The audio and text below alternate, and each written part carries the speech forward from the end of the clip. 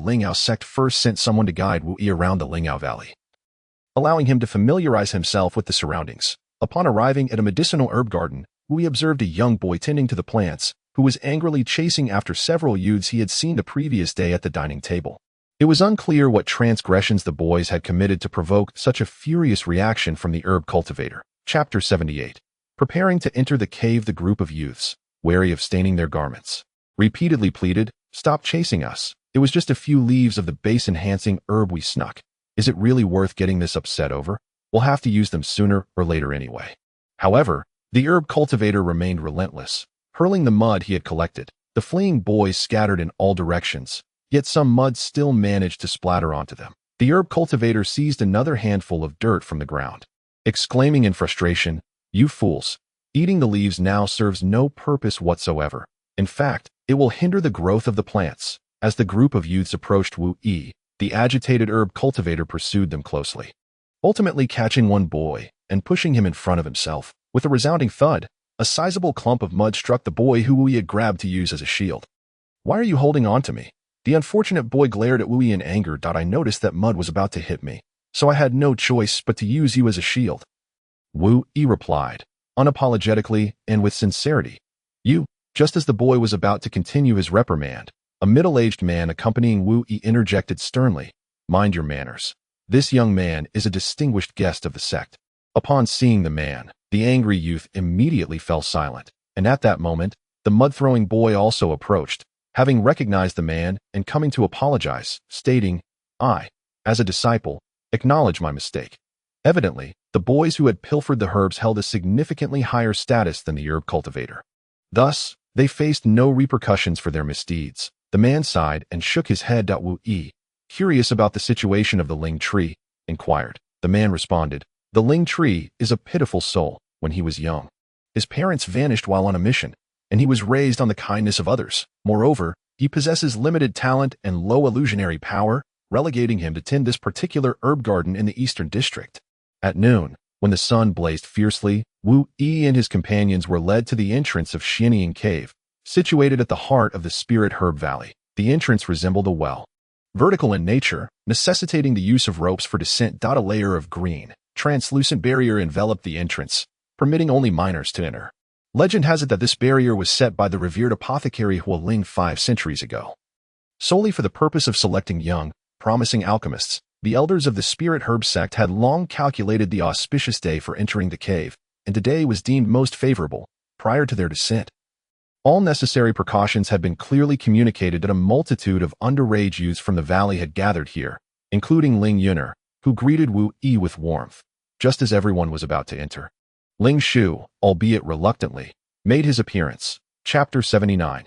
Inside the cave, as Wu Yi and his companions passed through the barrier, the underground space opened up magnificently before them. It was a natural subterranean cavern, lush with various plants and fungi, some even emitting a gentle glow. When the group stepped onto the grass-like vegetation, a flurry of small black insects scattered, causing the girls to squeal in fright and the boys to stomp their feet in surprise. Once tranquility was restored, they noticed numerous small openings within the cave, prompting them to disperse and search individually. Wu Yi teamed up with Yuner, heading towards the northern exit, with Ling Shu trailing behind. After their departure, a tall youth overheard whispers from a nearby companion. "Ling Yan, Ling Shu has followed them. Should we devise another scheme to prank him? Yesterday, my clothes were soiled, and I received a thorough scolding from my father." Ling Yan, disinterested in the matter, replied, "That is your affair. Do as you wish. All right then, we'll discuss it among ourselves." Subsequently, the boy who had been splattered with mud by Ling Shu gathered with others to strategize. Within the cave, luminous plants illuminated the surroundings, providing a semblance of visibility, though the group still clutched glowing stones that, when infused with their mental energy, emitted a bright white light for enhanced clarity. Wu Yi held such a stone as well, and since the cave's height was barely over a person's stature, they all walked with a slight stoop. Initially, the discomfort was negligible, but as time wore on, their backs began to ache. Their goal was to locate a lantern-like plant, where the glowing center would reveal the coveted spirit fruit that Wu Yi specifically sought, a plant entwined with purple lightning. Though he was uncertain about the particulars of these flora. In the damp, dimly lit cave, Yuner struggled with her footing, likely due to her footwear. prompting Wu Yi to take her hand for support. A gentle smile graced Yun'er's face as Lanxue silently followed behind, feigning ignorance. The pathway Wu Yi traversed sloped downward, making progress slow. With each step deeper into the cave, the air grew increasingly stifling. As they ventured deeper, the cave became increasingly adorned with mossy flora, the ground slicker beneath their feet, and a viscous liquid began to appear upon the walls. Suddenly, a peculiar sound erupted from behind Wu Yi and his companions, revealing a disciple of the Lingyao sect who, akin to a child on a slide, careened toward them. Caught off guard, they were all knocked down and sent sliding forth, only to discover that ahead lay a spiraling tunnel. They were tossed about, disoriented by the tumult. Yet, in no time, they felt an intense heat radiating from beneath them, as if their very seats were ablaze. Continuous cries of alarm echoed through the air. For they had encountered a vast junction, where others had been drawn in from various passages, all converging upon a colossal slide. Now, they beheld a great chasm looming ahead, shrouded in darkness, with no glimpse of the cave floor visible. At the edges of this abyss, plants resembling sharp fangs protruded ominously, sending a chill down their spines as they sensed impending peril. Chapter 80. Fong grass in this moment of dire straits. Yun'er summoned forth her phantom beast, the abyssal spirit serpent. Upon its emergence, the serpent swiftly glided ahead, entwining itself around the stalactites, thus forming a barrier of sinewy flesh before the group that as they neared the cave's mouth. They found themselves shielded by the abyssal spirit serpent, a wave of relief washing over them as they gazed upon the threatening Fong grass. Though merely 10 centimeters tall, its sharpness was more than sufficient to inflict harm upon their rears. Once steadied, Wu Yi and his companions cautiously rose to their feet. The cave's entrance was treacherously slick, yet the uneven rubble within provided considerable resistance. That Wu Yi approached the opening with tentative curiosity.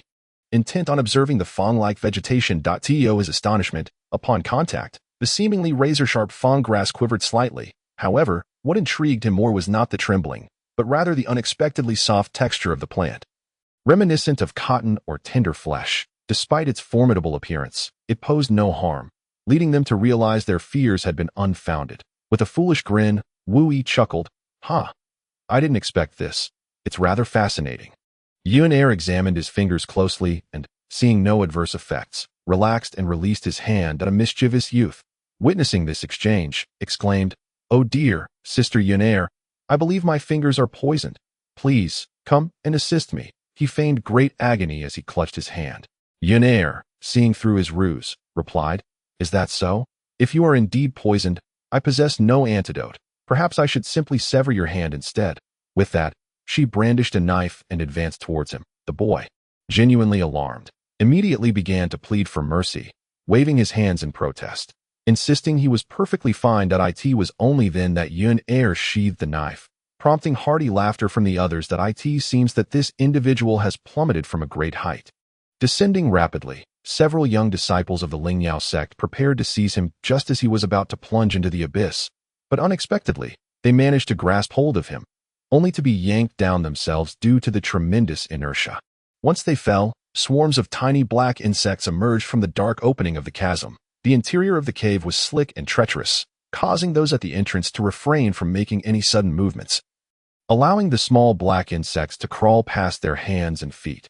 Fortunately, these insects did not venture onto their bodies. After the majority of the insects had vacated, the onlookers realized that the inky blackness of the cave entrance was not due to its depth, but rather because the tiny black insects had completely covered the opening, rendering it opaque. Now that the insects had scurried away, a faint light began to emanate from the spot where the individuals had fallen, revealing that the cave entrance was ensnared with black vines resembling spider silk, likely the dwelling place of the small black insects. That a multitude of these insects had taken residence upon the black tendrils, contributing to the cave's dark appearance. At that moment, voices from within the cavern reached the group.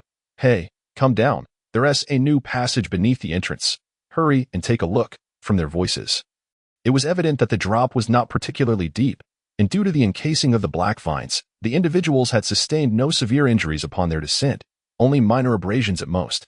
Upon hearing their voices, Wu Yi, without a moment's hesitation and before Yun'er could react, leaped into the void. Startled, Yun'er instinctively reached out to grab Wu Yi, hoping to hold him back, but missed, and consequently, she too fell into the chasm. Chapter 81. The Luminous Flora. Indeed, the multitude of vines cushioned Wu Yi's fall, sparing him from significant harm. the first two individuals to drop prepared to explore the cave ahead, while Wu Yi chose to venture in the opposite direction. With so many caverns, it was impractical for everyone to proceed in the same direction. Otherwise, effective exploration would be impossible. Thus, the first two individuals paid no heed to Wu Yi, allowing him to dash away behind them. After her descent, Yun Er pursued Wu Yi's path. The remaining disciples of the Lingyao sect, witnessing their safety, followed suit and leaped down. This time, Ling Shu, upon landing, did not continue to follow Wu Yi, but instead chose a separate passage. The two individuals who had previously been splattered with mud by Ling Shu recognized an opportunity and discreetly trailed her from a distance. At that moment, Ling Shu appeared as if possessed by some unseen force. Her gaze vacant as she lumbered toward the cave ahead. Wu Yi had no choice but to pursue this flickering light, for the matter had been entrusted to him by the old man, who had never before assigned him any tasks. Thus, this particular charge must hold immense significance. As he ventured deeper, Wu Yi began to notice structures resembling tree roots emerging from the cave walls. These roots varied in size but were all remarkably long, leading to the innermost recesses of the cave. Within the cavern, green moss-like plants began to emerge, enveloping the entire cave in a dim and humid atmosphere. Yet, paradoxically, a warm breeze wafted through the air, a phenomenon that should not coexist, yet undeniably transpired within this cavern. Wu Yi had been unable to catch sight of that elusive flash of lightning. Eventually, he began to doubt the reliability of his own vision. How could he witness the flickering of electric light without spotting the vine-like plants? Shouldn't the lightning continuously swirl around the vine-like flora?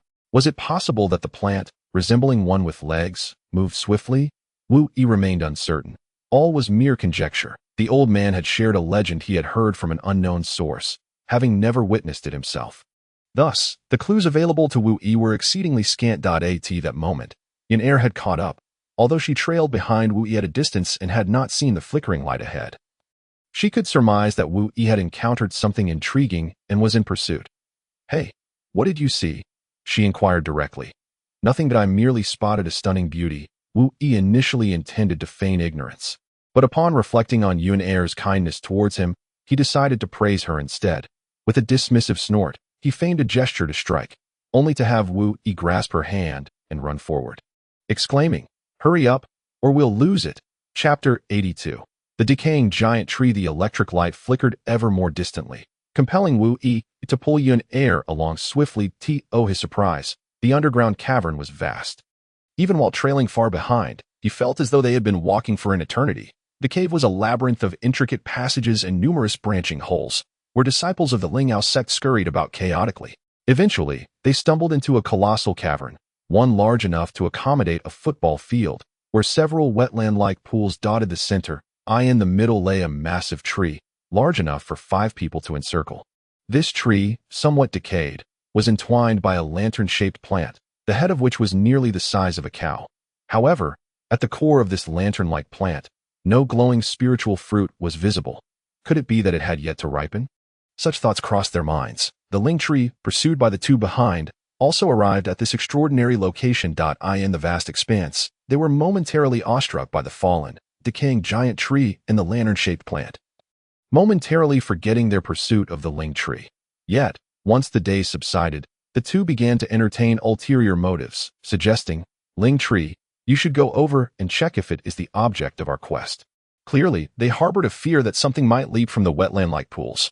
Prompted by the two, the other disciples joined in the clamoring, urging the Ling tree to investigate thoroughly. Among the many disciples, the Ling tree held the lowest status. Faced with the raucous encouragement, he had no choice but to steel himself and step forward. His reason for descending into the cave was not solely due to his lowly position. He sought to seize an extraordinary opportunity that might alter his circumstances. Before descending, he had heard tales of the myriad precious herbs hidden within the Su in Ling cave, capable of transforming one's constitution and thereby enhancing one's illusory powers. However, upon his arrival, aside from encountering a variety of peculiar plants, he found no useful medicinal herbs, let alone those of greater rarity. This place bore no resemblance to the sacred ground of apothecaries as described by the elders. Contemplating this, he thought, since no valuable herbs had graced this cavern, he must place his hopes upon the extraordinary lantern tree. With great caution, he traversed the puddles and approached the colossal tree. Gently tapping it to his relief, Nothing unusual occurred. He chided himself for his paranoia. How could a decayed, fallen tree exhibit any abnormality? After all, it was merely a tree. Could it possibly spring to life and devour him? The disciples of the spirit herb sect, observing that he remained unharmed, found it quite peculiar, for they had learned from their forebears that some plants here could move and even attack humans. Just then, a flicker of light danced along the roots of the giant tree, appearing to absorb the energy as if it were nutrients. Initially, it was but a faint spark, yet soon the roots of the colossal tree seemed to awaken, drawing in an ever-increasing amount of light from the extending roots throughout the cave. Ultimately, overwhelmed by the rapid influx, the roots converged like bolts of lightning towards the prostrate tree. He stood stupefied, at a loss as he gazed at the decaying giant before him. Chapter 83. Gathering lanterns, crackling sounds echoed as lightning surged towards the parasitic lantern plant clinging to the rotting giant tree, causing the originally dark green lantern plant to emit a blinding radiance. The air within the cave swirled, and various debris and stones began to float like a tea that moment. Wu Yi also felt Yuner hastily assisted Wu Yi by applying hemostatic powder to his wound and bandaging it with care. Meanwhile, in the air, Wu Yi's blood flowed like a vivid crimson silk, drifting towards the lantern-shaped plant. The blood directly reached the wick, completely saturating it with Wu Yi's essence, causing the thunder and turbulence within the cavern to finally subside. The once desolate wick suddenly radiated a brilliant red light. The wick was illuminated, and the spirit fruit had come to fruition. The disciples of the spirit medicine sect immediately reacted, lunging forward like ravenous wolves. As if the lantern plant were a succulent lamb at that moment, the spirit tree closest to the wick was so terrified that it collapsed onto the ground, observing the frenzy of the crowd. It stood up in confusion. Wu Yi, witnessing this scene, inquired of Yuner, "Why do you not compete for it? Securing the spirit fruit would not only position you as a candidate for the sect leader, but also grant you the potential to become a revered master of spirit medicine." Yuner responded with a bittersweet smile, "That is not the life I aspire to. I merely exist within the spirit medicine sect, compelled to adhere to its dictates. Were I given the choice, I would prefer to be a humble apothecary." What do you think caused the esteemed spirit medicine sect of the past to retreat into obscurity? Upon this inquiry, Yuner fell silent. Indeed, how could such a grand sect willingly shrink into seclusion? There must be concealed truths unknown to outsiders. Then why have you come to aid the spirit medicine sect? Do not tell me it is merely out of goodwill, for I find that hard to believe. You surely harbor ulterior motives. Yuner asserted. Wu Yi understood that the old man had instructed him to locate the thunder vine not solely for self-interest. He likely had other intentions. Thus, Wu Yi did not conceal his purpose, revealing, "My entry into this Xianling cave is not solely to assist you. I am also seeking a thunder vine. Initially, I believed this root capable of absorbing lightning was the thunder vine, which is why I pursued it. Then allow me to assist you. Since I have no desire to contest the spirit fruit, I might as well find something to occupy myself with," Yuner said with a smile. "Thank you," Wu Yi replied sincerely, for he was in dire need of assistance due to his considerable blood loss. "Look quickly." Yuner suddenly pointed towards a decaying tree, urging Wu Yi to pay attention. In the central area, at the base of the rotten giant tree, a vine entwined with lightning emerged from the ground. While it was referred to as a vine, it bore the shape of a small figure and seemed aware of the dangers in its vicinity, promptly burrowing back into the earth as a small mound of soil shifted towards the cave's edge. At that moment, the disciples of the spirit medicine sect were engrossed in their scramble for the lantern spirit fruit, oblivious to the anomaly below. However, Wu Yi and Yuner had both noticed this peculiar sight. They refrained from approaching recklessly, for doing so would reveal the location of the purple lightning vine, consequently attracting numerous competitors.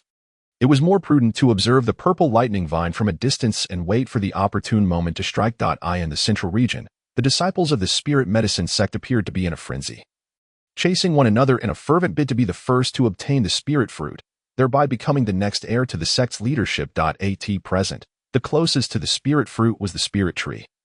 Yet it stood there, astonished by the bizarre spectacle and the fervent antics of the crowd, immobilized and oblivious to its original purpose. The disciples, witnessing the spirit tree's bewilderment, felt a surge of delight, fervently hoping that the tree would remain rooted in place and refrain from coveting the spirit fruit. At that moment, the disciples of the spirit medicine sect unleashed every conceivable tactic in their desperate attempt to prevent those ahead from claiming the spirit fruit. Some resorted to tugging at their peers, others resorted to biting, pulling hair, and, In a rather extreme case, one even stripped the pants off another. The crowd, in a chaotic dance of obstruction, transformed what was initially a few hundred meters into a 1,000-meter sprint. Eventually, the throng reached the vicinity of the spirit tree, perceiving it as an impediment to their pursuit. In a flurry of shoving, the spirit tree found itself toppled to the ground, trampled underfoot by the eager disciples. A few agile disciples managed to scale the decaying giant tree, extending their hands to seize the spirit fruit, only to discover that their spiritual energy was absorbed the moment they touched the lantern spirit fruit. As their energy was drawn away, it felt as though their very vitality had been siphoned, causing them to tumble from the rotting tree. The disciples behind them, oblivious to the fate of those who fell, lunged forward in a frantic attempt to grasp the lantern spirit fruit, ultimately sacrificing their own spiritual energy to the fruit's allure. The subsequent wave of disciples also succumbed to exhaustion and fell. Only the final few, sensing the anomaly, paused atop the decaying giant tree, caught in a dilemma whether to pluck or refrain, teetering on uncertainty. It was a tormenting struggle between desire and restraint. That moment. The last few recalled the spirit tree still standing below. Having been kicked and trampled moments earlier, the spirit tree finally rose, endeavoring to brush off the grime. One of the disciples atop the decaying giant tree extended a hand, saying, "Come, I shall pull you up." With a faint smile of camaraderie, the disciple beckoned, and after a moment of hesitation, the spirit tree reached out and was hoisted up. The disciple continued, "Come, spirit tree." It seems this lantern spirit fruit possesses the ability to recognize its master. The earlier brothers have attempted to claim it without success. Now we offer you this opportunity to try. With that, he gave the spirit tree a gentle push forward. The spirit tree, though momentarily taken aback, was not foolish. It understood their intentions to use it as a mere stepping stone. Yet, this unexpected offer aligned with the spirit tree's own desires. Due to its lower cultivation, it had always been in a position of servitude, never having been afforded the chance to benefit from others. Since someone had chosen to extend an opportunity to it, the spirit tree was more than willing to accept, recognizing this as a rare moment when the crowd had granted it a chance. After all, it needed to try, if only to quell the discontent that lingered in its heart from being oppressed. As the spirit tree reached out towards the lantern spirit fruit, an astonishing scene unfolded. Chapter 85. The spirit fruit. When the hands of the spirit tree made contact with the lantern spirit fruit, the ethereal energy was not absorbed by the fruit. Instead, in that fleeting moment of connection, it was as if a bridge had been erected between them. A continuous stream of ethereal power flowed from the lantern spirit fruit into the essence of the spirit tree. The spirit tree felt as though it had plunged into an unfathomable abyss, with the ethereal energy pouring in like ceaseless ocean waves, enhancing not only its cultivation but also transforming its very constitution. Witnessing such a remarkable change, the remaining disciples of the spirit medicine sect were consumed by jealousy. Why would the lantern spirit fruit choose a seemingly worthless entity like the spirit tree? This was simply intolerable to them. Thus, the disciples channeled their ethereal energy to launch an attack, seeking to sever the connection between the fruit and the tree. However, their attempts were akin to adding a mere drop of water to the ocean. Their energies stirred not a ripple, but instead became the very essence that was absorbed. By the time they realized the anomaly, it was far too late. Their ethereal energy flowed uncontrollably from their bodies, beyond their governance, rendering any attempts to sever the link futile.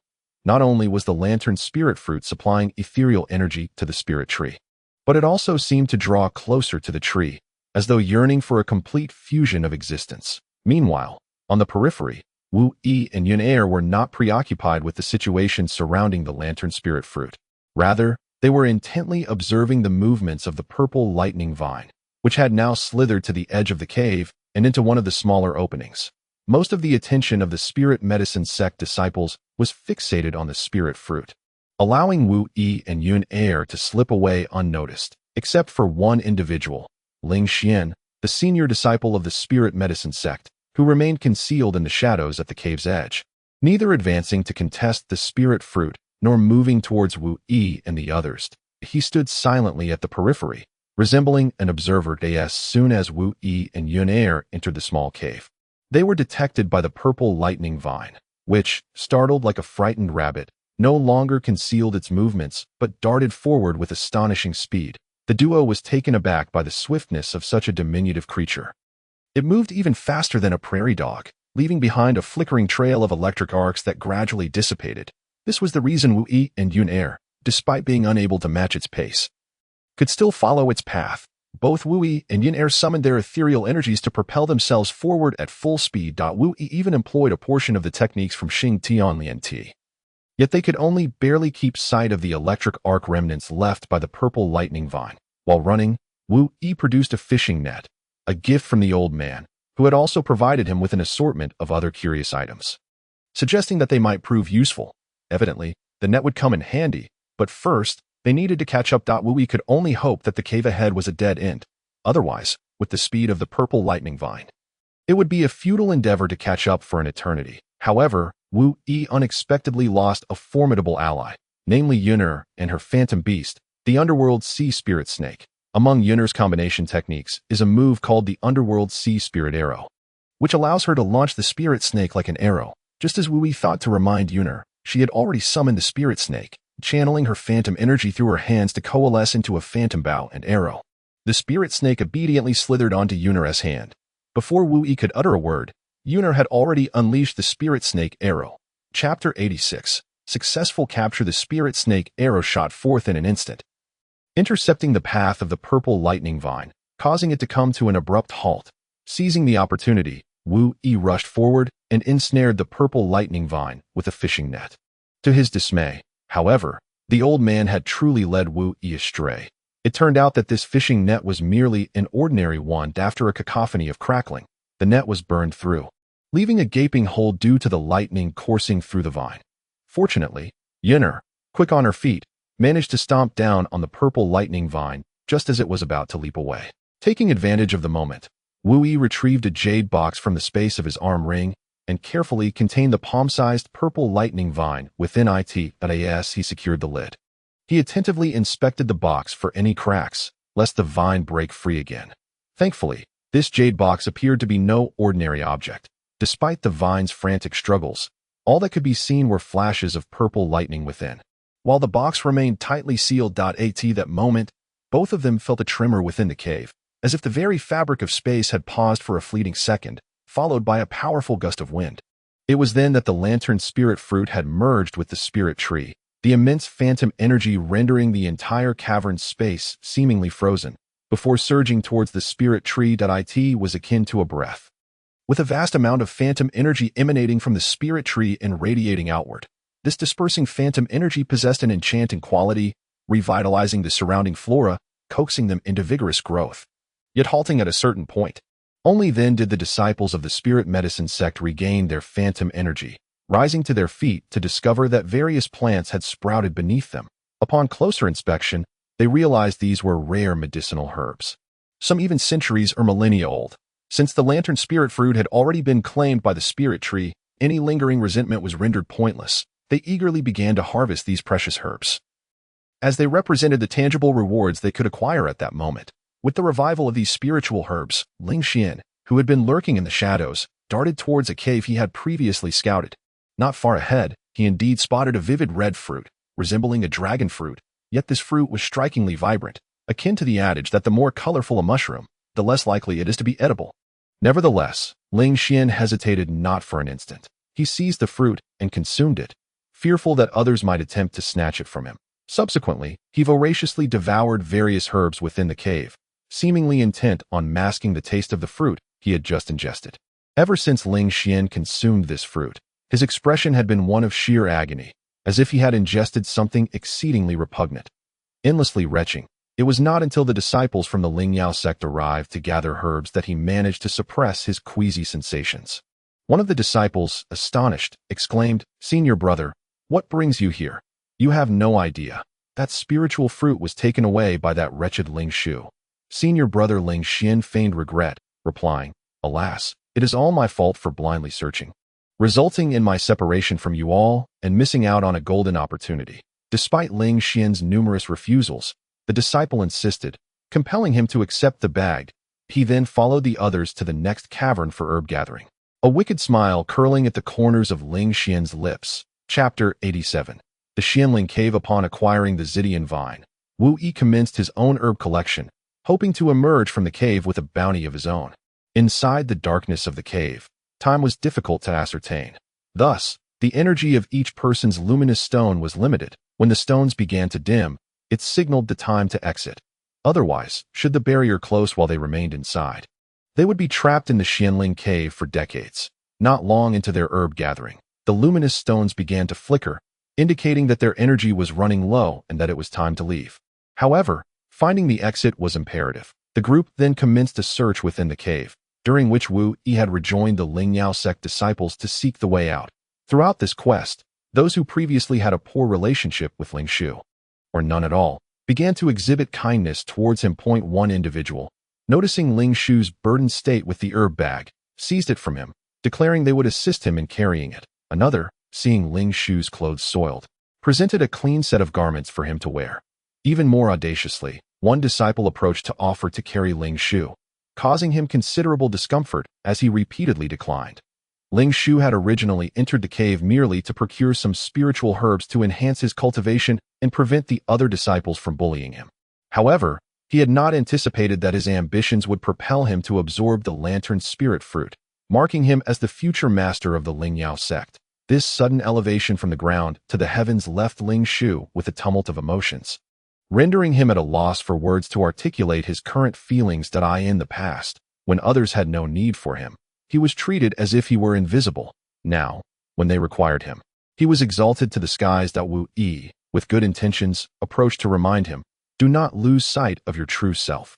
Yet, he was shoved aside by another disciple. Behind them, Ling Xian, the eldest disciple of the Lingyao sect, trailed leisurely, while a few of his disciples believed his silence stemmed from a melancholic mood, offering quiet reassurances. "Senior brother, even if you cannot become the master, you will always be our senior brother. Eternally the senior brother of the Lingyao sect. Bah, what is Lingshu even worth? Even if he obtained the spirit fruit, it's merely a stroke of luck," one excited disciple muttered, though he only dared to voice his thoughts in hushed tones, afraid to speak out loud. After the crowd emerged from the cave, they were utterly astonished by the night sky that greeted them. They had not anticipated that merely spending half a day inside would result in their reappearance under the cloak of night, as if they had traversed through time. What further astounded them was the sight of the ordinary folk of the Lingyao sect beginning to gather their belongings. At the cave's entrance, only 2 elders were present to welcome them. Upon seeing the disciples emerge in droves, the elders inquired who had acquired the spiritual fruit. The disciples collectively pointed towards the Ling tree, which had no choice but to step forward and nod in acknowledgement. After offering congratulations, one of the elders promptly escorted the Ling tree away from the scene. The remaining elder explained to the group, "Our presence here has been detected by the shadow guards of the Blood South Ling Empire, who are dispatching experts to this location. We can no longer remain in this canyon." The disciples found it difficult to accept this grim reality. Just moments ago, they had rejoiced in obtaining the spiritual herbs and fruits, heralding a new opportunity for the Lingyao sect, only to be confronted with impending disaster. Under the elders' direction, the disciples reluctantly dispersed to their quarters to pack their belongings. At that moment, the old man sought out Wu Yi. Chapter 88. The end. Wu Yi inquired, "What shall we do now? We still require their assistance for something of great importance. By the way, did you manage to acquire the purple lightning vine?" Wu Yi nodded, and the old man, visibly pleased, remarked, "Truly, I thought you might lack the capability to find it. You utilized all the tools I provided, did you not?" Wu Yi's expression darkened, and he complained, "Had it not been for the ineffectiveness of your gifts, I would have captured it long ago." The old man chuckled, "As long as you have obtained it, that is what matters." At that moment, Yun'er approached Wu Yi, informing him that she too needed to pack her belongings, and asked him to wait. Wu Yi agreed, albeit with a hint of reluctance. The old man observed Wu Yi with a mischievous grin, while Wu Yi, feeling embarrassed, averted his gaze. "How many times has it been now? How long must we continue to hide?" An elderly matriarch of the Lingyao sect lamented, eliciting a collective sigh from the clan members. Gathering together was no longer feasible.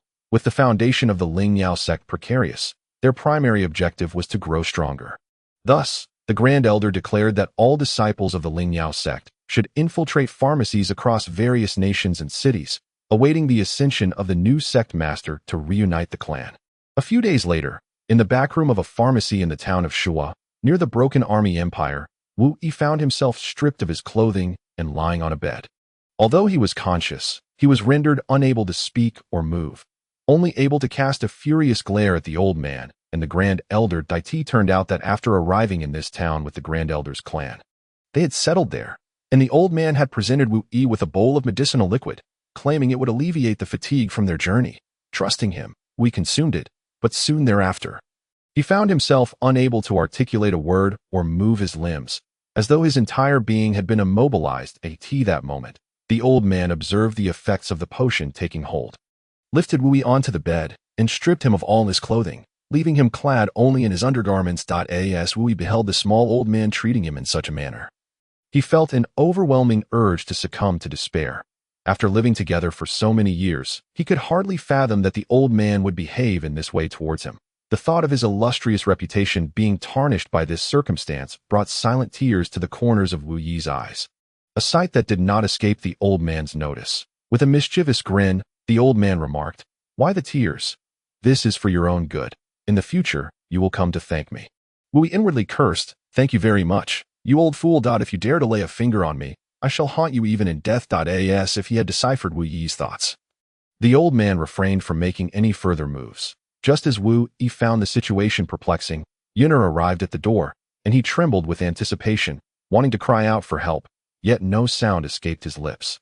Although perplexed, Yun'er acquiesced to his silent plea, and Wu Yi thought to himself, "It's over. My last hope has been extinguished."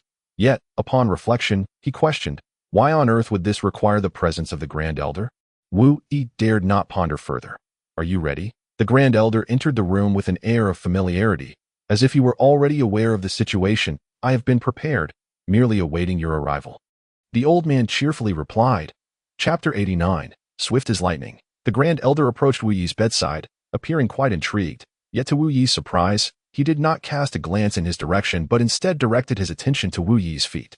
He gestured over them with both hands, a look of satisfaction crossing his face as he remarked, "Very good, very good. These legs are strong and powerful. Once this is accomplished, they shall be even more formidable." What? Wu Yi, who had been engulfed in despair, felt a flicker of hope rekindle within him. He had not anticipated that the Grand Elder would take such an unusual interest in his feet. Wu Yi was acutely aware that his body was unlikely to remain intact. Without further ado, the old man, with a sly demeanor, rubbed his hands together and produced the purple lightning vine he had taken from Wu Yi, tossing it to the Grand Elder Lanxue. Rather than catching it with his hands, Grand Elder Lanxue summoned a surge of green ethereal energy, enveloping the purple lightning vine entirely, with an unknown technique. The vine, which had been thrashing about erratically, ceased its struggle as if lulled into slumber, resting peacefully and serenely in midair. "Let us begin," urged the old man.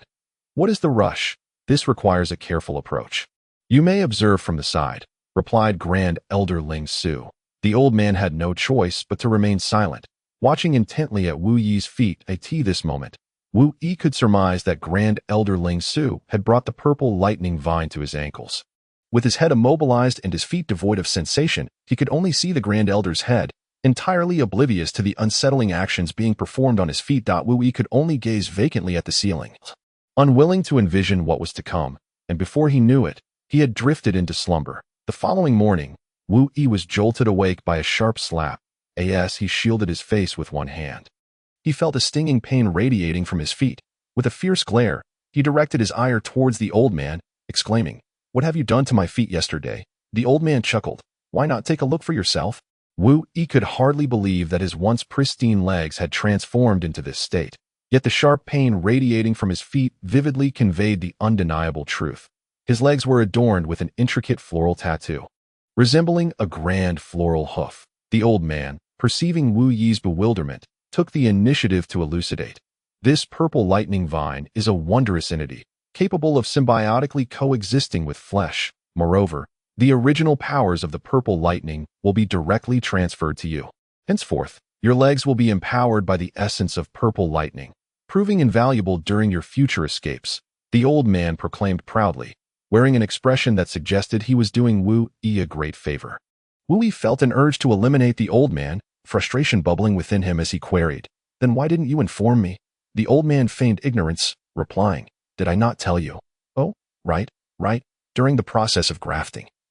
The host must remain unaware. Otherwise, the host's spirit may react with rejection, leading to a catastrophic failure of the graft. That would be quite the loss." At that moment, Wu Yi began to gradually realize that he had acquired an extraordinary ability.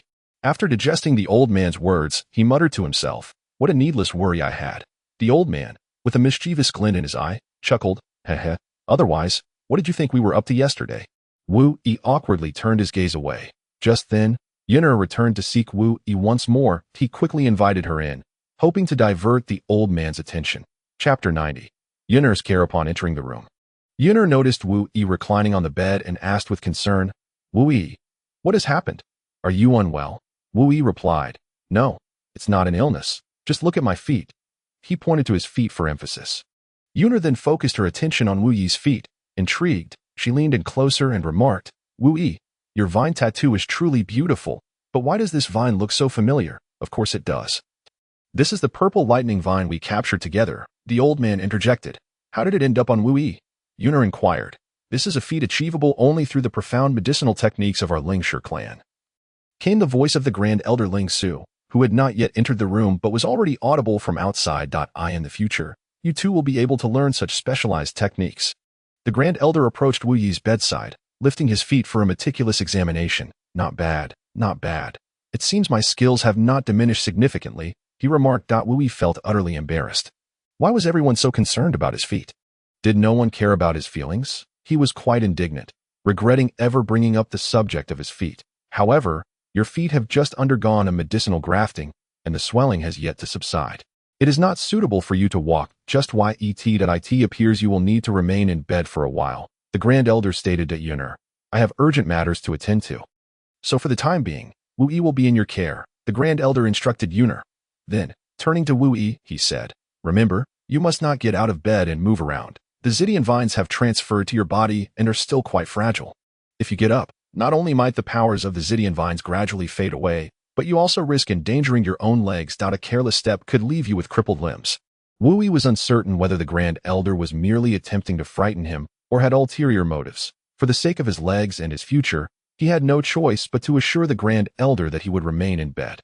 In the following days, Wu Yi experienced an unusual leisure, albeit one tinged with discomfort. He borrowed some miscellaneous books from the old man to occupy his time.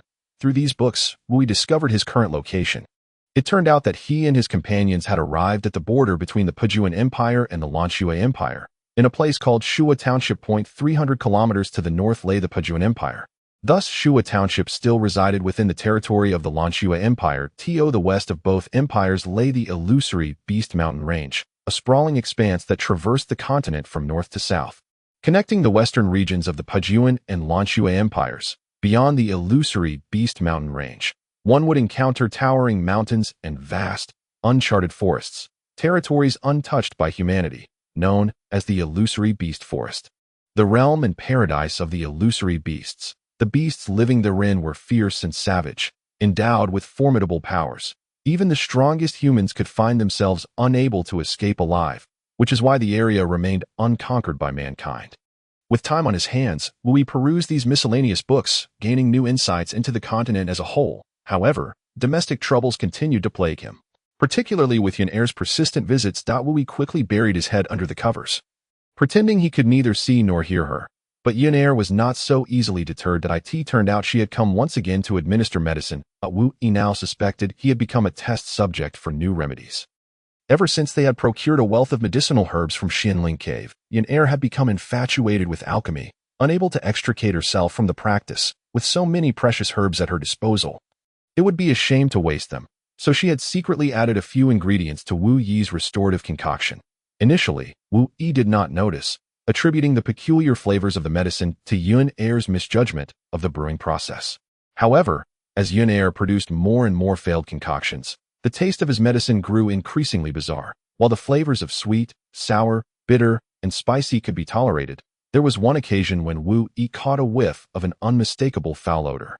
Although Yun'er pinched her nose as she personally presented the concoction to him, Wu Yi resolutely refused to consume it. When she attempted to force-feed him, he feigned an accident and knocked the bowl over, causing Yun'er to storm out in a huff. Although her departure was a relief, Wu Yi did not regret his actions. Nevertheless, Yun'er's anger was short-lived. By the next day, she returned with yet another bowl of new medicine. With a frown, Wu Yi remarked, "Is this medicine fit for human consumption? Why does it always taste so strange? My legs are nearly healed, so surely you needn't brew any more." "That won't do," Yun'er insisted stubbornly. "This is a direct order from the Grand Elder. You must drink it all." Yet, Yun'er, much to her dismay, placed the medicine upon the table and approached to lift Wu Yi's blanket. Wu Yi, quick-witted, exclaimed, "Do not lift it, for I am yet to don my trousers." "Oh, really? I am rather curious to see whether your legs are fairer or your backside," Yun'er replied with a mischievous grin. Wu Yi, desperately clinging to the blanket in resistance, thought to himself, "Alas, this girl truly lacks any sense of modesty." His frantic struggle against the blanket resembled a young bride beset by unwelcome advances, while Yun'er appeared as a robust brute inflicting the torment. At that moment, the old man entered from outside and inquired, "What is happening? What is all this commotion?" Yun'er promptly reported, "Old man, look, Wu Yi refuses to take his medicine again."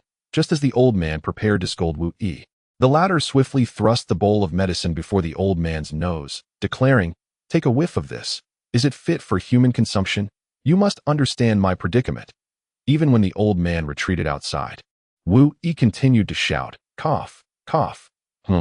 Is this medicine truly prescribed for Wu Yi by the Grand Elder?" "Of course," Yun'er replied, somewhat uncertainly. Sensing something amiss, both the old man and Wu Yi regarded Yun'er with wide eyes, scrutinizing her words. Chapter 91.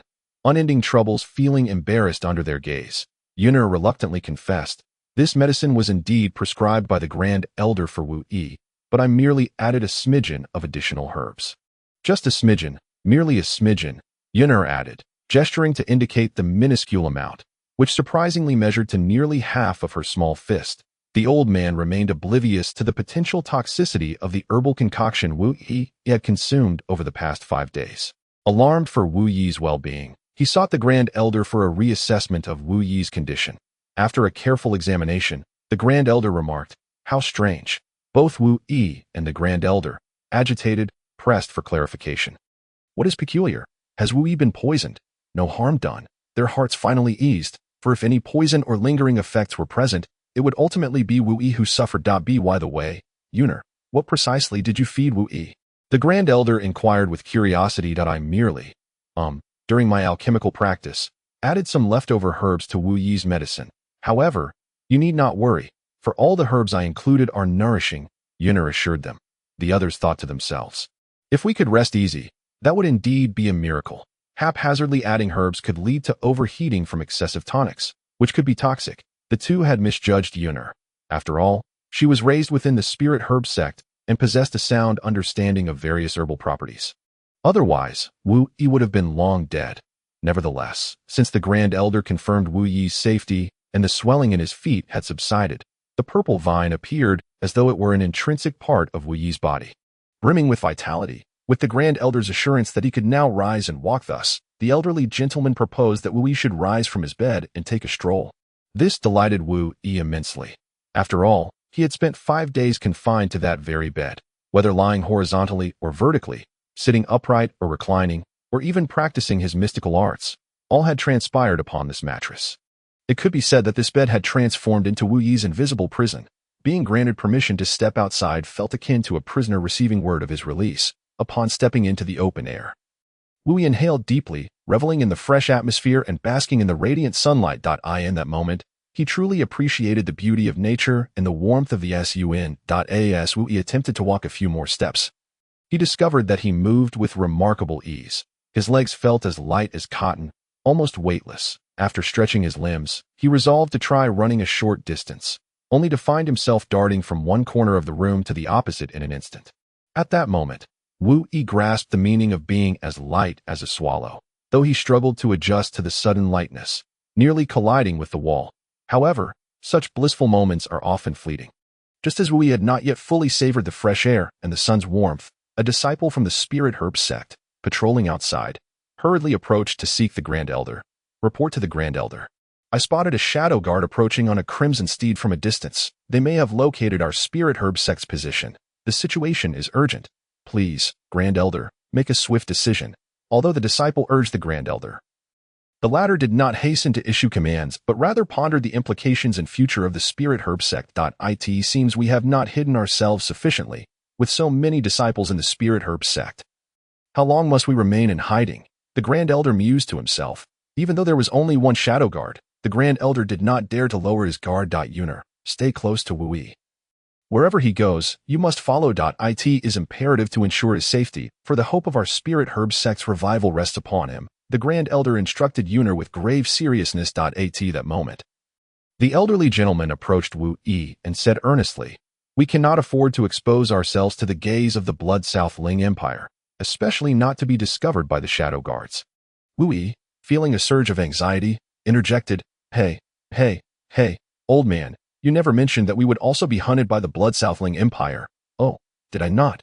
the elderly man replied. "Then what do you think we are doing?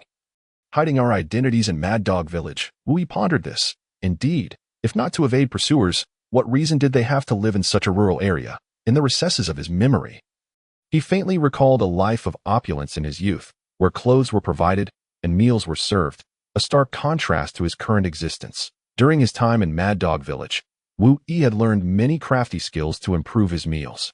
He cooked for himself, washed his own clothes, and sometimes even assisted the elderly gentleman with chores at tea times. Wu Yi genuinely questioned who was truly being cared for in this arrangement. Nevertheless, given the urgency of the situation, Wu Yi understood the old man's implication. He did not intend to accompany him, but had other matters to attend to. Each time it unfolds in this manner, Wu Yi has grown weary of it all. The old man, in his typical dismissive fashion, brushes off Wu Yi, often leaving him behind to attend to matters of significance, rendering Wu Yi as if shrouded in ignorance. The old man reminds Wu Yi, "Surely you haven't forgotten my invitation for you to join the Illusionary Power Temple? There remains time. In a month, there will be another selection competition at the Illusionary Power Temple, and you must partake." "What about me?" Yun Er interjects. "You shall join as well," the old man responds. Bear in mind, the standard for entry into the Illusionary Power Temple requires one to be a mid-tier illusionist with strength exceeding that level before the age of 20. Just as the old man was about to convey further instructions, a colossal shadow loomed in the sky, soaring towards them. That it turned out to be the Crimson Blood Pegasus reported by the Spirit Herb sect. The mount of a Shadow Guard, whose size surpassed that of 3 elephants combined. The Shadow Guard, seated cross-legged upon the steed, appeared diminutive in comparison. However, he exuded an aura of remarkable strength, a presence only attainable by those of high-tier or even greater illusionary prowess. At that moment, he did not advance, but was instead halted by a medicinal barrier previously established by the Grand Elder in the air. "Run!" the old man exclaimed, promptly fleeing. Chapter 92. Yun Er's fury. A mass of dark clouds drifted above Wu Yi, and upon the mention of escape, it was unexpected that the old man would be the first to flee. Wu Yi stood there, rendered speechless. With the old man having taken flight, Wu Yi had no choice but to grasp Yun Er's hand and hastily retreat into the forest. Thanks to the acceleration provided by the purple lightning vines, Wu Yi outpaced Yun Er slightly, who resembled a dangling oil bottle being dragged along by him. Wait, you're running too fast. At this rate, you might as well carry me," Yun Er exclaimed. After a moment of contemplation, Wu Yi agreed that this would indeed be swifter. Without further ado, he hoisted Yun Er onto his back. Initially, Yun Er had merely spoken in jest, hoping to catch her breath. But she was taken aback when Wu Yi actually did carry her. Having never been carried before, Yun Er felt an inexplicable warmth as her chest pressed against Wu Yi's back, accompanied by the damp warmth from their hurried escape. A sudden wave of heat and shyness washed over her, causing her face to flush slightly as she quietly settled on Wu Yi's back. Too shy to speak or move, Wu Yi, focused solely on fleeing the area, remained oblivious to the sudden silence behind him, though he could sense the softness against his back. Meanwhile, in the direction of Shuihua Township, the black medicinal barrier did not impede the Shadow Guard for long, as a searing flame enveloped him, incinerating the barrier into nothingness. Yet, the Shadow Guard did not rush to assault the Grand Elder Ling Su or the other hall leaders below.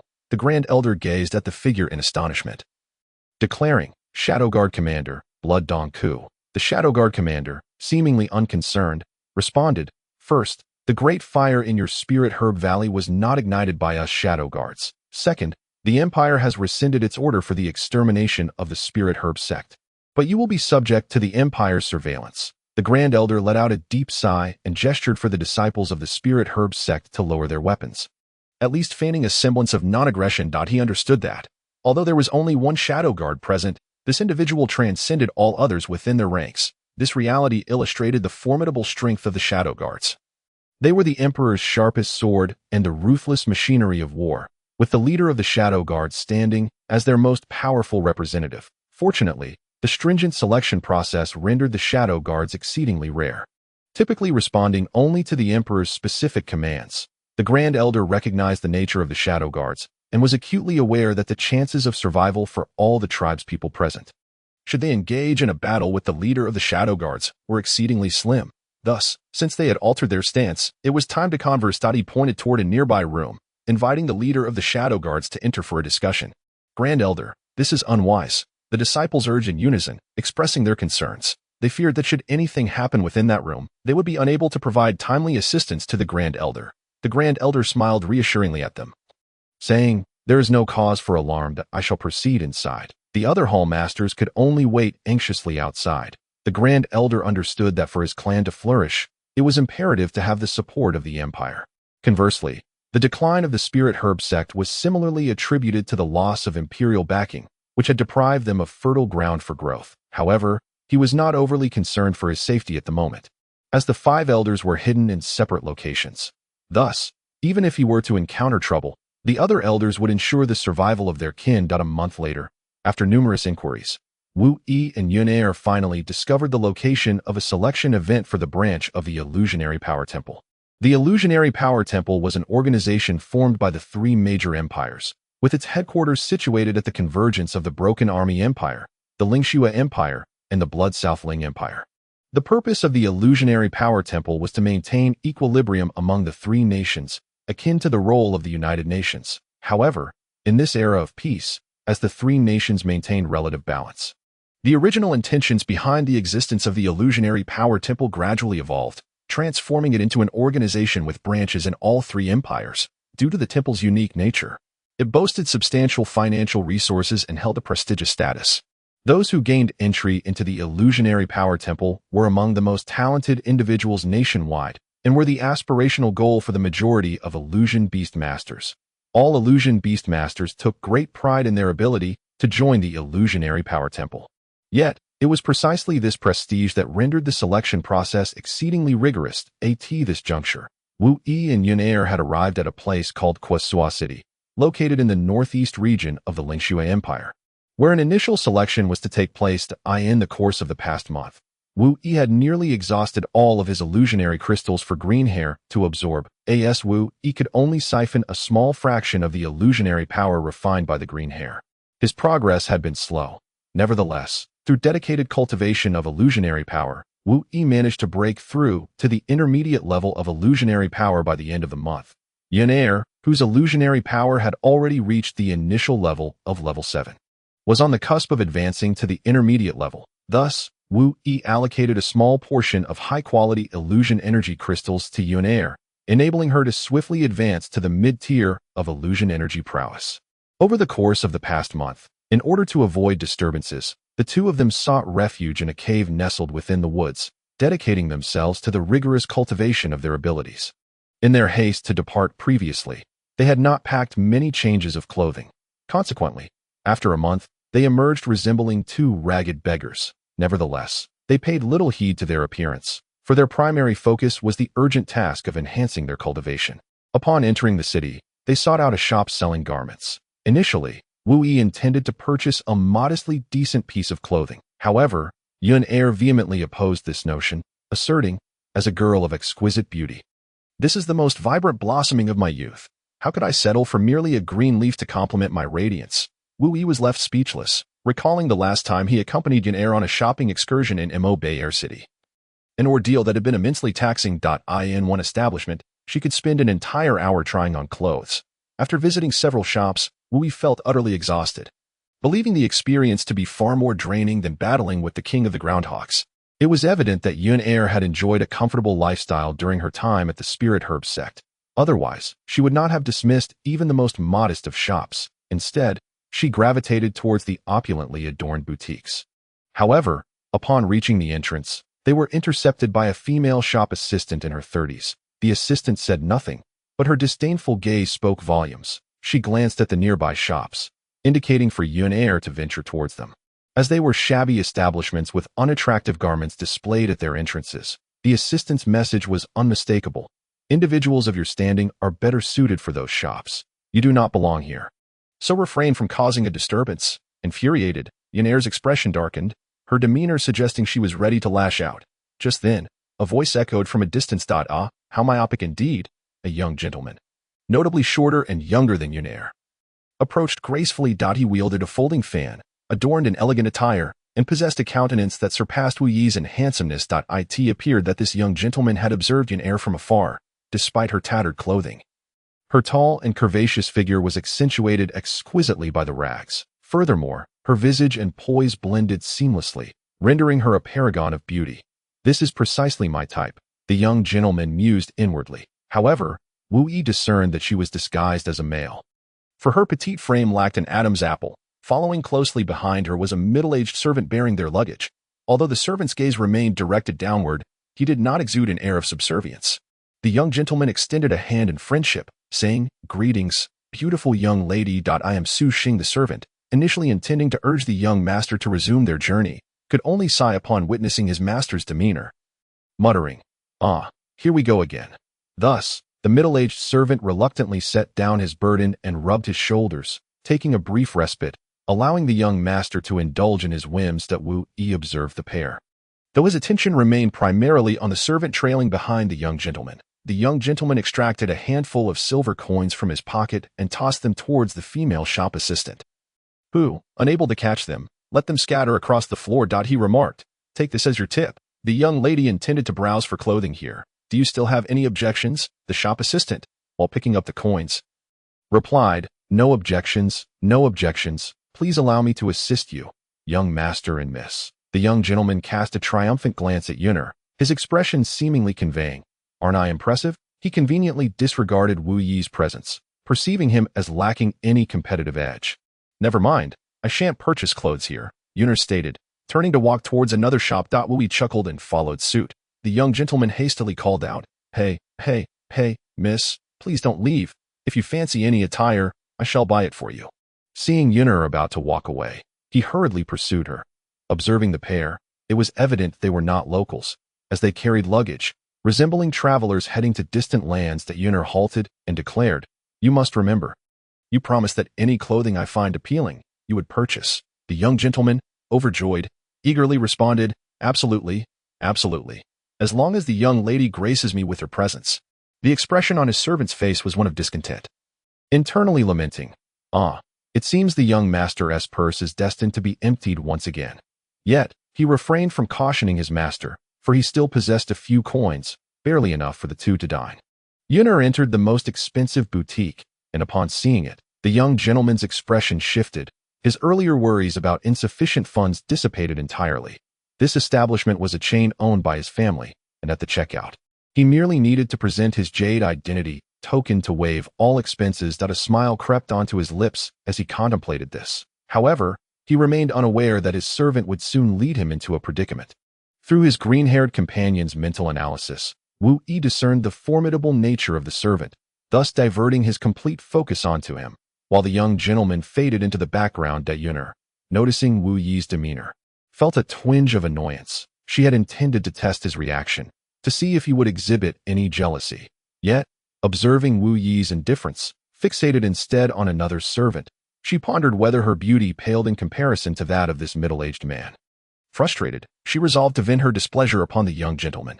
Inside the boutique, Yuner disregarded suitability and indiscriminately selected the most expensive items. Ultimately, when it came time to settle the bill, the young gentleman was informed that the total amounted to 390 gold coins.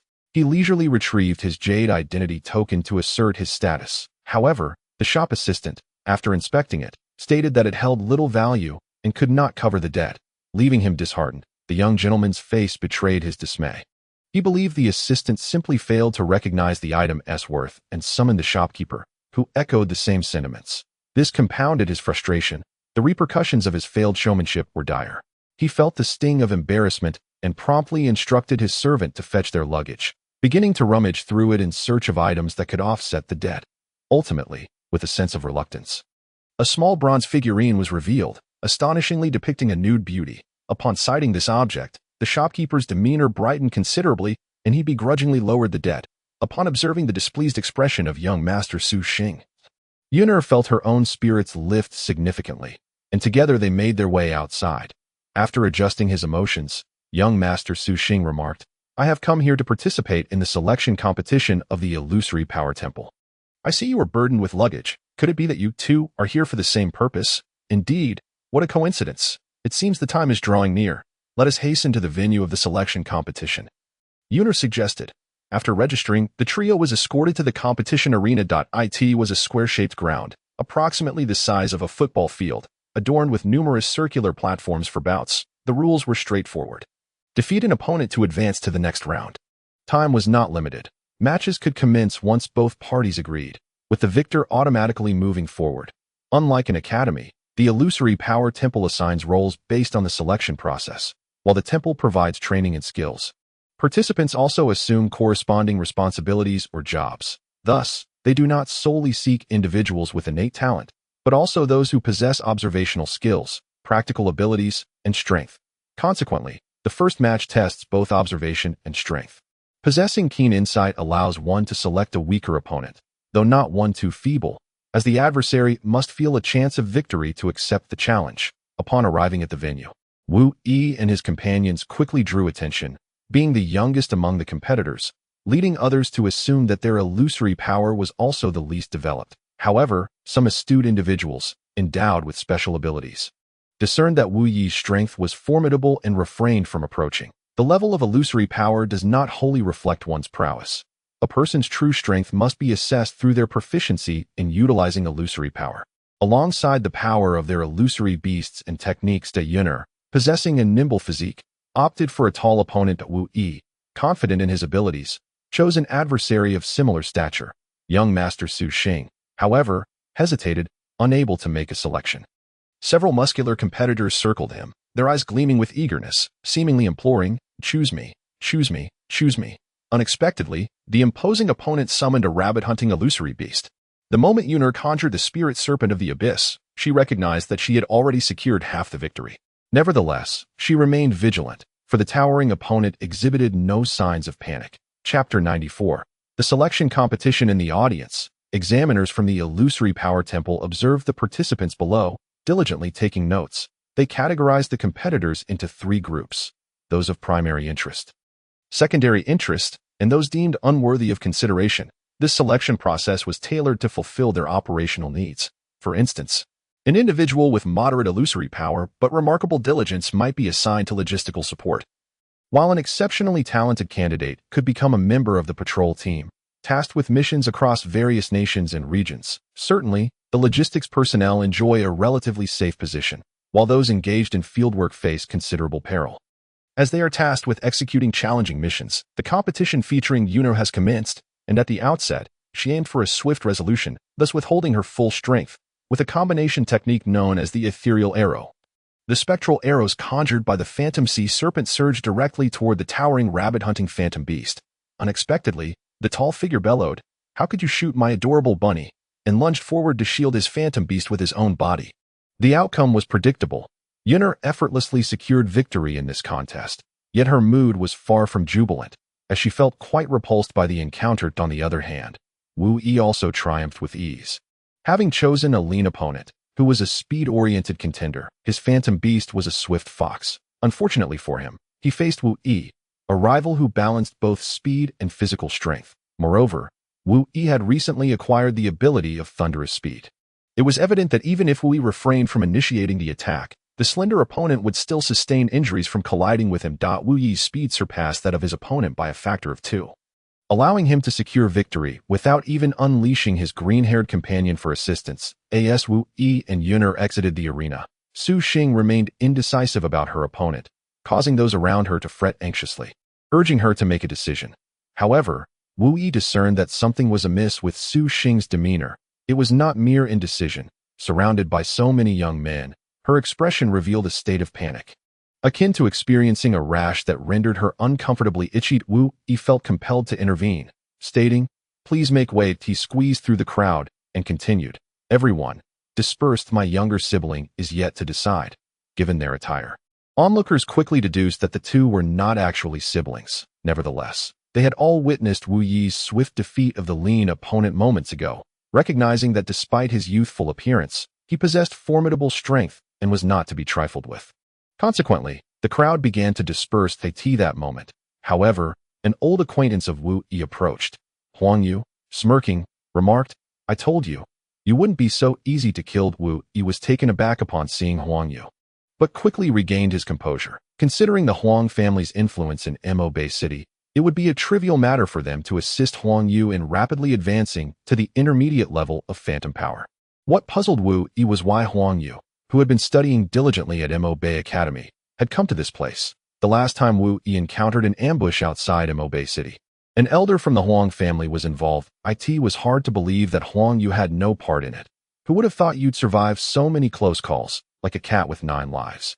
Huang Yu spat venomously. Wu Yi recognized that Huang Yu was aware of the exposure of their situation, and thus, there was no need to maintain a facade of friendliness. If circumstances permitted, Huang Yu would have relished the opportunity to have an accompanying elder eliminate Wu Yi right then and there.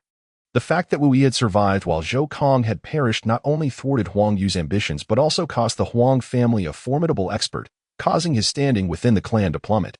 Having been compelled to travel such a great distance to participate in a competition and to fulfill a daunting secret mission, Huang Yu felt that this task was an interminable endeavor. Compared to his previously unrestrained and domineering life in Mabier City, the days ahead promised to be vastly inferior. He had already grasped the responsibilities of the members of the Illusory Power Temple, understanding that this was not a place for idleness. Yet, being on the territory of the Illusory Power Temple, he refrained from seeking to eliminate Wu Yi, as that would undoubtedly lead to his own troubles. An idea took root in Huang Yu's mind as he remarked, "Do you remember Fatty Jia? His life in Mabier City has not been easy. What does that have to do with me? Aren't you just a dog chasing a rat?"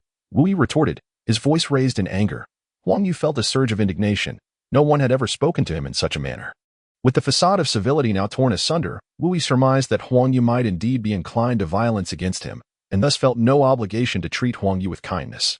Recognizing that Wu Yi would not offer him a favorable disposition, Huang Yu decided there was no point in remaining there, and stormed off in a huff. That moment, the young master tugged at Wu Yi's sleeve and said, "I have made my choice.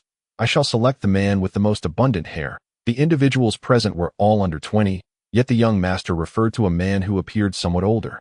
With bushy eyebrows and a thick beard, resembling a man of 30, the young master's implication was clear. He wished for Wu Yi to approach this individual. That Wu Yi sighed in resignation. Did the young master truly possess any shyness? Thus, he reluctantly agreed to speak on behalf of the young master regarding the challenge. Unbeknownst to Wu Yi, the young master had initially ignored him, conversing solely with Yuner. Now, he pondered how he had found himself inexplicably assisting her. Was it possible that his earlier act of kindness had altered her perception of him? At that moment, just a few paces away, a shout erupted. It turned out that Yuner's spirit serpent had somehow slithered into Huang Yu's trousers. The serpent's head was nestled perilously between Huang Yu's legs, causing him to tremble in terror, rooted to the spot. Once he regained his composure, Huang Yu audaciously threatened Yuner, saying, "Call it out immediately, or else." To his surprise, before Yuner could give the serpent any commands, it moved on its own. Panicked, Huang Yu quickly exclaimed, Yuner, I was wrong. Please let it crawl out." This was Huang Yu's most vulnerable area, the very essence of manhood for all men.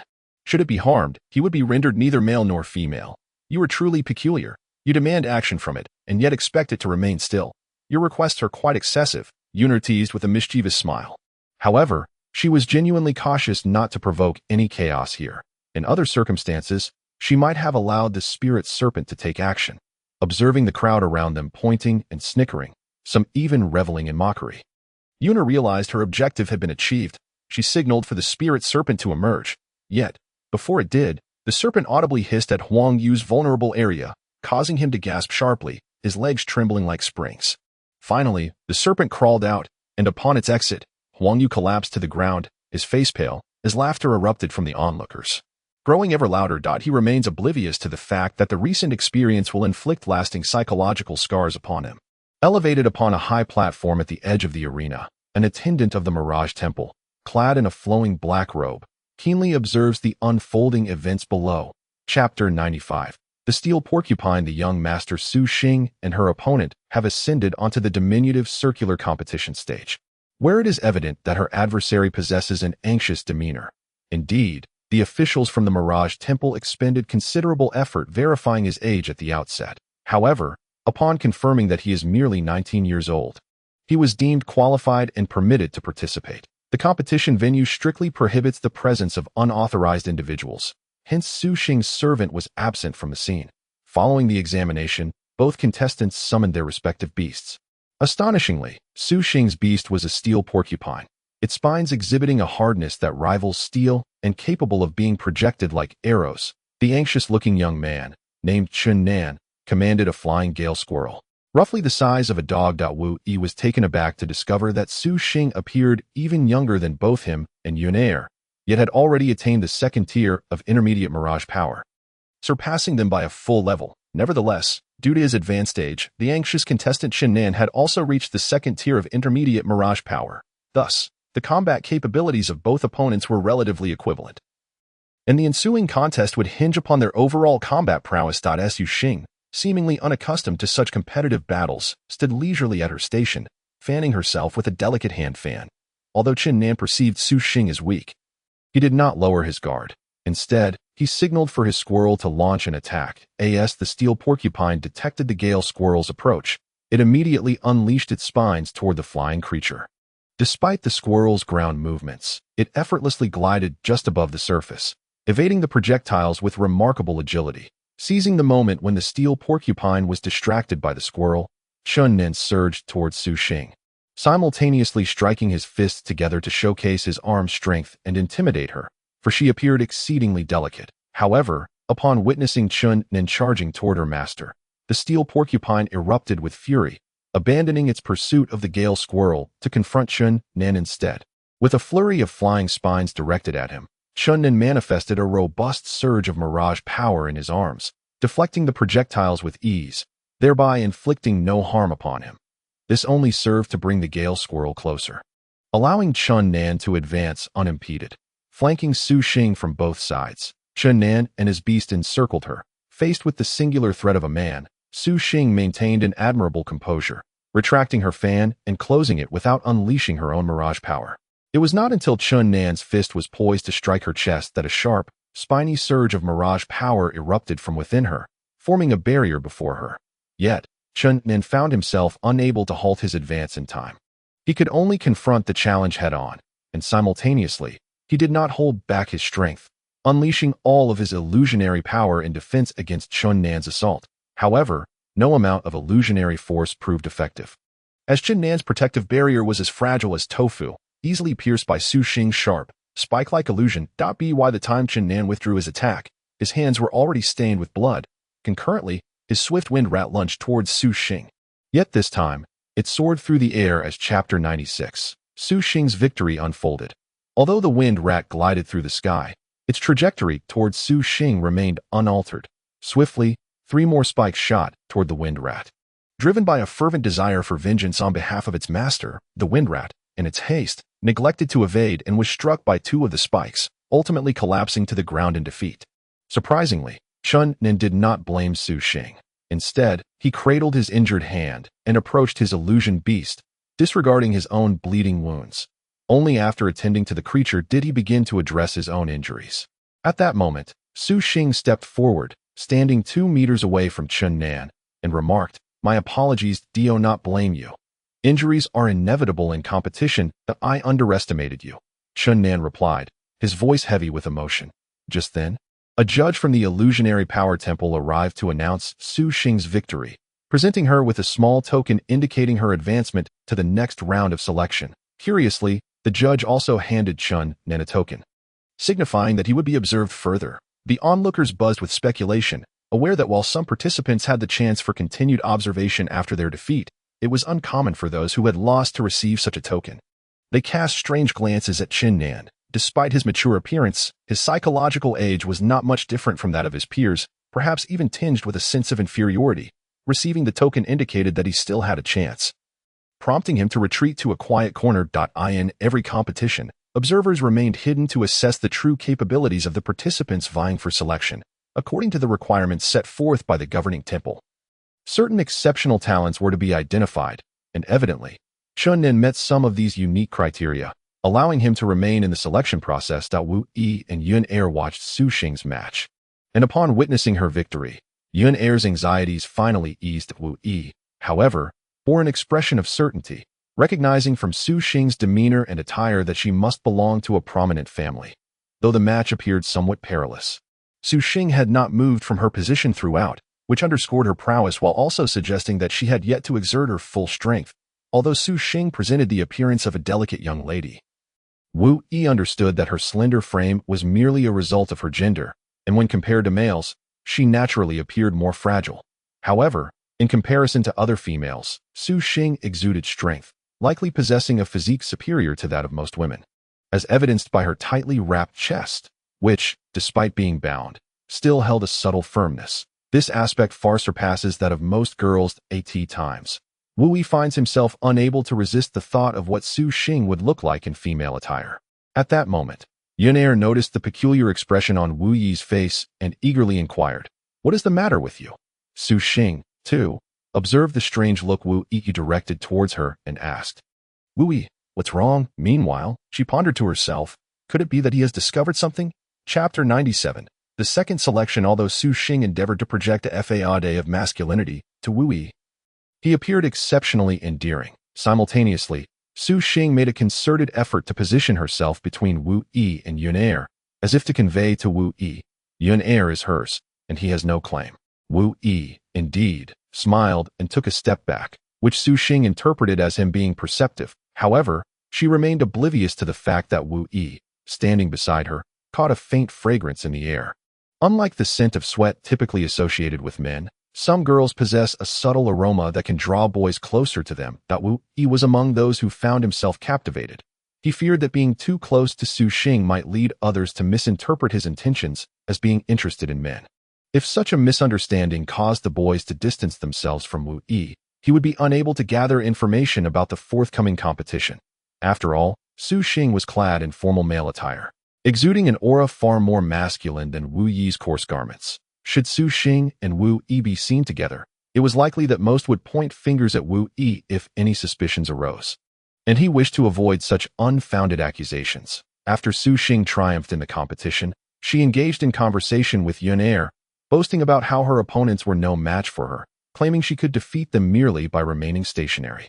Her words were unabashedly triumphant, while Yun Er listened attentively, showering praises upon Su Xing. At that moment, Su Xing cast a sidelong glance at Wu Yi, seemingly conveying the message, "You are utterly outclassed." Witnessing such a look from Su Xing irked Wu Yi, who appeared to revel in the mischief of a petty triumph. He had not anticipated that Yun Er and Su Xing would bond so swiftly, sharing laughter as if they were long-lost friends. However, this camaraderie did not last long.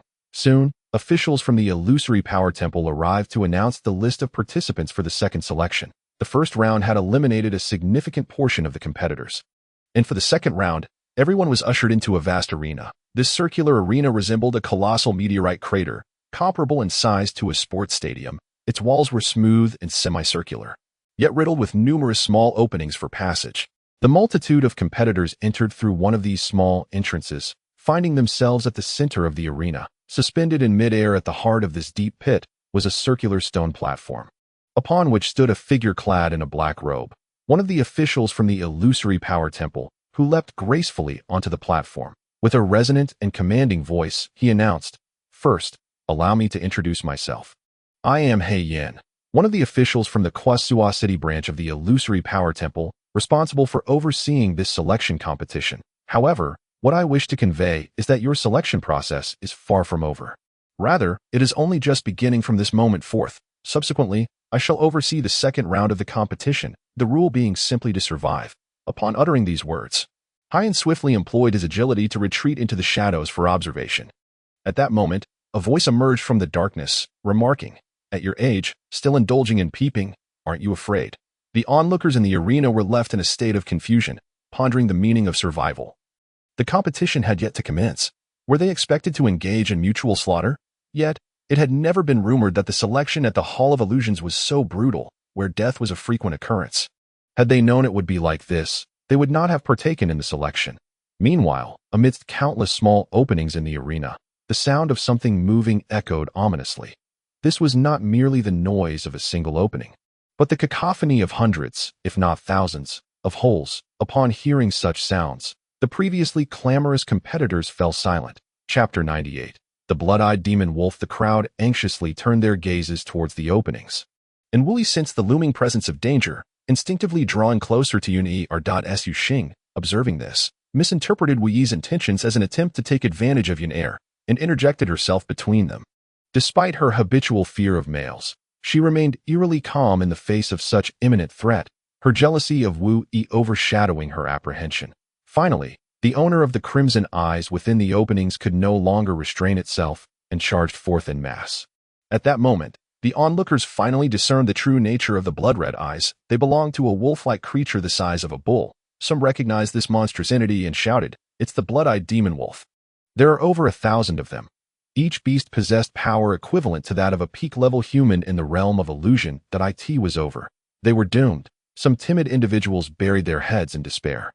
The pack of wolves surged toward the center of the arena with overwhelming force, causing the very ground beneath them to tremble. The faint-hearted shrank back, paralyzed with fear, while the bolder among them began to form alliances, realizing that they could not afford to be surrounded.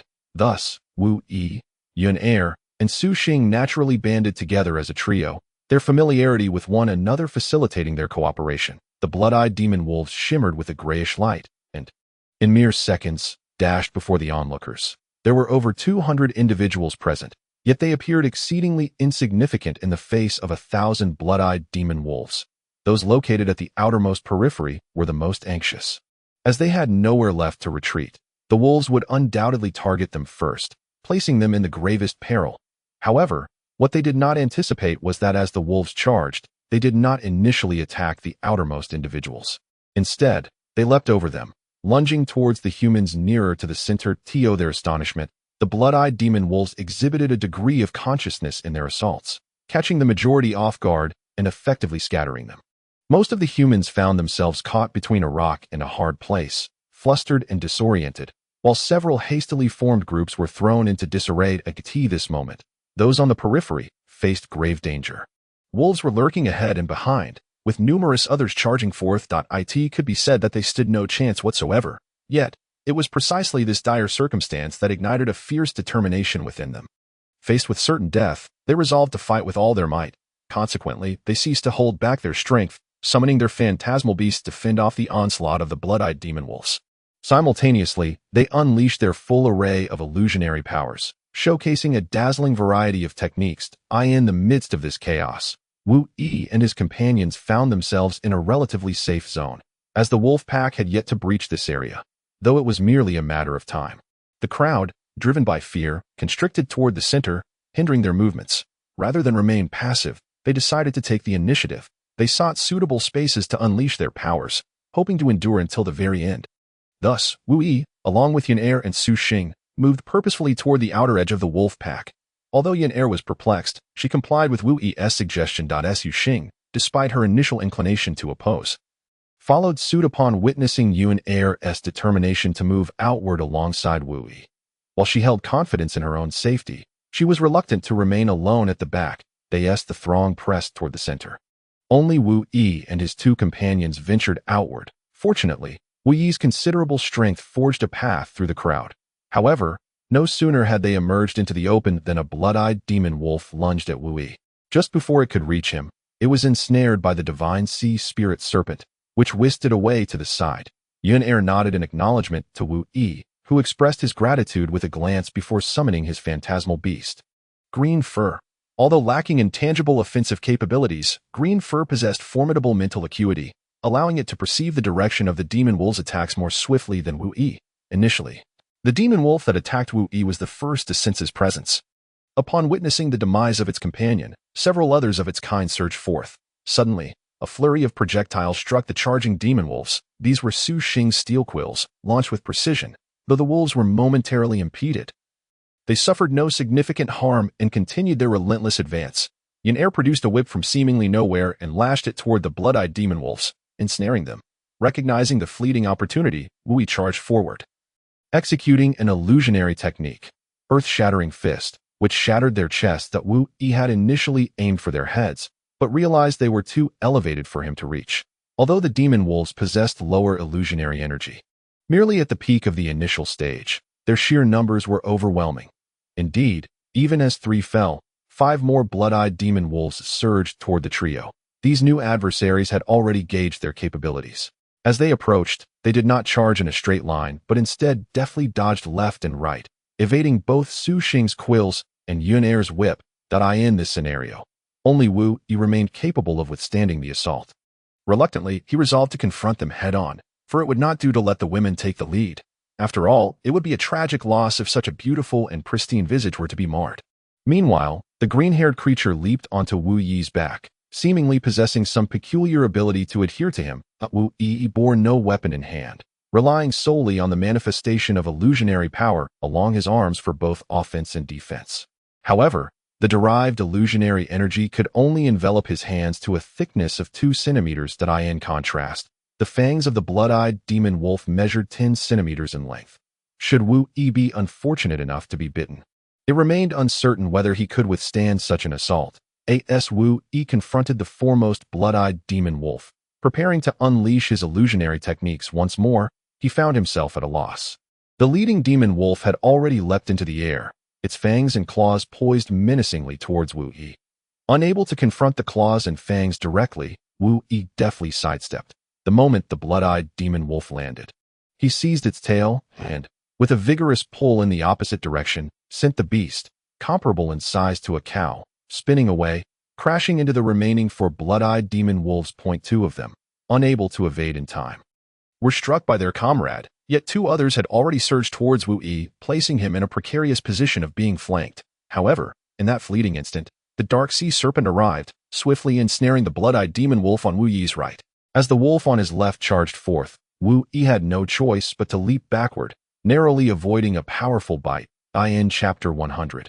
The mist, the blood-eyed demon wolf, preoccupied with attacking Wu Yi, failed to notice the flying darts that assailed it from above. Unfortunately, one struck its eye, causing blood to cascade profusely, leaving it with but a solitary eye, now rendered even bloodier, filled with pain, rage, and hatred. Despite its injury, the blood-eyed demon wolf abandoned its pursuit of Wu Yi. When confronted by a blood-eyed demon wolf, they managed to withstand the onslaught. However, when 2 or 3 more emerged, a single individual found themselves utterly powerless to resist. After all, when attacked from 3 directions simultaneously, one could only defend against one at a time.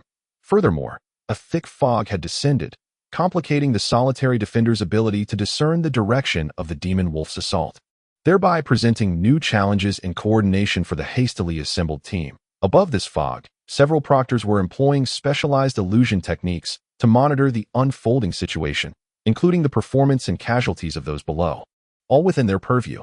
Meanwhile, behind these proctors, more than a dozen staff members from the illusionary power temple were casting mental illusions, continuously influencing the events below. Yet their assistance was directed towards the blood-eyed demon wolves.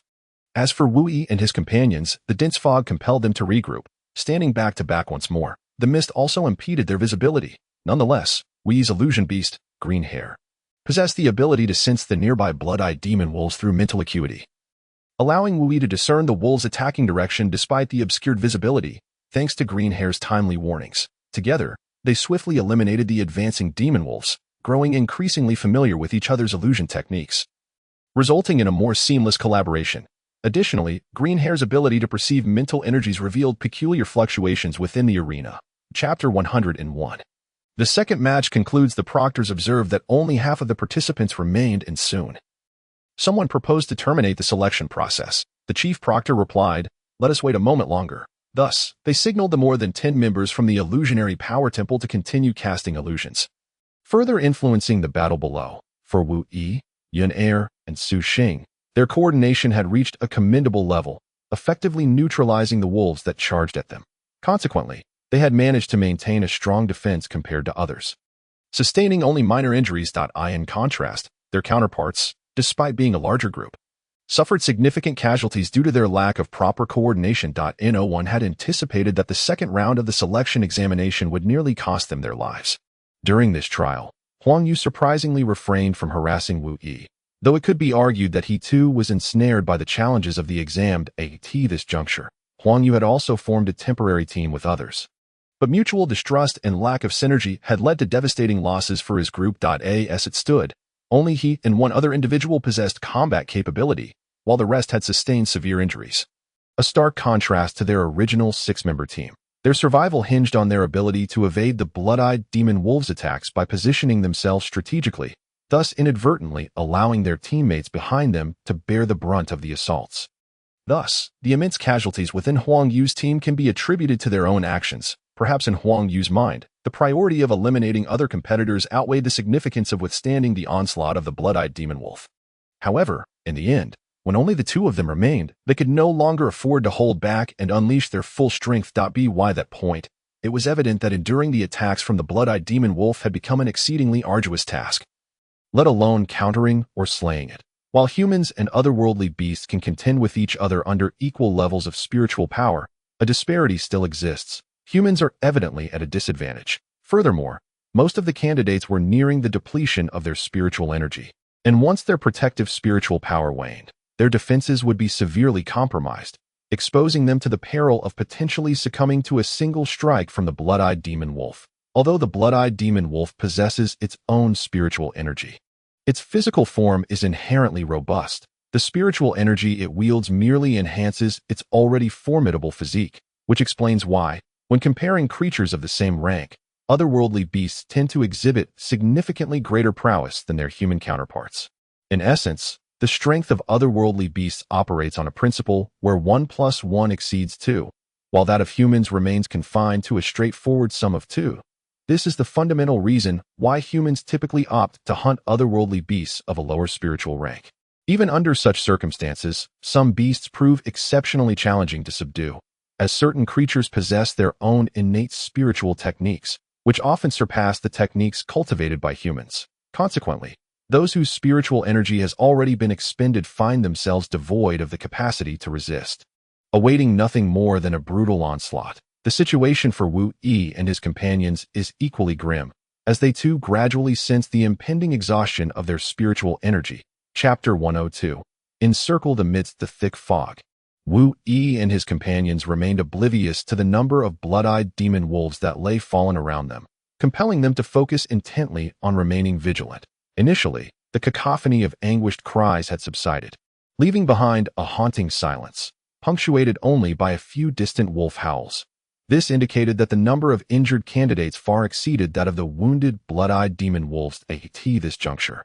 Only a few skirmishes could be heard in the distance. However, the remaining wolves did not hasten towards the area where Wu Yi and his companions were stationed, as their seamless cooperation had resulted in the demise of many of the attacking blood-eyed demon wolves. This had heightened the wariness of the remaining wolves towards the trio. 1, 2, 3. Through the mental communication facilitated by the green-haired companion, Wu Yi accurately discerned the number of demon wolves encircling him. Yun'er and Su Xing, unable to see, Yun'er and Su Xing relied on Wu Yi to convey the information. There are 11 blood-eyed demon wolves surrounding us. 3 to the east, 4 to the north, and 4 to the south. I wonder what they are waiting for, as they do not seem inclined to advance, having battled the blood-eyed demon wolves up to this point. Yun'er and Su Xing's initial tension had transformed into excitement and ultimately settled into a state of calm. Through their collaboration, the three of them felt confident in their ability to repel all remaining blood-eyed demon wolves. However, this was merely a psychological perception on their part. Wu Yi was acutely aware that the blood-eyed demon wolves had a continuous influx of reinforcements, while they did not. Thus, it could be said that each time a blood-eyed demon wolf charged at them, it was at full capacity of its illusory energy. In contrast, Wu Yi and his companions had intentionally reduced their own illusory energy to a mere 1/5 of its total. Without a moment's hesitation, Wu Yi retrieved 3 mid-tier illusory energy crystals from the spatial ring, offering 1 to each of them. However, Su Xing declined Wu Yi's generosity, instead producing 3 high-tier illusory energy crystals from his own unique spatial pocket. Wu Yi mused to himself, "This pretentious boy, I never expected him to be so extravagant." In comparison, I feel rather impoverished. He could only manage a few awkward chuckles, preparing to stow away his illusory energy crystals, when Su Xing swiftly snatched them from his grasp, declaring, "Never mind, I've changed my mind. I will solely rely on my illusory energy crystals for replenishment, without needing to utilize all of them." Wu Yi found himself at a loss for words. Feeling embarrassed by Su Xing's rapid change of demeanor, unable to formulate a witty retort to his earlier actions, he gazed wide-eyed at Su Xing, wanting to exclaim, "Do you not realize how awkward it is for me when you say you don't want it, yet seize it anyway?" Su Xing seemed to sense Wu Yi's thoughts through his expression, a smirk playing at the corner of his mouth, as if to say, "I intend to make you uncomfortable." Wu Yi understood, feeling a mix of irritation and resignation. Now was not the time for banter. He tossed the remaining illusory energy crystals into the mouth of his beast, Green Fur. Humans could not directly absorb the illusory energy from the crystals. They could only transfer a portion of it through their own spirit beasts during the absorption process. Subsequently, Yunair summoned her mysterious sea spirit snake to her side, receiving both the high-tier and mid-tier illusory energy crystals from Su Xing and tossing them into the serpent's mouth. Su Xing did the same with his steel hedgehog. Finally, she tossed the last remaining high-tier illusory energy crystal into Wu Yi's spirit beast's mouth, giving him no chance to refuse, even though he had no intention of doing so. Yet, seeing Green Fur's ecstatic expression, Wu Yi couldn't shake a peculiar feeling of discomfort at that moment. However, Green Fur suddenly became alert, informing Wu Yi that the blood-eyed demon wolves surrounding them were stirring once more. Chapter 103. The Wolf King. It turned out that the reason the pack of blood-eyed demon wolves had not rushed to attack was that they were awaiting a leader, the blood-eyed Wolf King. This formidable creature had arrived at the periphery of Wu Yi and his companions. Although they were obscured by mist, they could vaguely discern a blood-eyed demon wolf that was twice the size of the others encircling them. Green Fur was about to convey the peril posed by the Wolf King to Wu Yi, but it was evidently unnecessary. Wu Yi, Yunair, and Su Xing had already sensed an ominous presence in the air. The danger they felt indicated that the illusory energy level was at least mid-tier level 5 or above. Meanwhile, within an observation chamber designated for examiners, a collective gasp escaped the lips of a group of staff members operating the illusionary power array of the illusionary temple. One of the personnel hastily approached the chief examiner, Hyan, to report the urgent situation at hand, stating, "Report, Chief Examiner Hyan. The blood-eyed demon Wolf King has appeared within the examination array. It poses a potential threat of permanent harm to the candidates inside. Please advise." Hyan pondered for a moment, murmuring, "This array has been in use for a century. This marks the second occurrence of the blood-eyed demon Wolf King. Fascinating." The reporting staff member, feeling a surge of anxiety, recalled the warnings he had received. The appearance of the blood-eyed demon Wolf King indicated that the array's energy had reached its utmost capacity, surpassing their safe control limits. The candidates within might very well be in mortal peril. Thus, he urged with urgency, "I implore you, Chief Examiner, to make a swift decision." Hyan fixed a steely gaze upon the staff member, who grew increasingly anxious, thinking to himself, "This is it. I've displeased the leadership." Although arrangements had already been set in motion, Hyan was unaware that 3 individuals were currently under the watchful gaze of the blood-eyed demon Wolf King. Who among them was the one marked as special remained a mystery. What they could not fathom was the possibility that the blood-eyed demon Wolf King might not be fixated on a human at all. The outcome was shrouded in uncertainty. In the arena, danger loomed ominously, a consensus shared among Wu Yi and his companions. Su Xing lamented, "Why hasn't the examination concluded yet? At this rate, how many of us will be left to speak?" However, recognizing that the examination was far from over, they understood they must confront the imminent peril directly. The dwindling illusionary power was gradually transferred to their bodies through the contractual strength of their respective illusionary beasts, providing Wu Yi and his companions with a slight enhancement in their capabilities. Nonetheless, as they were indirectly absorbing the illusionary power, the amount shared by their illusionary beast was minimal, falling short of 1/3 of what was contained within the original illusionary crystals, with the remaining 2/3 consumed by their beasts. Consequently, the illusionary power within the beasts surpassed that of their masters, leading to the emergence of Green Fur, the underworld sea spirit snake, and the steel quill hedgehog as the primary combatants in the forthcoming battle. Chapter 104. A century ago in the chamber occupied by Chief Examiner Hyan, a massive energy projection illuminated the area inhabited by Wu Yi and his companions. At that moment, the other candidates had been relocated, leaving only Wu Yi and his 2 companions within the vast arena. The dense white mist obscured Wu Yi's vision, preventing him from perceiving the situation of others, and he remained oblivious to the fact that they were the sole survivors in the immense arena. Consequently, influenced by the presence of the blood-eyed demon Wolf King, the other blood-eyed demons, devoid of targets, converged around Wu Yi and his companions. Listening to the sound of the approaching wolves, Wu Yi felt a chill run down his spine, pondering, could it be that everyone else has perished? Why are there more and more blood-eyed demons encircling me? Moreover, at this moment, the personnel from the illusionary temple had yet to appear. Did this examination require the demise of all candidates for it to be deemed concluded? Wu Yi could not ascertain. One must concentrate solely on the present circumstances. Even if it means facing death at the jaws of a ferocious pack of wolves, one must resist with every ounce of strength until the very end. The blood-eyed demon wolf king surveyed the gathered horde and emitted a wave of mental pressure as a command. Subsequently, all the blood-eyed demon wolves howled in unison. The cacophony was deafening, striking terror into Su Xing's heart. She remained, after all, a mere girl, and her hands trembled uncontrollably in the face of such overwhelming danger. With hollow eyes, she murmured, "Are we to perish here?" Yun Er quickly wrapped her arms around Su Xing's shoulders in a comforting embrace, saying, "No, this is merely an examination. Perhaps it is all just an illusion." Once more, the blood-eyed demon wolf king unleashed its mental pressure, causing the pack to fall silent as if receiving a command. The wolves blocking its path retreated, parting to create a clear passage. That moment, Greenfur sensed an impending threat. Its eyes flashing with ferocity, it broke free from Wu Yi's back and positioned itself protectively between Wu Yi and the blood-eyed demon wolf king. Meanwhile, in the observation room, He Yin watched this scene with keen interest. The legendary blood-eyed demon wolf had made its debut yet refrained from attacking humans in haste. This was an unprecedented occurrence. One must remember that a century ago, when the blood-eyed demon wolf king first appeared, it marked a dire time for the candidates. Even though they were later informed that the attacks by the blood-eyed demon wolf king were mere mental illusions within the arena. For that cohort of qualified candidates, their experiences felt palpably real. However, it was during that examination that a remarkable talent emerged, someone who would earn the title of Shadow Lido within the Hall of Illusory Powers.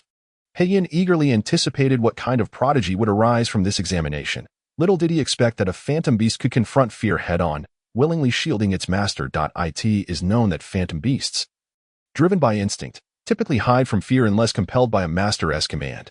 Clearly, Greenfur had not received any such command from Wu Yi. Chapter 105, The Wolf King Withdraws Yet. In the face of such a formidable adversary, Greenfur did not exhibit any sense of crisis. Rather, it appeared perplexed. Although it sensed the danger posed by the blood-eyed demon wolf king, it did not perceive it as a threat. Just then, the blood-eyed demon wolf king let out a roar directed at Greenfur, simultaneously unleashing a beam of mental energy that struck the phantom beast. Wu Yi instinctively moved to shield Greenfur from the blow. But Greenfur communicated through mental energy that there was no need for concern, as it was not in danger. Greenfur either braced itself for the impact or intentionally accepted the attack. Strangely, its body remained unscathed. In fact, at the moment of impact, Greenfur's consciousness descended into a deep slumber. Following this assault, the blood-eyed demon wolf king appeared to be drained of energy, its once fierce demeanor now diminished. It lowered its head and retreated, no longer posing a threat to Wu Yi and the others. Curiously, Yun Er inquired, "What just transpired?" At that moment, within the monitoring room, the invigilators scurried about like headless flies, aimlessly darting in all directions. The energy projection within the monitoring chamber was a blur. He Yin caught the last image displayed, which was the blood-eyed demon wolf king locking eyes with the green-haired figure, after which the screen seemed to malfunction. Only a chaotic and indistinct array of images remained. Many staff members mistakenly believed that their own errors had led to the projection's failure, anxiously and busily reviewing their procedures. Observing the flurry of activity, He Yin bellowed, "Silence! Everyone, cease your actions at once." The headless flies halted their seemingly frantic yet futile tasks. Clearly, something significant had transpired. "Now, all responsible parties, follow me to the scene." With that, He Yin strode purposefully towards the arena, his colleagues hastily trailing behind. Inside the arena, Wu Yi and his companions noticed that the blood-eyed demon wolves had retreated, and the tension in their bodies dissipated as they wearily sank to the ground. At that moment, the dense fog gradually lifted, revealing the surroundings with newfound clarity. As Wu Yi scanned the area, he was taken aback to find not a single corpse, nor any injured or living souls. In this vast arena, only the three of them remained, an astonishing contrast to the cacophony of hundreds that had filled the space moments ago. However, before long, a group of individuals approached from an opening at the edge of the arena. Striding swiftly towards Wu Yi, with He Yin leading the way, a middle-aged man with a dark complexion and a physique akin to obsidian. Recognizing him as the chief invigilator, Wu Yi stood up to greet him. Chapter 106. He Yan's confusion. He Yan, eager to uncover the events that had just unfolded, stepped directly in front of Wu Yi and inquired what transpired when the blood-eyed demon Wolf King appeared. Wu Yi contemplated asking, "How do you know this?" yet refrained from voicing it. From He Yan's words, Wu Yi deduced that the temple had been monitoring their actions all along, though He Yan was visibly anxious. Upon seeing Wu Yi's perplexed expression, he took the initiative to explain, "This entire incident has been under the scrutiny of our illusory spirit temple.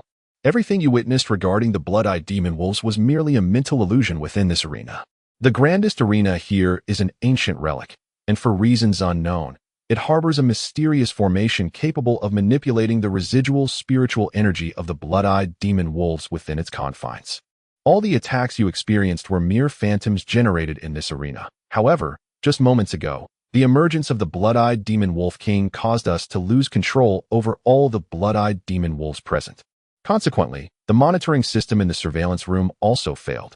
Thus, we seek to understand precisely what transpired. Since you were aware of the situation spiraling out of control, why did you not intervene in a timely manner? What if we had encountered a critical situation? What would become of us?" Wu Yi observed that in this vast arena, only the three of them remained, indicating that the other participants had been relocated. Faced with an unexpected circumstance, they were left alone in this desolate expanse. In other words, only Wu Yi and his two companions were in peril. Yet the illusionary power temple chose to retain them until the end to observe any unforeseen circumstances. Neglecting to relocate them, Wu Yi felt an overwhelming urge to bellow at He Yan. "Where were you all this time? Had you arrived in a timely manner, we could have observed the sudden situation ourselves." However, Wu Yi ultimately refrained from voicing these sentiments. Yet, Wu Yi's silence did not deter Yunair from speaking up. "Where were you all this time? If you had arrived promptly, we wouldn't have had to confront the terrifying blood-eyed demon wolf king." Yunair was indeed frightened. That feeling of dread, even now knowing it was merely an illusion conjured by psychic energy, lingered in her memory. "It nearly scared me to death," Su Xing chimed in, her voice betraying her feminine essence despite her male attire. Ultimately, it was evident that her disguise was insufficient. Wu Yi had intended to commend them, but upon witnessing He Yan's expression darkened further. He could only silently applaud them in his heart. That he then turned, feigning reproach, and remarked, "How can you speak to Inspector He Yan in such a manner?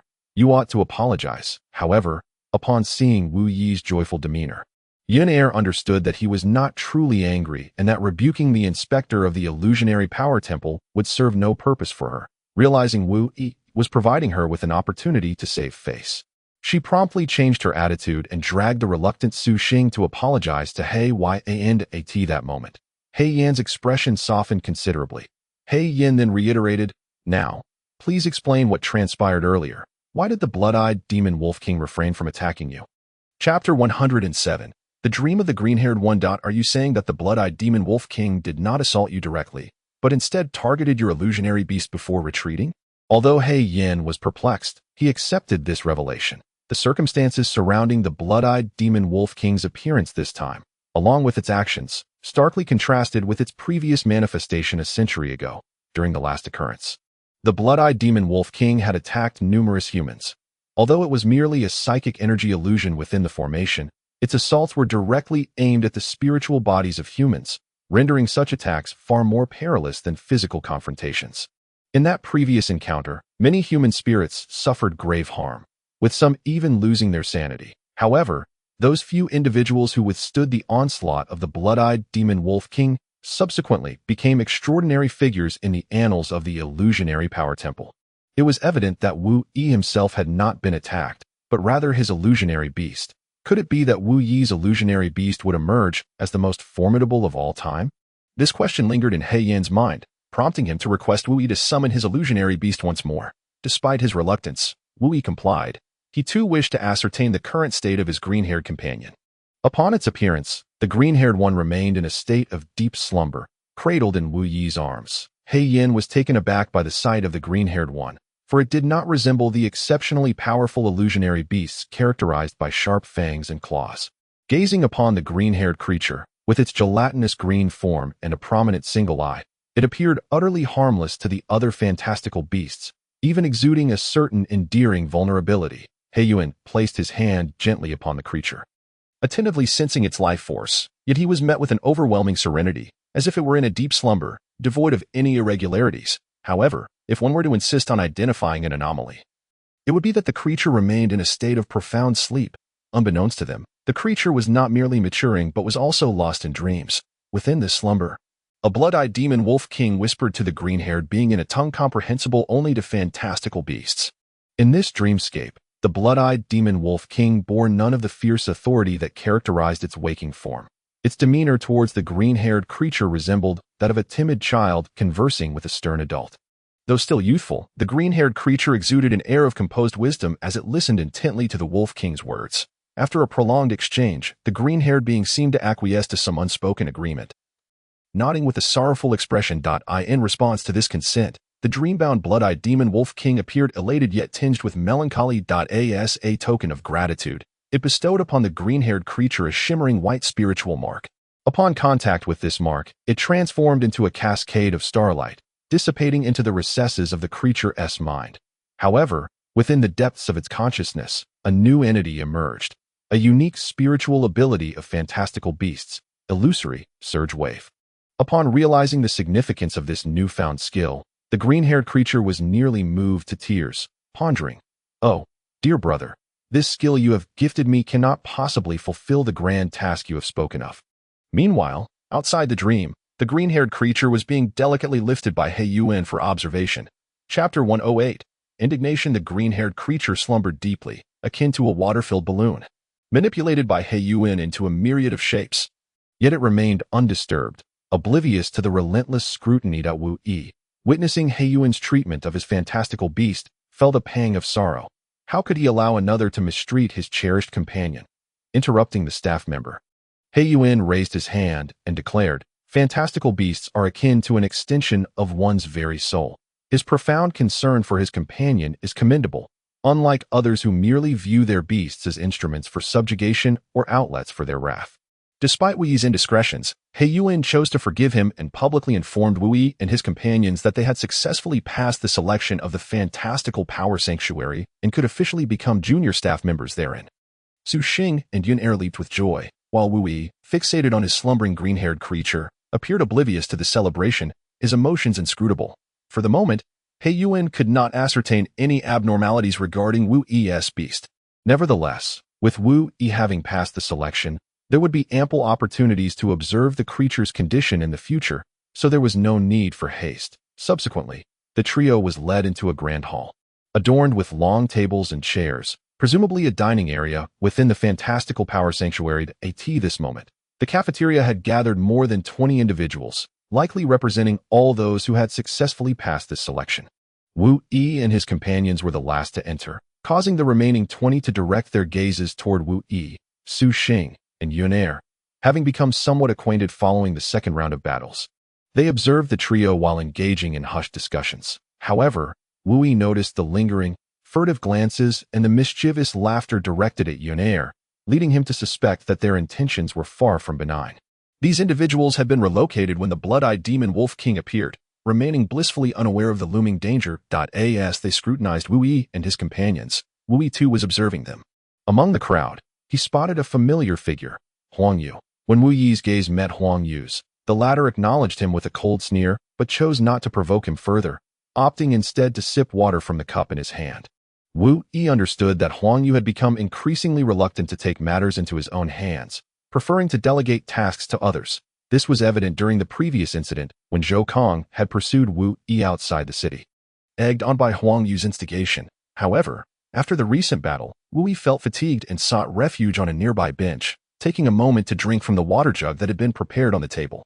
Meanwhile, Su Xing also desired to rest on a bench, only to be intercepted by an individual with a square face. Despite his square visage, his eyes were so small they seemed to be mere slits. As he made his move, others gradually began to encircle them, not only obstructing Su Xing's path, but also surrounding Yun Er with expressions of excitement. Chapter 109. The allure of Su Xing. Wu Yi furrowed his brow, subconsciously suspecting Huang Yu was once again up to some mischief. However, upon further observation, he realized the truth. Among the 24 successful candidates, there were only 2 females, Yun Er and Su Xing. Consequently, the hostility in their gazes toward Wu Yi was palpable. How could they allow all the desirable females to be claimed by this young man? Their discontent prompted them to approach. Despite Su Xing's initial appearance as a dandy, the battle against the blood-eyed demon wolf had left her attire tattered, and the bindings at her chest had loosened. While she could not rival Yunair's grace, she was certainly no less appealing than the average woman. Moreover, her disguise as a boy added an intriguing allure to her otherwise disheveled appearance, which likely contributed to her being the first to be surrounded. However, faced with such a throng, Su Xing's fear of men resurfaced, more pronounced than during the first round of the competition. In her initial encounter, she had merely felt nervous and uncertain in how to interact with them. This time, her anxiety was exacerbated. The most evident manifestation of her distress was the panic-stricken expression on her face. As she gasped for breath, appearing on the verge of suffocation. That moment, the square-faced man with the small eyes feigned concern, attempting to pat Su Xing's back, prompting unease at his forthcoming gesture.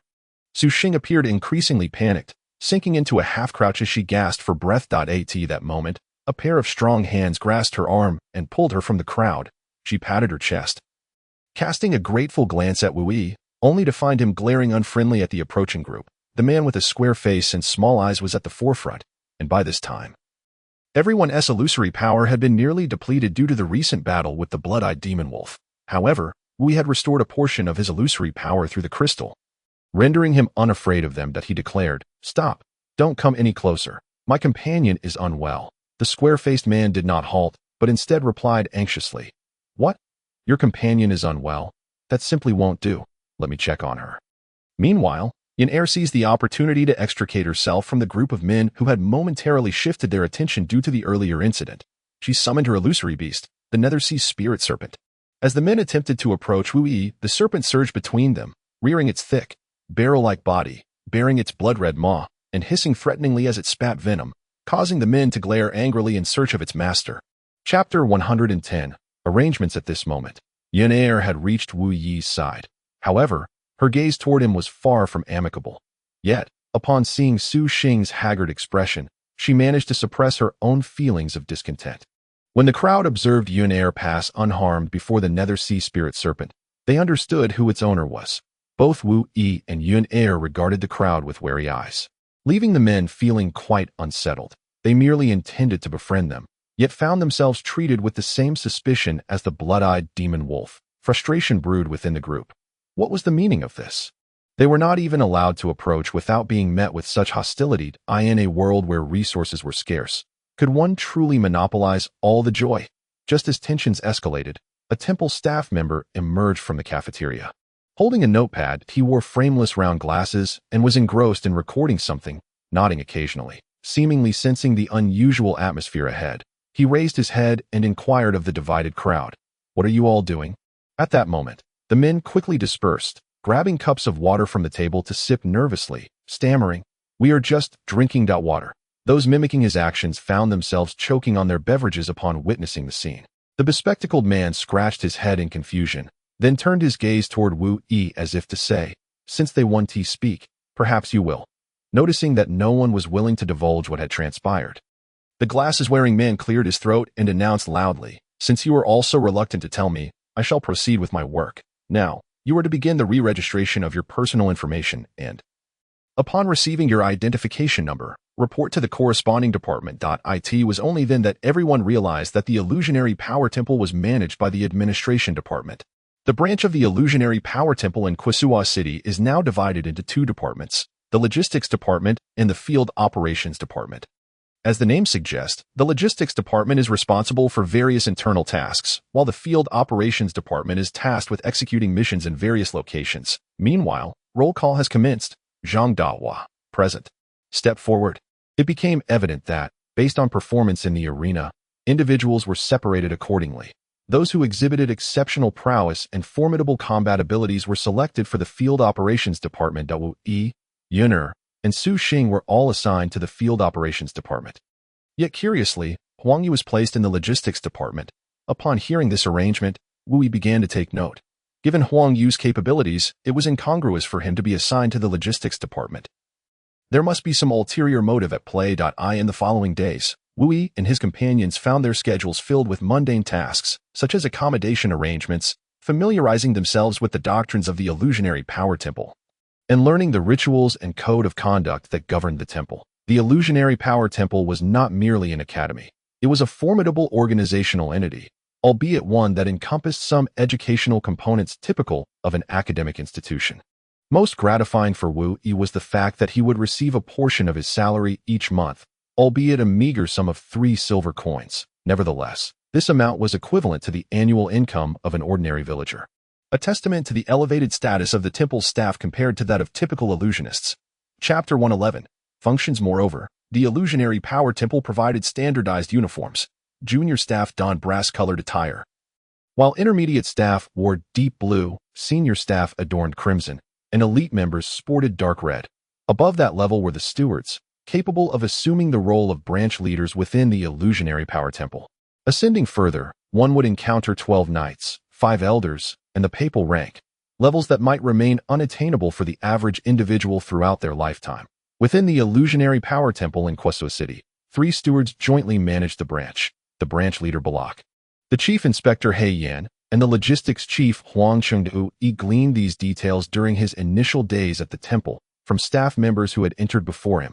During this period, Wu Yi had anticipated encountering Huang Yu, but after their separation in the administration department, he had not seen Huang Yu again, not even during the initial training sessions, which he attended with his cohort. This solidified Wu Yi's suspicions regarding Huang Yu's connections. Given this revelation, Wu Yi resolved to remain vigilant around Huang Yu. He also recalled the old man's instructions to maintain contact with He Yan.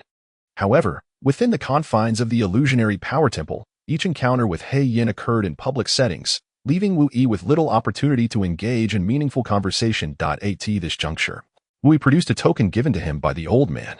This token was black, adorned with inscriptions and patterns rendered in blood-red ink. Moreover, the inscriptions and patterns above were entirely unfamiliar to Wu Yi, leaving him oblivious to their specific purpose. Nevertheless, since the old man had entrusted him with the task of presenting this token to He Yan, Wu Yi believed that He Yan would undoubtedly know how to proceed. Thus, Wu Yi could only bide his time. However, the notion of seeking an opportunity merely translated to waiting. After all, during the arena events, the peculiar appearances of his phantom beast, green hair, and the blood-eyed demon wolf king had certainly raised eyebrows. He Yan would inevitably conduct a thorough examination of him. Yet, little did Wu Yi anticipate that this waiting game would stretch on for over 10 days. Unbeknownst to him, He Yan was simply overwhelmed with responsibilities, especially following the recent selection competition at the Phantom Power Temple. He Yan was not only tasked with organizing the selection exams, but also with compiling and verifying the candidates' data and documentation. Most critically, he was required to consolidate this information for submission to the headquarters of the Phantom Power Temple, as all these acolytes were destined to serve the temple in due course, necessitating a thorough vetting process. Concurrently, similar selection competitions were being held across various branch halls, and the respective heads were also required to report to the headquarters. This was precisely why Wu Yi had remained in the temple of Quasua City for such an extended period without encountering He Yan. However, the most restless among them was Su Xing, who, being younger than both Wu Yi and Yun Er, was at an age characterized by vivacity and restlessness. Perhaps her fellow guards had grown weary of their posts. With Su Xing's lively antics causing a ruckus, they had chosen not to report her mischief. After facing numerous obstructions, Su Xing was struck by the idea of exploring the city of Quasua. Venturing out alone would surely be dreadfully dull, so she decided to enlist the company of Yun Er and Wu Yi. Chapter 112. Changes. Originally, they were forbidden from leaving the gates of the Phantom Power Temple in Quasua City until their formal assignments were distributed. Yet, even under such restrictions, the guards were not particularly strict in their vigilance. After all, they were now considered semi-official staff of the temple. They changed into casual attire, preparing to masquerade as ordinary pedestrians seeking assignments. He Yan did not reprimand Wu Yi for attempting to venture out, but instead inquired, "Where do you intend to go?" Wu Yi, feeling dejected, replied, "I've been cooped up in the temple for too long. I wish to take a stroll outside." To his surprise, He Yan appeared to believe him, and said, "You may go out shortly, but I have important matters to discuss with you first. Please come to my inspection room." Wu Yi silently lamented. It was Su Xing who had insisted he come out, yet now she seemed indifferent to his plight. What an ungrateful little girl she was. True to form, after waiting for over 10 minutes, Wu Yi finally spotted He Yan approaching at the end of the corridor. Have you been waiting long? Come in and take a seat, He Yin said as he opened the door and entered the room. Wu Yi was taken aback. Despite being one of the three most powerful figures in the Quezhua City branch, He Yin exhibited no airs of superiority during ordinary interactions, treating others with remarkable amiability, which eased Wu Yi's anxious heart somewhat. The primary reason I called you here is to conduct a private inquiry regarding the circumstances surrounding the recent appearance of the blood-eyed demon wolf king, He Yin stated, preemptively dispelling Wu Yi's apprehensions. The last time there were too many people, and I failed to conduct a thorough inspection. If you agree, let us commence. He Yin sought Wu Yi's opinion. Wu Yi, eager to uncover the truth behind his connection with Green Fur, nodded in agreement. Simultaneously, Wu Yi realized that this was precisely the environment he had been seeking for a private meeting with He Yin. He touched the token within his pocket, contemplating whether to reveal it now, but hesitated at the critical moment, thinking, it would be better to let him inspect first. I can show it to him afterward. With that thought, Wu Yi relaxed his grip on the token he had been clutching tightly in his pocket. Please release your phantom beast so we can inspect it together, He Yin suggested. Wu Yi promptly activated his phantom power, opening the space for his beast, and Green Fur tumbled out from the dimensional portal that Wu Yi caught him in his hands, only to find that Green Fur was still asleep. However, upon closer inspection, Wu Yi noticed some changes in Green Fur's body, which differed from the past. Meanwhile, He Yin remarked, how peculiar. Chapter 113. Pretending not to see, Wu Yi gently touched Green Fur's body, which, once smooth and bare, now sprouted some green fur. He felt it again and discovered that the texture was significantly improved compared to before. He wondered if, upon awakening, Green Fur would marvel at finally living up to his name by growing green hair. He Yin, too, was intrigued. He took Green Fur from Wu Yi's hands and began to stroke him. To Wu Yi's surprise, the usually serious He Yin closed his eyes, appearing quite content. Wu Yi had no choice but to tug at He Yin's sleeve, calling out, Inspector He Yin. Inspector He Yin. Wu Yi extended his hands, saying, please return Green Fur to me once your inspection is complete. Reluctantly, He Yin complied and returned Green Fur to Wu Yi. In that moment, Wu Yi seized the opportunity to hand over the token from the old man to He Yin. He Yin, puzzled, scrutinized the token closely, and his eyes widened in astonishment as he exclaimed, this is. Wu Yi observed He Yin's expression intently, and upon witnessing this reaction, his heart finally settled. Previously, most of the items given to him by the old man had proven useless, with some even leading to trouble, as was the case during the incident in the Xianling cave, where he nearly fell into a trap set by the old man. Thus, Wu Yi had been quite skeptical about the token's usefulness.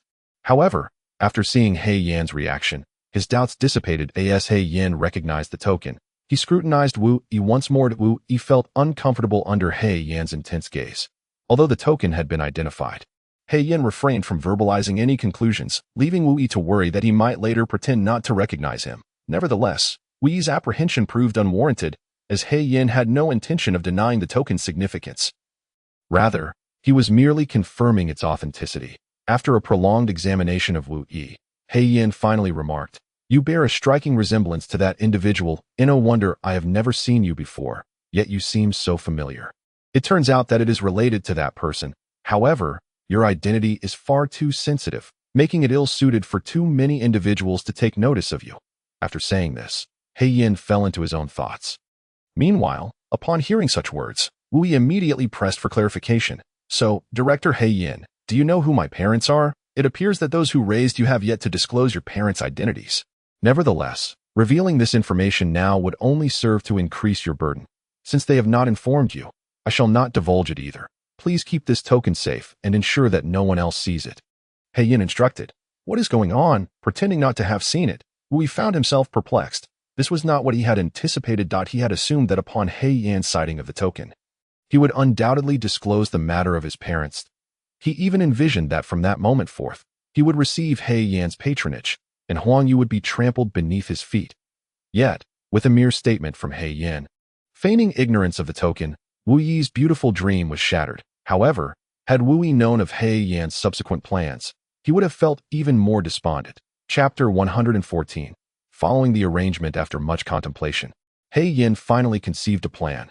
However, this idea was not particularly favorable for Wu Yi. Within the illusory power temple, there were many who could glean clues from Wu Yi's appearance. He Yin had already reported the anomalies from the arena, and it was certain that someone would come to investigate Wu Yi's matters. The task section did not fall under He Yan's jurisdiction, so he instructed Wu Yi to wait here while he personally went to inquire about the task. Yet, as He Yan journeyed halfway, he suddenly recalled that if he were to assist Wu Yi in accepting the task, it would only arouse further suspicion on Wu Yi's part. You should first take on some tasks that require a bit of time. When the time comes, I can help shield you from any inquiries. At this moment, Wu Yi, feeling petulant, retorted, "You refuse to tell me anything yet expect me to follow your arrangements. This is not my style." "Very well, I will reveal a morsel of information to you. Remember, you are a descendant of the royal lineage of the Blood Southling Empire. Your identity is exceedingly sensitive. Do not disclose it to anyone." He Yan said, as if anticipating Wu Yi's reluctance to comply. "Now, can you follow my arrangements?" However, from the old man's previous demeanor, it was evident that should he expose his identity, the fate awaiting him would likely be one of peril. Not to mention the prospect of enjoying the splendor and wealth of his family, Wu Yi's current level of illusory power was still too weak, rendering him incapable of self-defense against even moderately strong opponents. It seemed that in order to live openly and freely, he must attain a level of strength that was unparalleled.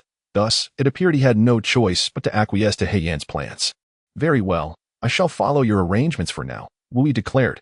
He Yan had expected Wu Yi to persist in questioning him or inquire how he might acquire family wealth, especially given Wu Yi's current modest circumstances.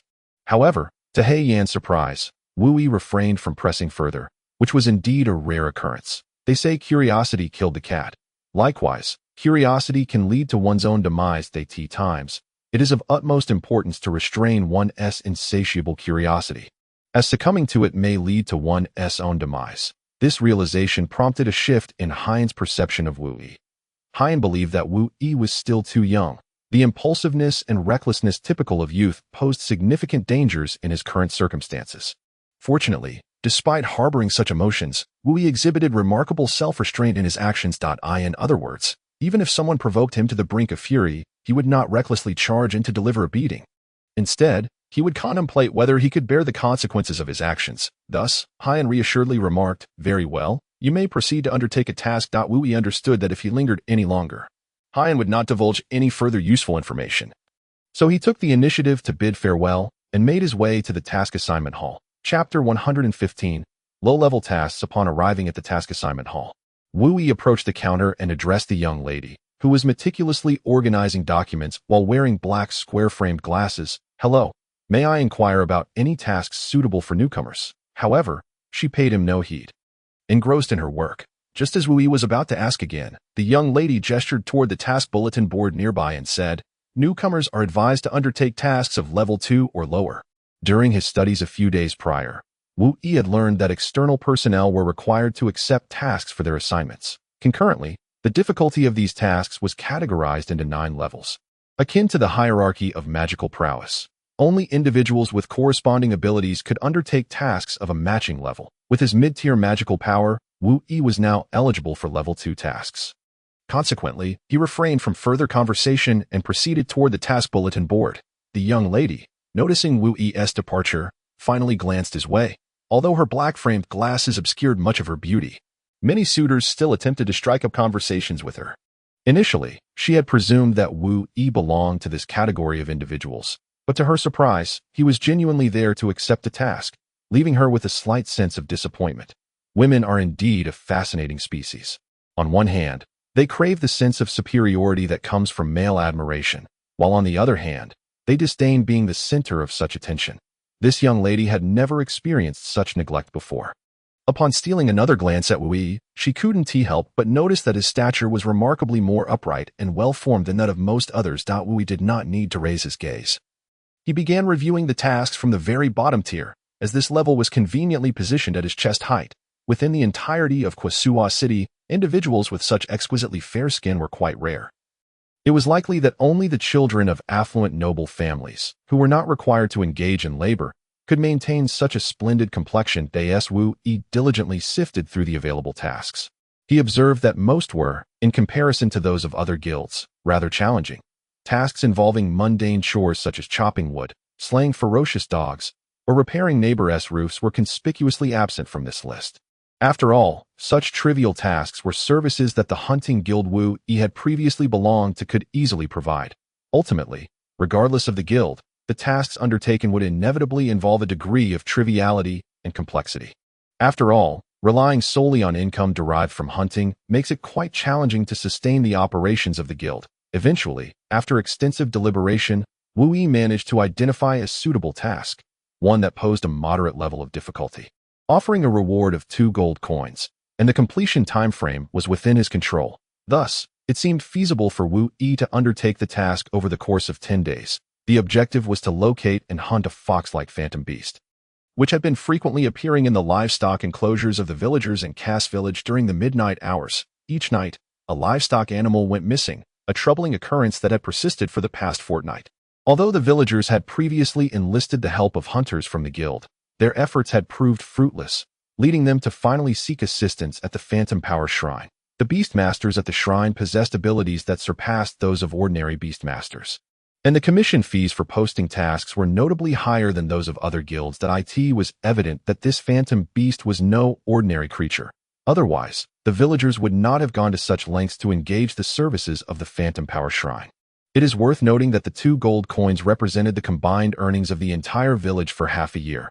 However, such a task would typically be beneath the dignity of most employees at the Phantom Power Shrine, who considered themselves of a higher status. Nevertheless, having emerged from Mad Dog Village, Wu Yi was acutely aware of the significant impact this situation had on the villagers. Thus, he accepted the task. Chapter 116. Observations after 2 days of walking. Wu Yi finally arrived alone at Cass Village, a subordinate settlement of Quasua City. The villagers, most of whom had never ventured far from home, regarded Wu Yi with curiosity upon his arrival. Having risen above the poverty line, his attire was notably superior to that of the villagers, and to avoid any complications, he had deliberately donned the light blue uniform of the Phantom Power Shrine, a symbol of his status as a junior employee. However, the villagers were unaware of the significance of this uniform. It was only after someone went to summon the village chief that Wu Yi received a warm welcome. The village chief, a man in his 40s, though with hair already graying, still appeared quite vigorous. Yet, the deep wrinkles etched into his face were a testament to a lifetime of labor. Had the chief not introduced himself, Wu Yi might have mistaken him for someone in his 50s. The village chief promptly invited Wu Yi to his home for dinner. His abode, made of earth and stone, was sturdier than those of the other villagers, yet could not compare to the brick houses in the city. Fortunately, having come from Mad Dog Village, which was not much better off, Wu Yi found himself able to adapt. The village chief prepared a sumptuous dinner for Wu Yi, which amounted to little more than simple fare accompanied by a roasted wild rabbit. Although the chief was not particularly old, he had fathered a pair of twins in his 30s. During the meal, the 2 young boys gazed longingly at the roasted rabbit, yet were deterred from taking any by their father's stern gaze.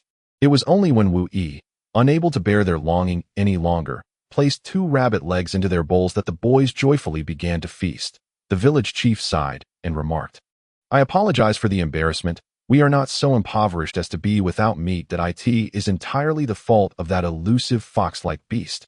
Ever since its arrival, our village has experienced a daily loss of livestock.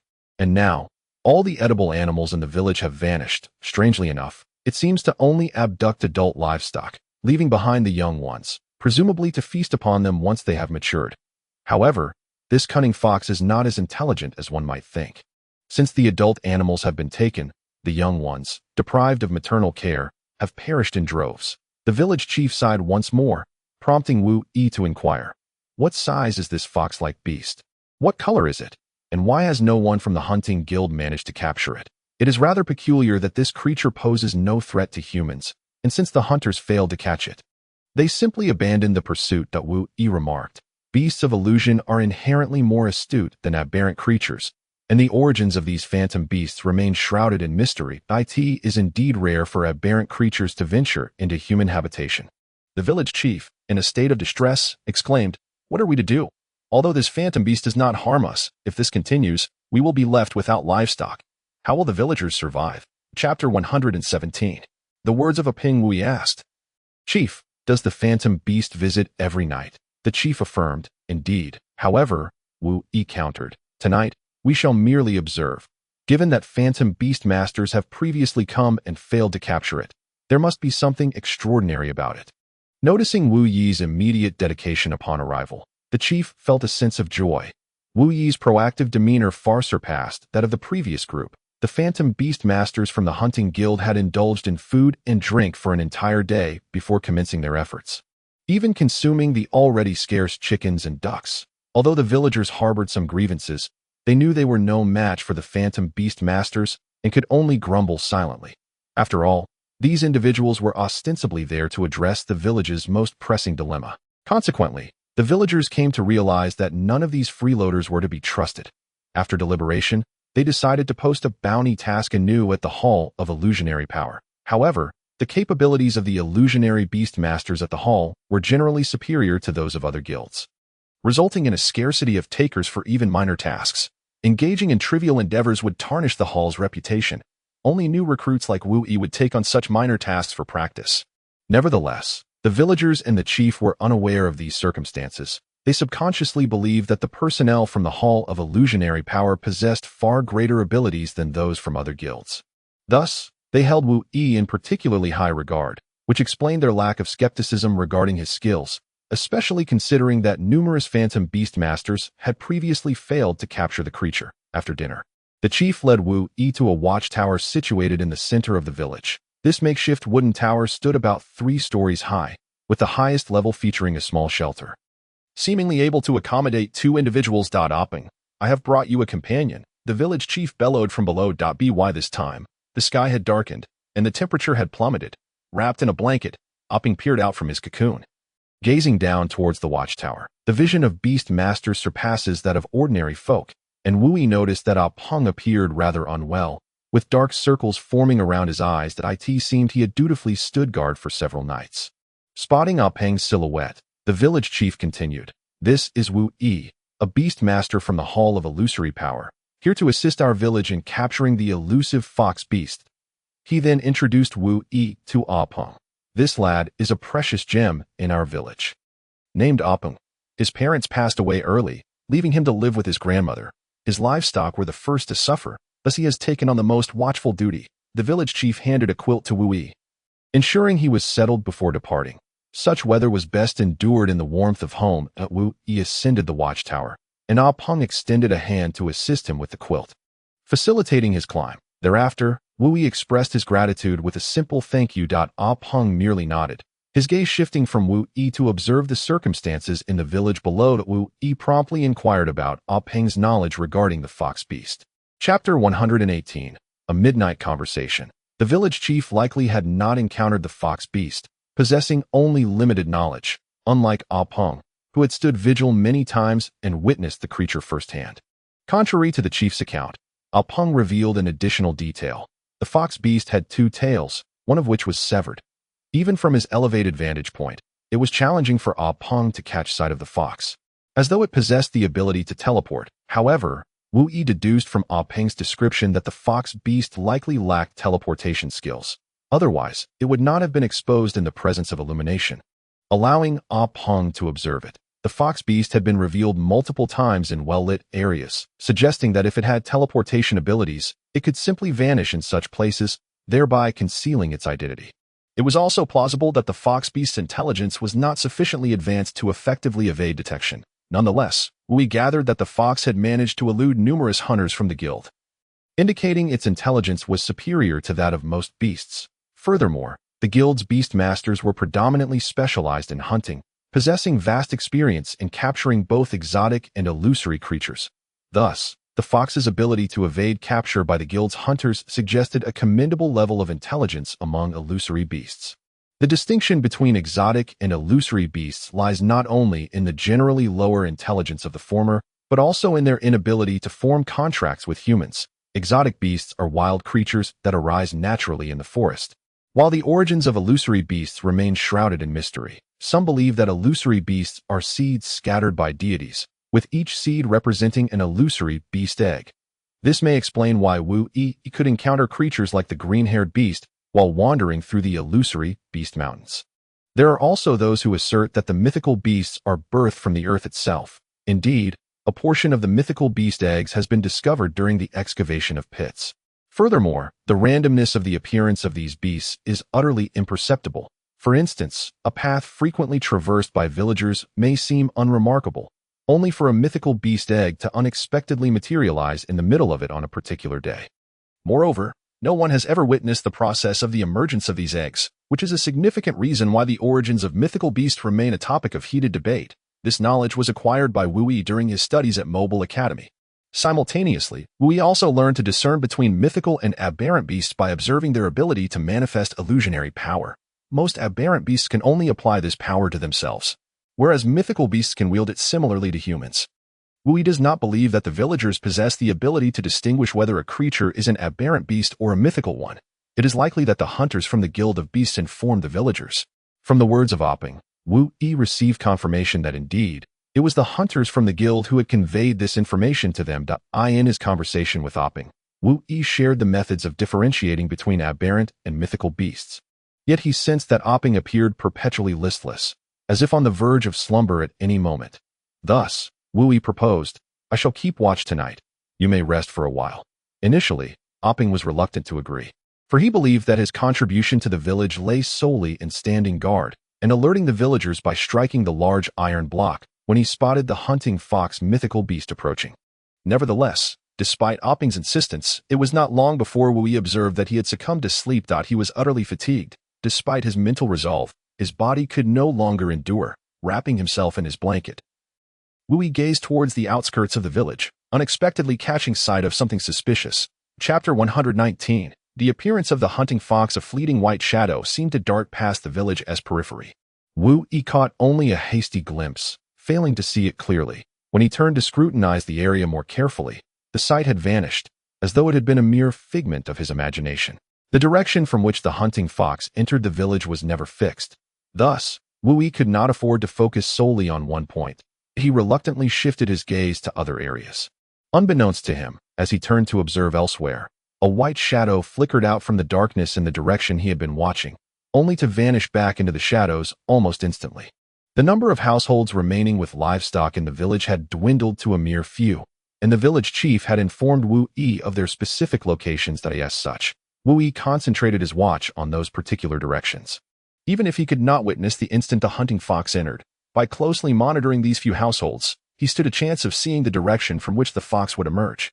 Sure enough, after the sound of a cow's lowing, Wu Yi finally beheld the silhouette of the hunting fox beast. At that moment, the hunting fox mythical beast had seized its prey, which it clutched in its jaws, a calf barely a month old. The hunting fox was larger than an adult bull, and despite the calf's frantic struggles, the fox's grip remained unyielding, ensuring that the calf could not escape. However, while the hunting fox is capable of preventing the calf from breaking free, it cannot silence its cries. Not only did Wu Yi witness the ethereal beast, but the villagers who had fallen victim to the theft also emerged. Alas, their pace was far too sluggish to keep up with the swift escape of the hunting fox.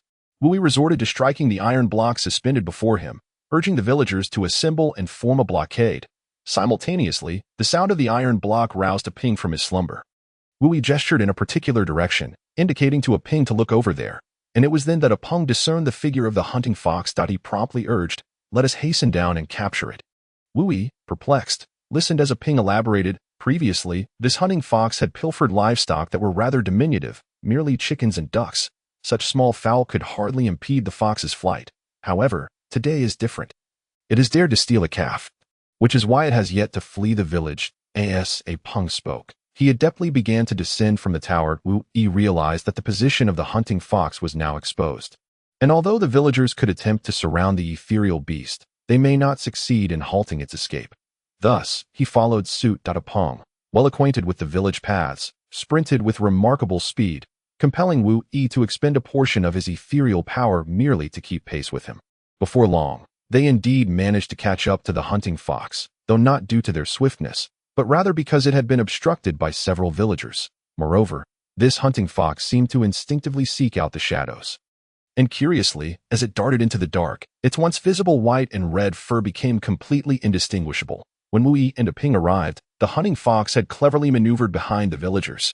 Wu Yi felt compelled to intervene. Yet this area was already on the outskirts of the village, and he was the sole individual positioned before the hunting fox. His attempt at obstruction proved utterly futile, as the fox seized the opportunity to slip past him. Had it not been for the persistent cries of the calf betraying its location, Wu Yi might have remained oblivious. In Chapter 120. Tracking, Wu Yi found himself at a loss as to how the hunting fox had managed to conceal its white fur in the dimly lit corner. Consequently, he was caught off guard, allowing the ethereal beast to escape. Nevertheless, the hunting fox, with the calf in its grasp, was not moving particularly swiftly. Even so, Wu Yi concentrated a substantial amount of ethereal power in his legs to enhance his speed, enabling him to trail the hunting fox from a distance. He initially contemplated utilizing the power of Thunder God South Speed to close the gap rapidly, but ultimately dismissed this notion. If he pressed too hard, the hunting fox might abandon the calf and flee, leaving him to play a game of waiting. Thus, Wu Yi resolved to follow at a distance, aiming to locate the hunting fox's lair. After all, a den is not something that can be easily relocated. In every region, formidable beasts or phantoms possess their own territories. Under such a pronounced sense of territoriality, when two powerful creatures encounter one another, a contest to determine superiority is inevitable. The cunning hunting fox phantom, being so intelligent, would likely avoid seeking out trouble. This is also the reason why this phantom has lingered near the village without departing. This area falls within the realm of human activity, devoid of particularly powerful aberrations, and moreover, the human elites seldom venture into this village. Hence, the hunting fox phantom is able to assert its dominance in such an environment. Consequently, Wu Yi slightly reduced his speed until he could no longer see the hunting fox phantom. Nevertheless, he could still ascertain the phantom's location from the occasional distant calls of a calf. Upon leaving the village, the landscape transformed into dense forests and small hills, making it exceedingly challenging for Wu Yi to discern the sounds.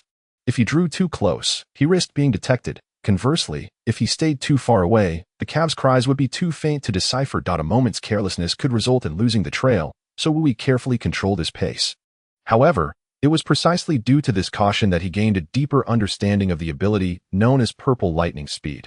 Initially, Wu Yi believed that this skill operated similarly to a phantom technique, wherein a special casting method could trigger extraordinary abilities with minimal phantom energy. However, upon application, he discovered that employing purple lightning speed was remarkably straightforward and direct. The more phantom energy Wu Yi channeled into his legs, the faster his running speed became, and vice versa.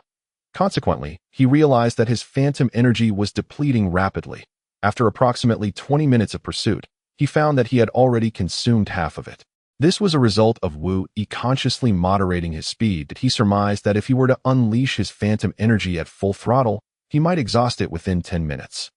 Yet, should he truly open up to that speed, he might find himself unable to adapt swiftly enough and risk a fall. Should such a fall occur at that velocity, Wu Yi was confident it would result in severe injury.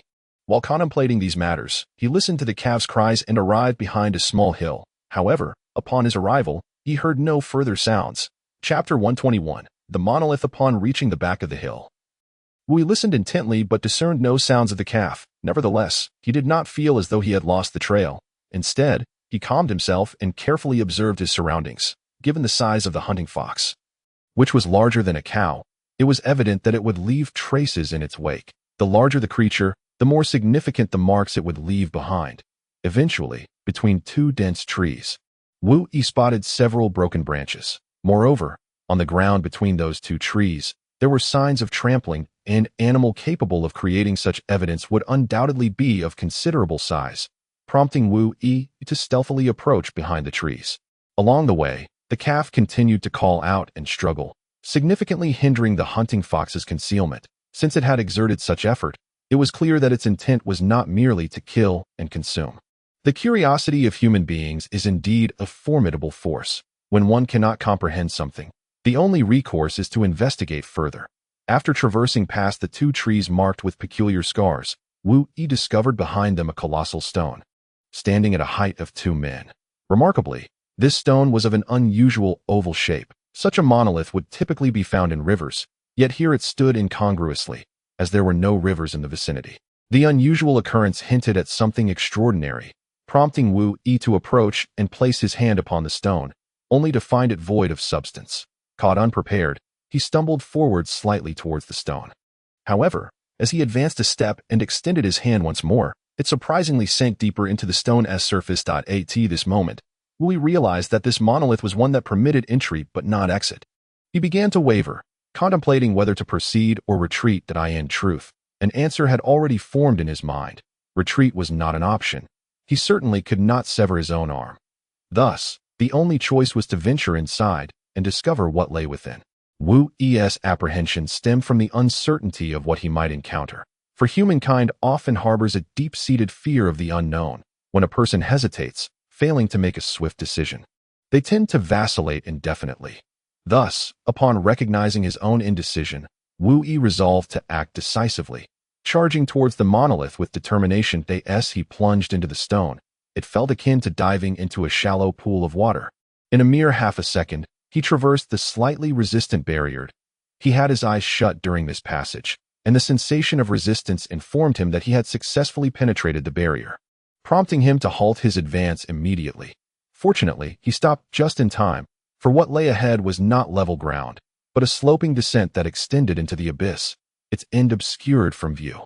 After entering, Wu Yi still heard no sound of the calf. However, he soon discerned fox-hunting tracks upon the ground, confirming that he had not strayed off course. Logically, one would expect such a cavern to be shrouded in darkness, rendering the path invisible.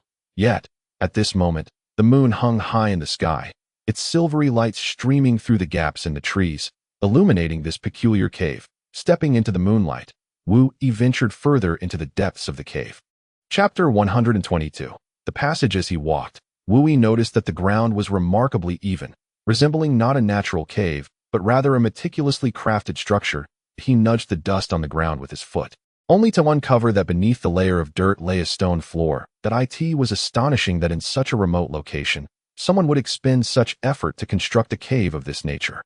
Upon closer inspection, Wu Yi realized that this was likely a man-made tunnel, obscured over time by water damage and accumulated dust, which had concealed its true form. The tunnel was wide enough to accommodate 3 individuals side by side, and had a height sufficient for 2 men, explaining how the sizable fox-hunting beasts could navigate freely within its confines. The tunnel did not descend continuously. After a certain distance, it branched into 2 passages on either side, while straight ahead, the path ceased to exist. Dust lay upon the ground, and following the footprints, he opted for the passage to the right. The left passage bore no trace of disturbance, as if the fox-hunting beasts had never ventured in that direction at all. Wu Yi was perplexed. Given that the place occupied by the hunting fox was so close, why had it never ventured into the left passage? Could it be that the left passage harbored some perilous entity? Despite his overwhelming curiosity about the left passage, Wu Yi resisted the urge and proceeded towards the right passage. At that moment, the moonlight no longer reached this direction. However, at the end of the right passage on the left side, there was another entrance, from which a vibrant red glow illuminated the walls of the corridor. Thanks to this radiant red light, Wu Yi was able to navigate his way clearly. He cautiously approached, peering into the source of the crimson illumination. What he beheld left him utterly astonished. The source of the red light was a vast stone chamber, approximately the size of 2 basketball courts. The origin of the red glow emanated from an egg resembling a blazing, fiery beast. The hunting fox lay quietly beside this resplendent egg, while a calf rested nearby. Unlike the relaxed demeanor of the hunting fox, the calf trembled uncontrollably, its eyes wide with terror, fixated on the red egg. Its expression was one of supplication, as if pleading for mercy. It dawned on Wu Yi that the calf's silence stemmed from its overwhelming fear. Yet, at the entrance of the massive stone barrier, Wu Yi remained oblivious to whether this barrier could muffle sound. If it indeed could, even if the calf cried out, he would be unable to hear it from outside. He had approached stealthily, believing he had hidden himself well enough to avoid detection, as the hunting fox appeared to be asleep. However, a voice reminded Wu Yi that he had been deceived by the fox's feigned slumber. "Why did it take you so long to arrive?" The voice, startlingly, emerged from the hunting fox itself. Had Wu Yi not been intently observing the fox's direction, he might have thought he was mistaken, for he had witnessed the fox's lips moving as if engaged in human speech. Unsure if the fox was addressing him, he remained rooted in place. Yet, upon hearing the next words, he realized the fox was indeed speaking to him. "Why are you just standing there? Come in and speak." The tone and timbre of the fox's voice resembled that of an elderly man. Having been discovered, Wu Yi had no choice but to step inside. Chapter 123. Conversation. The intelligence of magical beasts is typically not so high, and those capable of speech are exceedingly rare, which reminded Wu Yi of the parents of the green-haired child. "Young one, you are quite special," The hunting fox remarked, "It is indeed a rarity for a royal magical beast to form a contract with you." Wu Yi gazed at the hunting fox, his mind brimming with curiosity and a multitude of questions. He wondered why the fox could speak, why it did not regard him with suspicion, and the origin of the glowing beast egg. Overwhelmed by the plethora of inquiries, he struggled to find the right words. Sensing no malevolence from the hunting fox, he stepped a little closer. It seemed that the hesitation in Wu Yi's demeanor did not escape the keen eyes of the fox hunter, who spoke again. "Fear not, for I have grown quite old and pose no threat to you. Moreover, I have brought you here in search of your assistance. How could I ever harm one who seeks help?" "What assistance do you require?" Wu Yi inquired, perplexed. "I implore you to save my little grandson," the fox hunter replied, casting a glance at the glowing beast egg, following the direction of the fox hunter's gaze. Wu Yi noticed that the red beast egg was marred by numerous cracks. "Is it about to hatch?" Wu Yi asked. "No, those cracks did not appear naturally. They were forcibly inflicted by someone attempting to break open the egg. If the cracks deepen, the creature within will perish," the fox hunter spoke, his eyes brimming with fury and hostility. "Since you have been chosen by the royal family, then my selection of you must also be correct. At the very least, you will be able to bear the burden of it all in the future." As the fox hunter uttered this last statement, his voice dwindled to a whisper, rendering it inaudible to Wu Yi. Nevertheless, it was evident from the fox hunter's demeanor that he did not wish for Wu Yi to hear it clearly. Just as Wu Yi was about to inquire about the fox hunter's final words, he noticed the fox hunter raise a paw, signaling him to remain silent, while his gaze remained fixed on the glowing beast egg. Observing the egg, the fox hunter gently picked up the small calf that had been cowering in the corner and placed it against the beast egg. The moment the calf's body made contact with the red egg, it became utterly lifeless. Simultaneously, the tremors of the calf's body ceased. It lay there, as if it had suddenly lost all vitality, its form slumped over the red beast egg. In an instant, as the fox hunter released its grip, the calf was engulfed in crimson flames, and within mere seconds, it had carbonized into a pile of black ash, accumulating around the red beast egg. Wu Yi then realized that a substantial ring of such ash had already gathered around the egg, indicating that the fox hunter had captured numerous prey prior to this moment. As the calf transformed into ash, the once flickering red glow of the beast egg stabilized, though it lacked the brilliance it had previously exhibited. "It seems we are running out of time," the fox hunter remarked, his eyes shimmering with a fiery glow that pierced Wu Yi's very spirit. "Do not resist. I merely wish for you to witness something," the fox hunter said, causing Wu Yi's wariness to wane slightly. Suddenly, the scenery before him underwent a profound transformation. Chapter 124. The firefox Wu Yi had closed his eyes, yet remained unaware, feeling as though he had been transported to another realm. Here, rugged mountains stood barren, scorched by the relentless heat of the land, with waves of hot air rising from the earth. Amidst this desolate landscape, there stood a colossal fox-shaped beast, her snow-white fur enveloped in flames. The red flames illuminated her white coat, bestowing upon her an ethereal appearance, as if she were clad in a garment of delicate pink. This fox-shaped beast was the size of a small mountain, and in her presence, Wu Yi felt as diminutive as an ant. Not only does Wu Yi feel diminutive in stature, but even within the depths of his soul, he senses an overwhelming insignificance. It is as though a single step from this fox-shaped phantom beast could extinguish his existence, which encapsulates his most profound experience at this moment. The earth is ablaze. Yet it seems that this singular phantom beast is the sole entity within the cosmos, existing solely to ignite everything around it. The colossal fox phantom exhales a torrent of crimson flames towards Wu Yi, enveloping him instantaneously. In a state of terror, he raises his hands in defense and closes his eyes. Remarkably, he feels no pain. When he finally opens his eyes, he discovers that he remains within the stone chamber. The elderly hunting fox phantom observes Wu Yi's awakening and states, "You have now witnessed the might of the fire fox ancestors. If I were to tell you that a fire fox stands before you, would you desire for it to become your phantom beast?" Truth be told, Wu Yi is immensely exhilarated at the prospect of such a formidable phantom beast becoming his own, as it would significantly enhance his personal growth. However, he regains his composure and contemplates that the hunting fox has shown him this vision to motivate him, indicating the fire fox's immense power. Simultaneously, he realizes that the cost of forging a bond with such a powerful phantom beast is equally substantial. Otherwise, the hunting fox would not have allowed him to overlook the price by first revealing such an illusion. Therefore, Wu Yi responds, "You would not have shown me this vision without reason. Pray tell, What is the cost of subduing such a beast? It appears you have yet to be entirely swayed, or perhaps you have not lost your reason. The hunting fox remarks, are you not humans the most power-seeking of races? Upon encountering a mighty species, the ideal is to subdue it. Failing that, annihilation is deemed necessary to prevent future threats. The hunting fox, resigned, continues. I trust you have surmised that what lies before you is indeed the egg of a firefox. Initially, the binding of a phantom beast contract merely required the union of 2 human souls with the firefox phantom.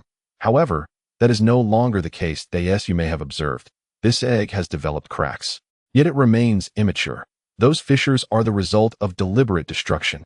If this egg does not form a contract with humanity soon, it will perish. This is not the outcome I desire, for I rescued this egg.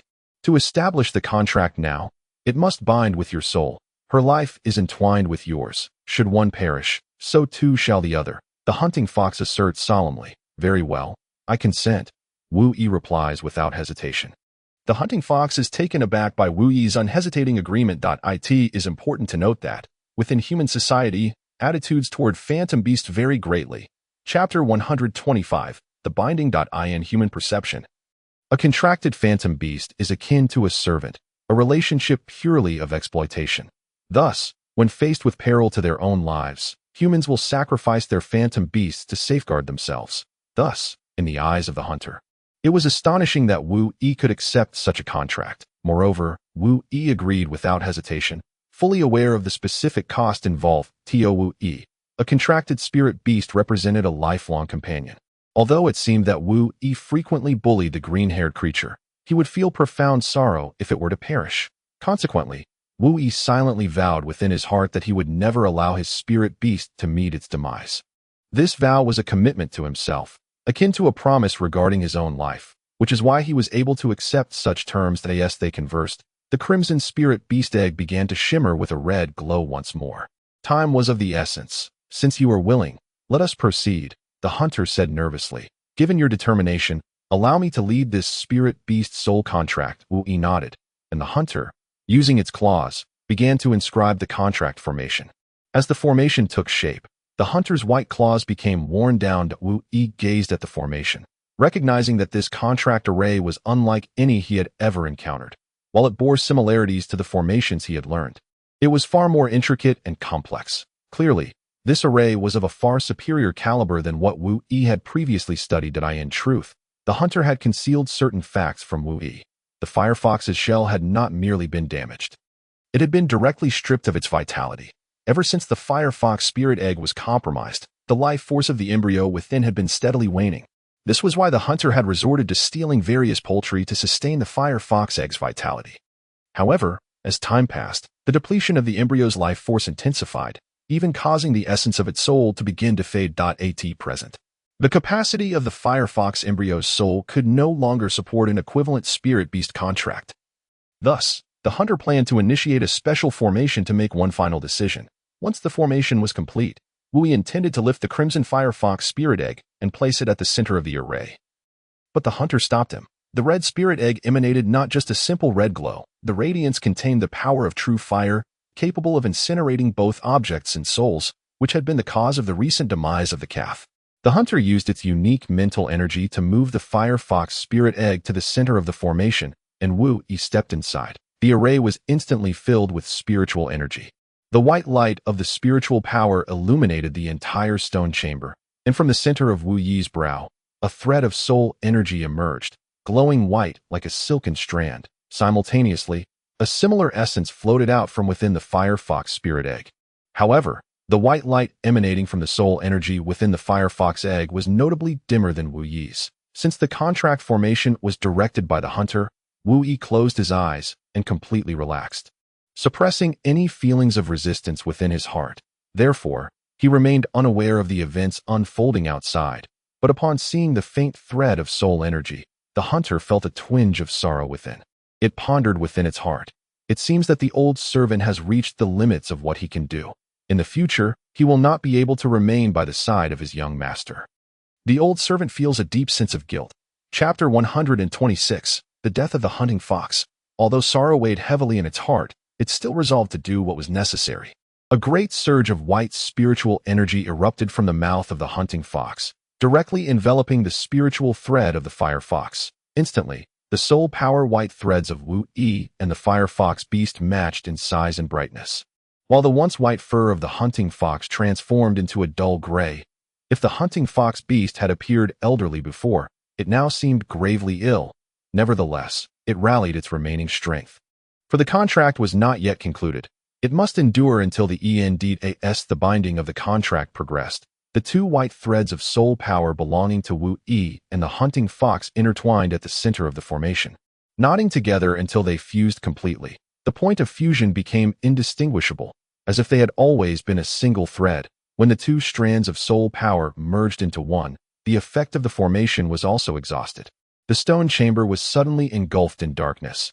As the illusionary power of the formation dissipated, and the red beast egg ceased to emit its crimson glow, the intertwined soul power lines vanished from sight. With a resounding thud, the hunting fox beast finally exhausted its last vestiges of vitality and collapsed. However, Wu did not awaken immediately. It took a moment for him to realize that the fire fox beast egg had not yet fully matured, indicating that the contract had been prematurely established. This was something Wu Yi had never mentioned. Leaving him uncertain about how to proceed, Wu Yi opened the realm of his beast space, allowing the red beast egg to float inside. And only then did he open his eyes, unaware that the cracks on the egg had already healed. As he opened his eyes, darkness enveloped him, and in that obscurity, he did not know that the hunting fox had fallen. Wu Yi exclaimed, "Hunting fox, the soul contract must be complete by now. Why has it suddenly turned dark here?" The stone chamber was once again filled with light, and it was then that Wu Yi noticed the hunting fox lying peacefully before him. Its previously white and partially red fur now transformed into a somber gray. Its face ashen. It turned out that establishing such a contract required the sacrifice of another beast's vitality. Wu Yi was unaware of this, and his emotions were a tumultuous blend of complexity. Had he known that the life of one beast would be bartered for the survival of another, he would have been uncertain whether he would agree to such a pact. Regardless of his choice, happiness eluded him. After all, even a beast is a living being, capable of thought, wielding spiritual power, and even speaking with human tongue. In that moment, all Wu Yi could do was to bury the hunting fox's body and erect a humble gravestone.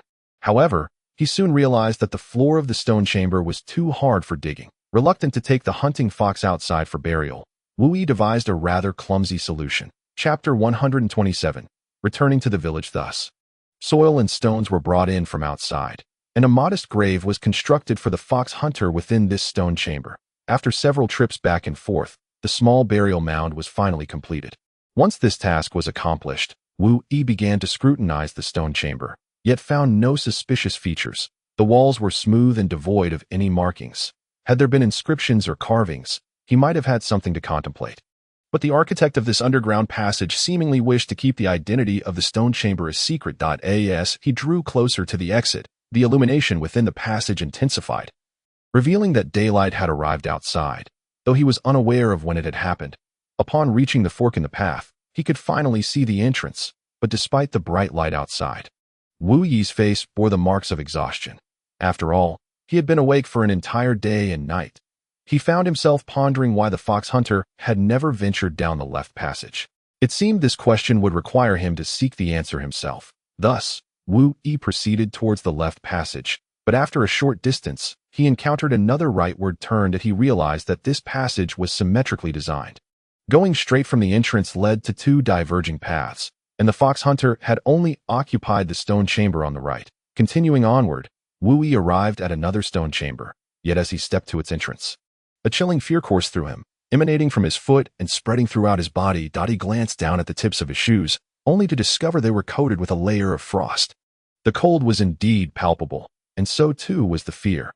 Looking towards the entrance of the stone chamber, he noticed it appeared shrouded in a thick, black mist, obscuring the interior from view. Wu Yi hesitated. The unknown breeds both terror and curiosity. However, after a brief moment of contemplation, he resolved to forego the idea of entering. Given his current mental state, any unexpected development would undoubtedly catch him off guard. Furthermore, the temperature within seemed exceedingly low. Prolonged exposure would significantly diminish his reflexes and cognitive function.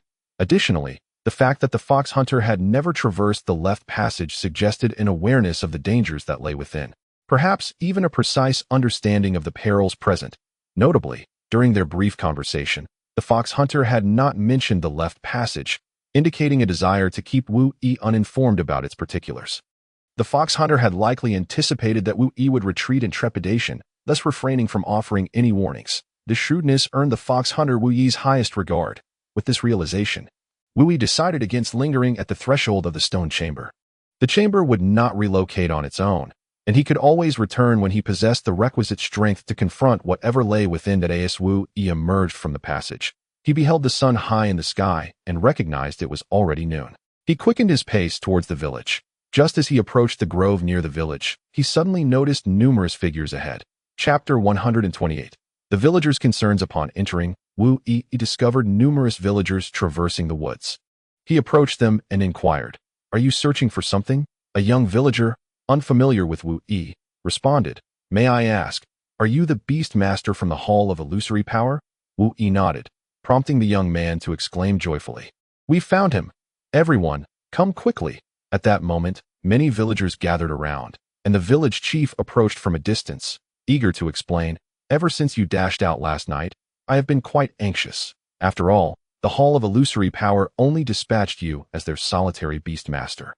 While the hunting guild sent 5 people, yet none succeeded in capturing that beast. At the village chief's dining table, we had devoured the entire spread, leaving only the bowls unlicked clean. As he dined, he contemplated how to address the villagers, ultimately concocting a fabrication. He declared that fox hunting beast has been driven away by the esteemed beast master, and it fled injured. The village chief, seeking confirmation, inquired again. Wu Yi nodded affirmatively. Though the chief remained somewhat skeptical, he felt compelled to venture into the deep mountains to verify the fox hunting beast's whereabouts. Wu Yi understood that relying solely on his word would not suffice to convince the villagers. As he relayed how he had driven away the fox hunting beast, the villagers gathered at the chief's doorstep overheard his account.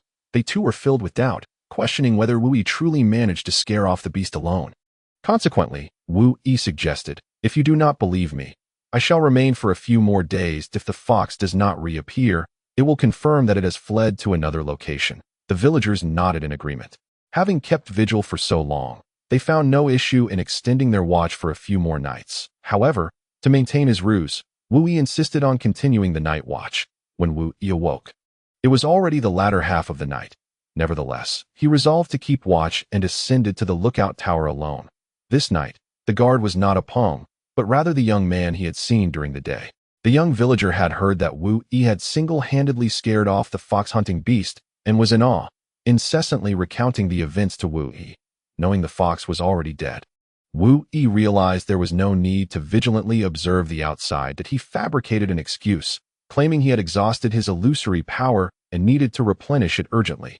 Settling into a meditative state, he began to cultivate his illusory power, a force that permeates the world. That Wu Yi needed to draw this energy into the illusory space at his brow and subsequently channel it into his body through the beast space he shared with his summoned beasts. Ensuring the power's permanent retention. It was also due to the necessity of the beast contract-generated space to absorb illusory power that humans could not cultivate it in the absence of their beasts. The young villager, observing Wu Yi's urgency to practice, refrained from asking further questions and could only occasionally gaze into the night sky, feeling a profound sense of ennui. As Wu Yi stated, the fox hunting had not occurred that evening at all. To demonstrate his sincerity, Wu Yi had vigilantly kept watch for 5 consecutive nights. However, on the 6th night, peculiar happenings emerged within the village. Chapter 129. The disappearance of the elderly before dawn broke. The lights of a few households flickered to life. Rousing Wu Yi from his slumber, he realized that the fox had perished, and given the current circumstances, it was evident that other matters were afoot. Wu Yi made his way to the doorstep of the household with the largest gathering of villagers, where a woman was weeping anxiously, surrounded by villagers who were engaged in fervent discussion. It was rumored that Granny Zhang had vanished. She was an octogenarian.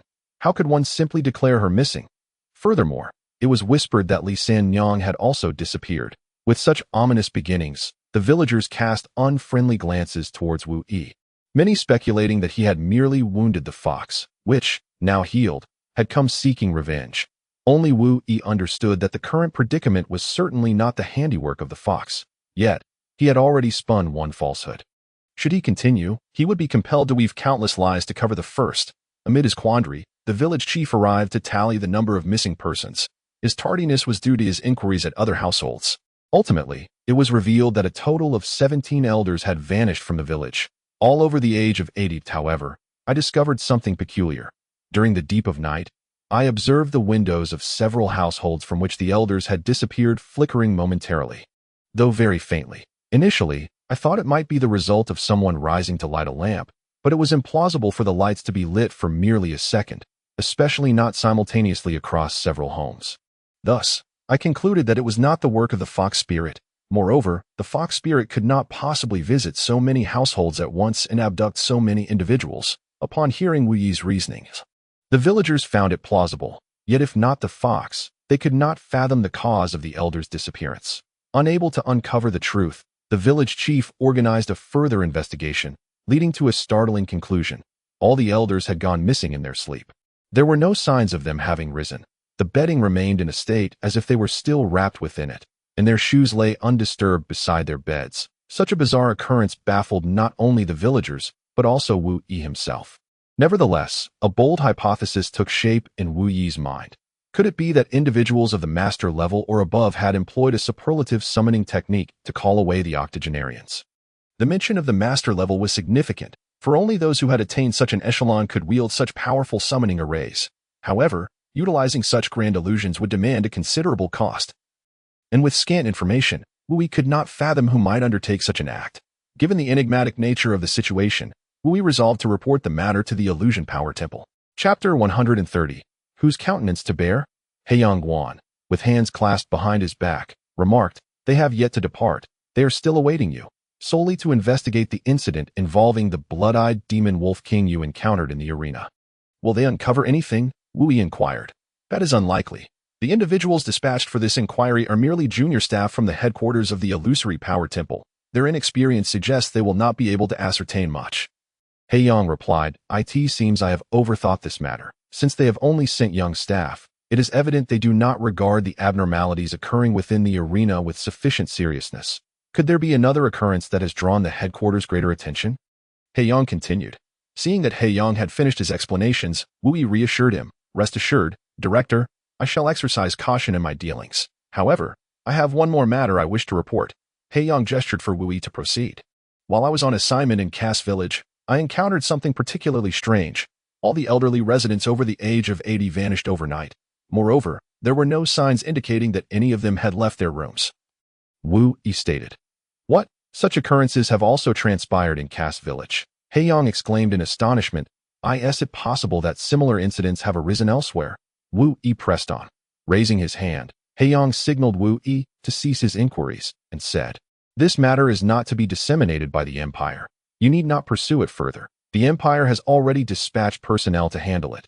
Given this, Wu Yi refrained from further discussion, instead inquiring about any additional arrangements from Heiyang.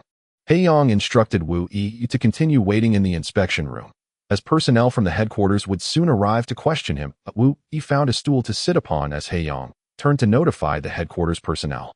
Before long, 3 individuals entered, their ages not significantly greater than Wu Yi's. The foremost of the trio, a man exuding an air of arrogance, regarded Wu Yi with a distinctly unfriendly gaze. This man, with a head of golden curls and a reasonably handsome countenance, was marred by a scowl that detracted from his attractiveness. As Wu Yi assessed Lin Xiao. Lin Xiao was equally scrutinizing Wu Yi. Lin Xiao felt a surge of anger. The nonchalant demeanor displayed by Wu Yi irked him. Having only recently attained the position of assistant in the inspection room, he could not fathom returning empty-handed from his inaugural investigation task. Thus, he temporarily settled in this small and dilapidated branch, fully aware that it had entirely disrupted his plans to meet with the esteemed Sakura of the fragrant pavilion. Consequently, he had no inclination to extend any courtesy towards Wu Yi. "Wu Yi, are you aware that the temple is investigating you, and thus you have chosen to hide away? Tell me, do you harbor any secrets detrimental to the temple?" Upon hearing this, Wu Yi looked at him as if he were a fool. If he possessed any secrets that could compromise the temple, why would he divulge them upon your inquiry? "You simpleton." A female assistant, adorned with freckles, who accompanied Lin Xiao, felt quite uncomfortable and quickly interjected. "Lin Xiao, do not speak recklessly. We are here merely to conduct an investigation, not to pass judgment. Moreover, the investigation has not even commenced." She cast an apologetic glance at Wu Yi. since someone had spoken favorably. Wu Yi did not wish to display an overly displeased countenance, and thus replied, "Very well, let us proceed, esteemed inspectors." Chapter 131. A thorough examination. They then separated to fulfill their respective roles, one assistant responsible for inquiries, while the other focused on assessing the condition of Wu Yi's spirit beast. Wu Yi recounted the events of the day. When he concluded, the freckled girl, Xue Ling, remarked, "Since your spirit beast has exhibited abnormalities, kindly summon it forth, so we may observe." Wu Yi had no choice but to summon Green Fur. The array of the spirit beast space opened, and Green Fur rolled out, landing in Wu Yi's embrace. Xue Ling exclaimed, "Wow, what an adorable spirit beast. It resembles a fluffy green ball." As she spoke, she snatched Green Fur from Wu Yi's hands under the pretense of wanting to examine it. In reality, once she cradled Green Fur in her arms, she began to lavish attention upon it, playfully rubbing it in her hands and pressing it against her face, utterly captivated. However, despite her affections, Green Fur remained in a deep slumber. Had it awakened to witness its condition at the hands of a human girl, with its once sleek fur now tousled and disheveled, one could only imagine its potential outrage and frantic movements.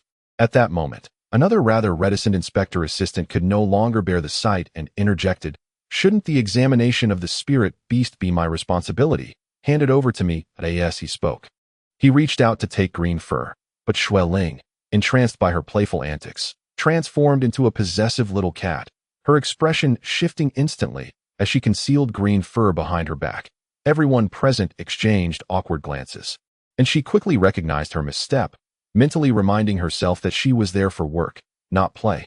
The usually taciturn Qin He, who had been stretching his hand for some time, also wore an embarrassed expression. Nevertheless, upon realizing her error, Xue Ling reluctantly relinquished Green Fur to Qin He to mask his own discomfort. Qin He promptly began examining Green Fur's body that he appeared to possess a unique spiritual technique, allowing him to sense the condition of Green Fur through touch, while also being able to heal certain special injuries sustained by spirit beasts. That it was rumored that his extraordinary abilities were linked to his family's bloodline. However, Wu Yi had only recently learned of this. Wu Yi felt a wave of anxiety regarding Green Fur's state. He had never heard of a spirit beast remaining in slumber for over half a month. At times, he feared that Green Fur might continue sleeping indefinitely. Fortunately, Qin He did not take long in his examination before arriving at a conclusion. Throughout the process, Wu Yi observed Qin He's expression closely, which remained largely unchanged. Yet, despite this, Wu Yi felt a sense of reassurance, for at the very least, it indicated that Green Fur's condition was not deteriorating further. When Qin He opened his eyes, everyone simultaneously inquired, "What is the verdict?" "Based on the information we have gathered, it appears that your phantom beast has endured an excessive amount of psychic energy from the blood-eyed demon Wolf King, which has resulted in its slumber." "What, then, will be the implications for the body of the Green Fur?" Wu Yi inquired hastily. Chapter 132. Awakening. The freckled girl, Xue Ling, responded, "There will be two primary effects.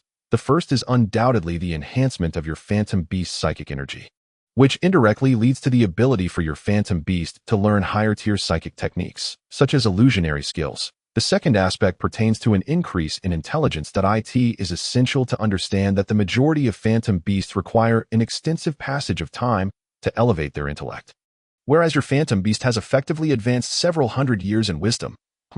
That doesn't sound particularly impressive. It would be more straightforward to directly augment the phantom beast's psychic power." Lin Xiao scoffed. "What did you say? Are you seriously implying that the opportunity presented to my phantom beast is insignificant?" Wu Yi retorted, not giving Lin Xiao a pleasant expression, even though he was sent by headquarters. "Insignificant is your claim, not mine." Lin Xiao shrugged off. The taciturn Qin He seized the moment to ignite the tension. "If both parties cannot stand each other, then let us settle it with a competition." Qin He truly enjoyed stirring the pot, but Xue Ling could no longer tolerate it and interjected, Hey, we are here for work, not to cause trouble."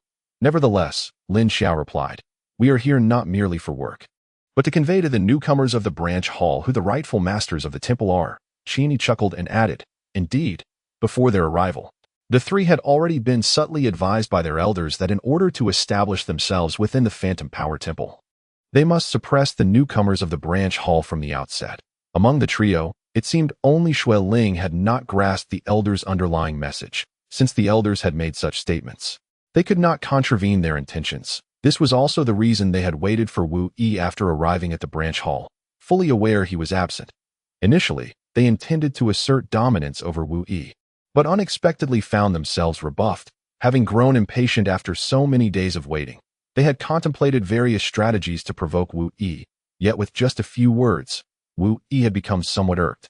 Even with Qin He suggesting such a proposition, he was apprehensive that if Wu Yi disagreed, they would miss the opportunity to assert their authority. However, to his surprise, as soon as he proposed it, Wu Yi responded, "Fine, bring it on. Who fears whom?" Lin Xiao disdainfully remarked, overestimating oneself. Indeed, they had the grounds to utter such words. Although the three were of similar age to Wu Yi, their access to ample cultivation resources, due to the significant attention from their elders, was incomparable to that of ordinary wealthy youths. This was the reason they had attained the formidable strength of a mid-tier level 9 in phantom power at such a young age. With just one more level, their psychic prowess would reach an advanced tiered AT. The advanced concentration of psychic power, both the offensive and defensive capabilities would experience several-fold enhancements compared to before. If it is said that a mid-tier concentration of ethereal energy can withstand a colossal tree that 3 individuals can embrace, then at the high tier, it can defend against a massive stone that 4 can encircle. Furthermore, high-tier ethereal beast masters attain a higher level of certification within the ethereal temple, elevating their status above that of ordinary ethereal beast masters, while also granting them greater benefits within the temple itself. Initially, the 3 intended to wait until they reached high-tier ethereal energy to become assistant inspectors. However, the temple headquarters made an exception and promoted them ahead of schedule. Indeed, throughout the entire ethereal temple, no one has surpassed their training speed, not even Wu Yi, who has only recently advanced to the mid-tier. When they proposed a duel, Wu Yi showed no trepidation and agreed to their suggestion. Thus, they all proceeded to the arena. Chapter 133. The duel. The 4 arrived at the arena, and naturally, the duel had to be reported to He Yan. To their surprise, He Yan did not object. Instead, he appeared rather intrigued. He stated, "I consent, but allow me to act as the referee, if you do not mind." The 4 dared not express any dissent and nodded in agreement. However, they were taken aback that He Yan would involve himself in the proceedings. In fact, such duels are quite commonplace within the ethereal temple. When competing within the temple, adherence to its regulations is mandatory, with the foremost rule being the prohibition of life and death combat.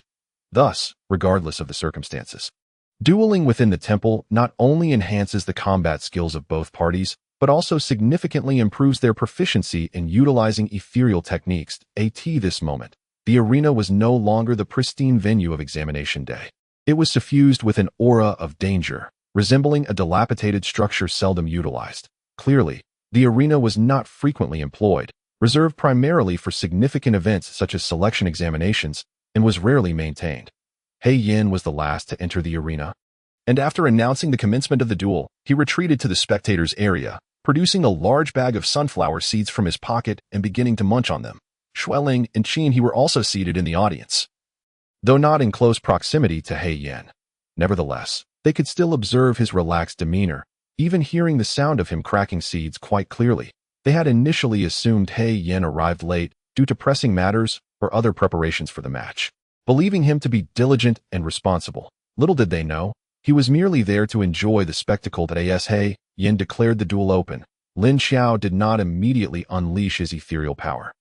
Instead, he boasted with a sense of pride, "Originally, my ethereal energy was mid-tier level 9, while yours is merely mid-tier level 2. This is inherently unfair. Moreover, your ethereal beast remains in slumber, rendering you even more disadvantaged. Therefore, from this moment on, I shall refrain from employing my ethereal beast." Lin Xiao had anticipated that Wu Yi would express gratitude for his concession, thinking it would lead to a less humiliating defeat. However, Wu Yi was far from appreciative. "Suit yourself," he replied nonchalantly. Such simple 3 words, yet they rendered Lin Xiao's good intentions utterly worthless, as if Lin Xiao himself were filled with trepidation. Humph! The once proud expression on Lin Xiao's face instantly darkened. He ceased his idle chatter and unleashed his, charging towards Wu Yi with fervor. How swift, Wu Yi mused within. Is this the prowess of a peak mid-tier fighter, without employing the speed of Zidian Shinsu? This was indeed Wu Yi's utmost limit. In pursuit of a swift resolution, Lin Xiao had already exerted 90% of his velocity. This confrontation was inherently unequal. To truly demonstrate his strength, a rapid conclusion was imperative. Otherwise, prolonging the battle would lead to victory, yet at the cost of his dignity. Resolute in his decision, Lin Xiao had not intended to hold back his strength from the outset. However, just as Lin Xiao swiftly approached Wu Yi, his fist aimed squarely at Wu Yi's head, Wu Yi astonishingly evaded, retreating 3 meters in an instant with a speed beyond imagination. Indeed, Wu Yi had activated the ability of Zidian Shinsu. Upon witnessing Lin Xiao's velocity, Wu Yi understood that he too could not afford to conserve his strength. Otherwise, he would face a humiliating defeat.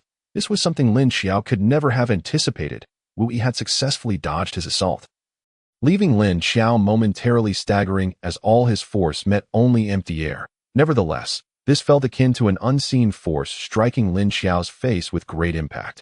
It was the blow to his pride. Chapter 134. The struggle. Lin Xiao was utterly taken aback that his nearly full-speed punch had been evaded by Wu Yi, who had managed to dodge with a slight delay. This indicated that Wu Yi's speed surpassed his own, a notion Lin Xiao found intolerable.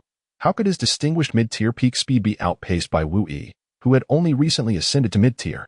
It would be hard for anyone to believe such a claim. Lin Xiao himself hardly accepted it, convinced that Wu Yi must possess some unique. While his speed was impressive, it surely could not be sustained. Yes, that must be it. Wu Yi observed Lin Xiao from a distance, as if challenging him silently. Come at me, if you dare. However, this was merely Lin Xiao's interpretation. Wu Yi harbored no such thoughts. He remained vigilant, fully aware that Lin Xiao's far surpassed his own, and he was oblivious to the nature of Lin Xiao's. In the absence of clarity regarding his opponent, Wu Yi chose to await developments.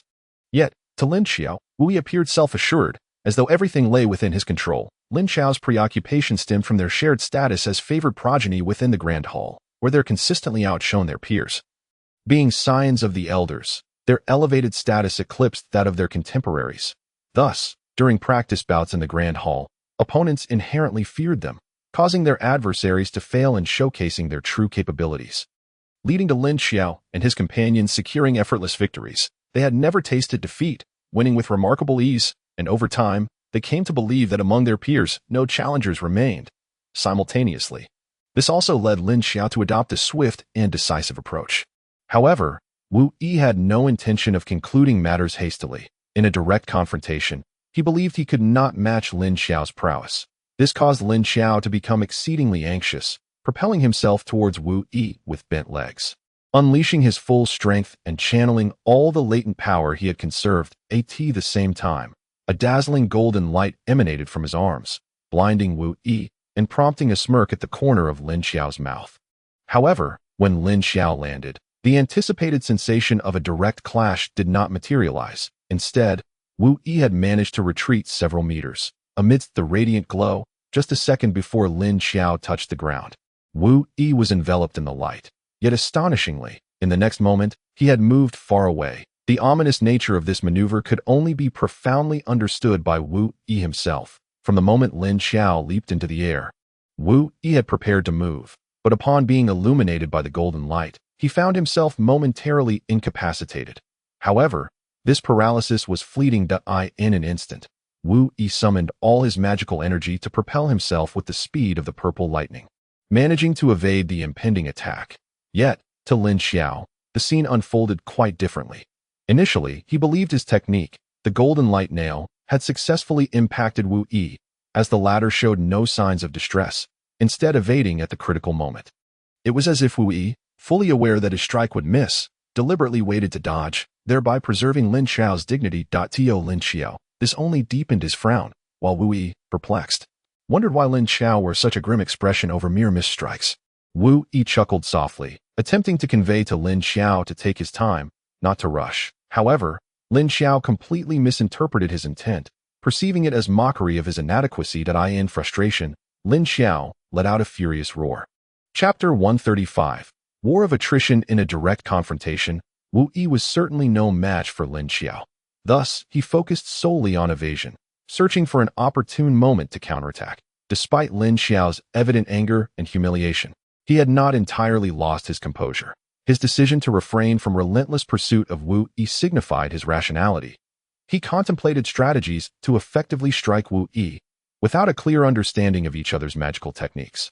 The most apparent disparity lay in the quantity of magical energy. Lin Xiao's magical energy surpassed Wu Yi's by 7 or 8 levels, translating to a total magical energy capacity that was double that of Wu Yi's. Consequently, Lin Xiao deduced that a strategy of attrition was his best course of action. You think you can evade indefinitely? Let us see how long you can sustain your magical energy. With that, Lin Xiao charged towards Wu Yi, his speed noticeably reduced compared to before. However, in Wu Yi's eyes, Lin Xiao's pace remained impressively swift, compelling Wu Yi to employ the purple lightning once again. The ethereal tattoo of purple lightning vines upon Wu Yi's feet flickered with brilliance. Though concealed beneath his trousers and shoes, onlookers remained oblivious to the source of his extraordinary speed. Even though the violet light was faint, it still managed to seep through the crevices of the fabric. Its dimness rendered it nearly negligible. However, it seemed that the light caught the attention of Hyan, who was seated in the viewing area, leading to a momentary hesitation as he cracked sunflower seeds. His gaze shifting toward Wu Yi's feet. While prolonged combat can be a sound strategy, it requires a suitable mindset, and it appears that Lin Xiao is not one to possess such patience. Wu Yi maintained his rapid movements, mirroring Lin Xiao's relentless pace that it was akin to knowing there is a fly ahead, yet being unable to catch it. A most vexing predicament that I in this moment. Lin Xiao experienced such frustration, acutely aware that Wu Yi was within reach, yet perpetually evading his grasp at the last second. Meanwhile, Xueling and Qin He, seated in the audience, watched with palpable discontent. As this match diverged significantly from their expectations, they had anticipated that Lin Xiao would swiftly conclude the battle and emerge victorious, not engage in a cat-and-mouse game. Moreover, it appeared that this cat was rather inept. Shouldn't he devise a method to control Wu Yi's movements? Initially standing in anticipation of a quick resolution, they now found themselves seated, as the prospect of Lin Xiao's victory seemed bleak. Their spirits were dampened, for the unfolding events had not proceeded as anticipated. They had envisioned Lin Xiao swiftly resolving the conflict, subsequently gathering other young talents from their sect to defeat them one by one. Such an accomplishment would significantly enhance their prestige, and if the three of them could establish themselves as the preeminent young leaders, the prospect of inheriting the elder positions within the illusionary power temple would be greatly promising. However, with this setback, their subsequent plans were also hindered, and while they observed the match, they pondered strategies. Just then, two girls entered from the direction of the entrance. One was tall and alluring with long hair, while the other sported short hair in a boyish style, exuding a different kind of androgynous beauty. These were Yan Er and Su Xingqin. His attention was instantly drawn away from the arena and captivated by the two girls. Simultaneously, the freckled girl, Xueling, noticed Qin He's distraction and was immediately struck by jealousy. Chapter 136. Impatience. Beautiful individuals possess an innate ability to attract attention, as exemplified by the current situation, where Qin He found herself deeply enthralled by the two girls. The three of them were the focal points of their family's cultivation efforts, dedicating most of their time to honing their illusionary powers and skills, seldom venturing out. Furthermore, not all prodigies within the family were blessed with both beauty and talent. Among the elite in the main hall, many exceptionally gifted individuals did not possess striking appearances, some even bordering on unattractive.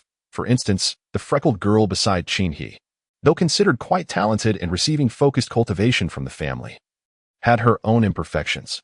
Overall, aside from some blemishes on her face, her figure was relatively appealing, well-proportioned in all the right places. However, when compared to Yan Er, she still fell short. Otherwise, Qin He would not have been so transfixed by the direction of Yan Er and her companion. At first, Xueling did not notice the peculiarity in Qin He. She had indeed observed the presence of two girls spectating, yet she paid them no heed, choosing instead to focus intently on Lin Xiao's performance in the arena. She furrowed her brow and remarked, Lin Xiao has been unable to land a hit on Wu Yi. How can such a duel instill a sense of intimidation among the young participants?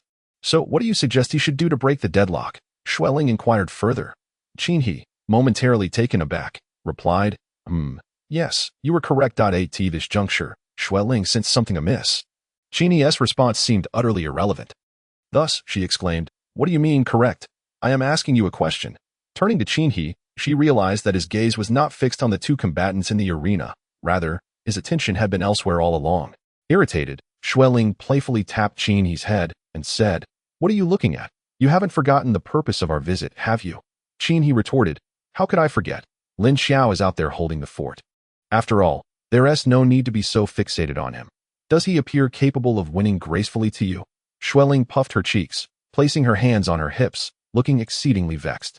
Only then did Qin He redirect his focus to the arena, observing for a few moments and recognizing the situation. Lin Xiao's illusions were predominantly aggressive in nature if he could not strike his adversary. What was the point of possessing such formidable offensive power? In terms of speed, Wu Yi was undoubtedly faster than Lin Xiao, which explained why Lin Xiao struggled to land a hit. Qin He mused that if he were to enter the fray, he might be able to counter Wu Yi effectively. Most of Qin He's illusions were control skills. If the two were to combine their efforts, they could undoubtedly overpower Wu Yi. However, such a victory would lack honor. After Wu Yi had evaded Lin Xiao's attacks several times, Lin Xiao could no longer contain his frustration and exclaimed, "Are you a monkey? Why do you only know how to run away? Is there any meaning in this contest?" Unfazed, Wu Yi retorted, "There is indeed meaning. By dragging this out, we are essentially measuring the extent of our illusionary power. Even if you win, it will be a hollow victory, leaving you without face." Lin Xiao, exasperated, waved his hand dismissively, saying, "No more, no more, this is pointless." Yet, Wu Yi did not grant him such an opportunity. As Lin Xiao turned to exit the arena, Wu Yi launched an attack. Chapter 137. The flaw. Though Lin Xiao had turned his back, his acute senses detected Wu Yi's proactive assault. This was precisely the outcome he sought. If he could not strike you, then let you come to him. Thus, when Lin Xiao braced himself to confront Wu Yi's attack, he was taken aback to find Wu Yi slipping to his left. This felt akin to a maiden yearning for her beloved, turning to embrace him only to discover he was standing at a distance, evading her. Such was the disheartening sentiment that enveloped Lin Xiao in that moment. The ethereal power that had originally coalesced in Lin Xiao's hands began to wane. However, at that precise moment, Wu Yi unleashed his lightning-fast technique, charging towards Lin Xiao. With his right hand poised for the illusionary shock fist, he prepared to strike. Lin Xiao had just relaxed his ethereal strength, and now, channeling it back into his arms required precious time. No matter how swiftly he acted, it could not compare to the readiness of Wu Yi's technique. In a desperate attempt to raise a defensive barrier, Lin Xiao was a fraction too slow. When Wu Yi's illusionary shock fist collided with Lin Xiao's arms, a jolt of excruciating pain surged through his hands, making it clear that he had sustained an injury. Yet, rather than examining his hands, Lin Xiao remained fixated on Wu Yi, who had swiftly created distance between them. Wu Yi was acutely aware that Lin Xiao's ethereal power far surpassed his own, and the potency of Lin Xiao's techniques was equally formidable. Lacking confidence in withstanding Lin Xiao's assault, Wu Yi resolved to evade at first, only seizing the opportunity to strike when a chance like before presented itself. It remained unclear whether Lin Xiao had intentionally exposed a flaw to invite Wu Yi's attack or if Wu Yi had inadvertently created an opening in Lin Xiao's defenses. Nevertheless, a flaw was a flaw. Regardless of its guise, it remained an opportunity for whoever could capitalize on it. Thus, Wu Yi seized the moment, but he understood that such chances were fleeting and could be exploited only once. This realization prompted him to swiftly retreat after his initial strike.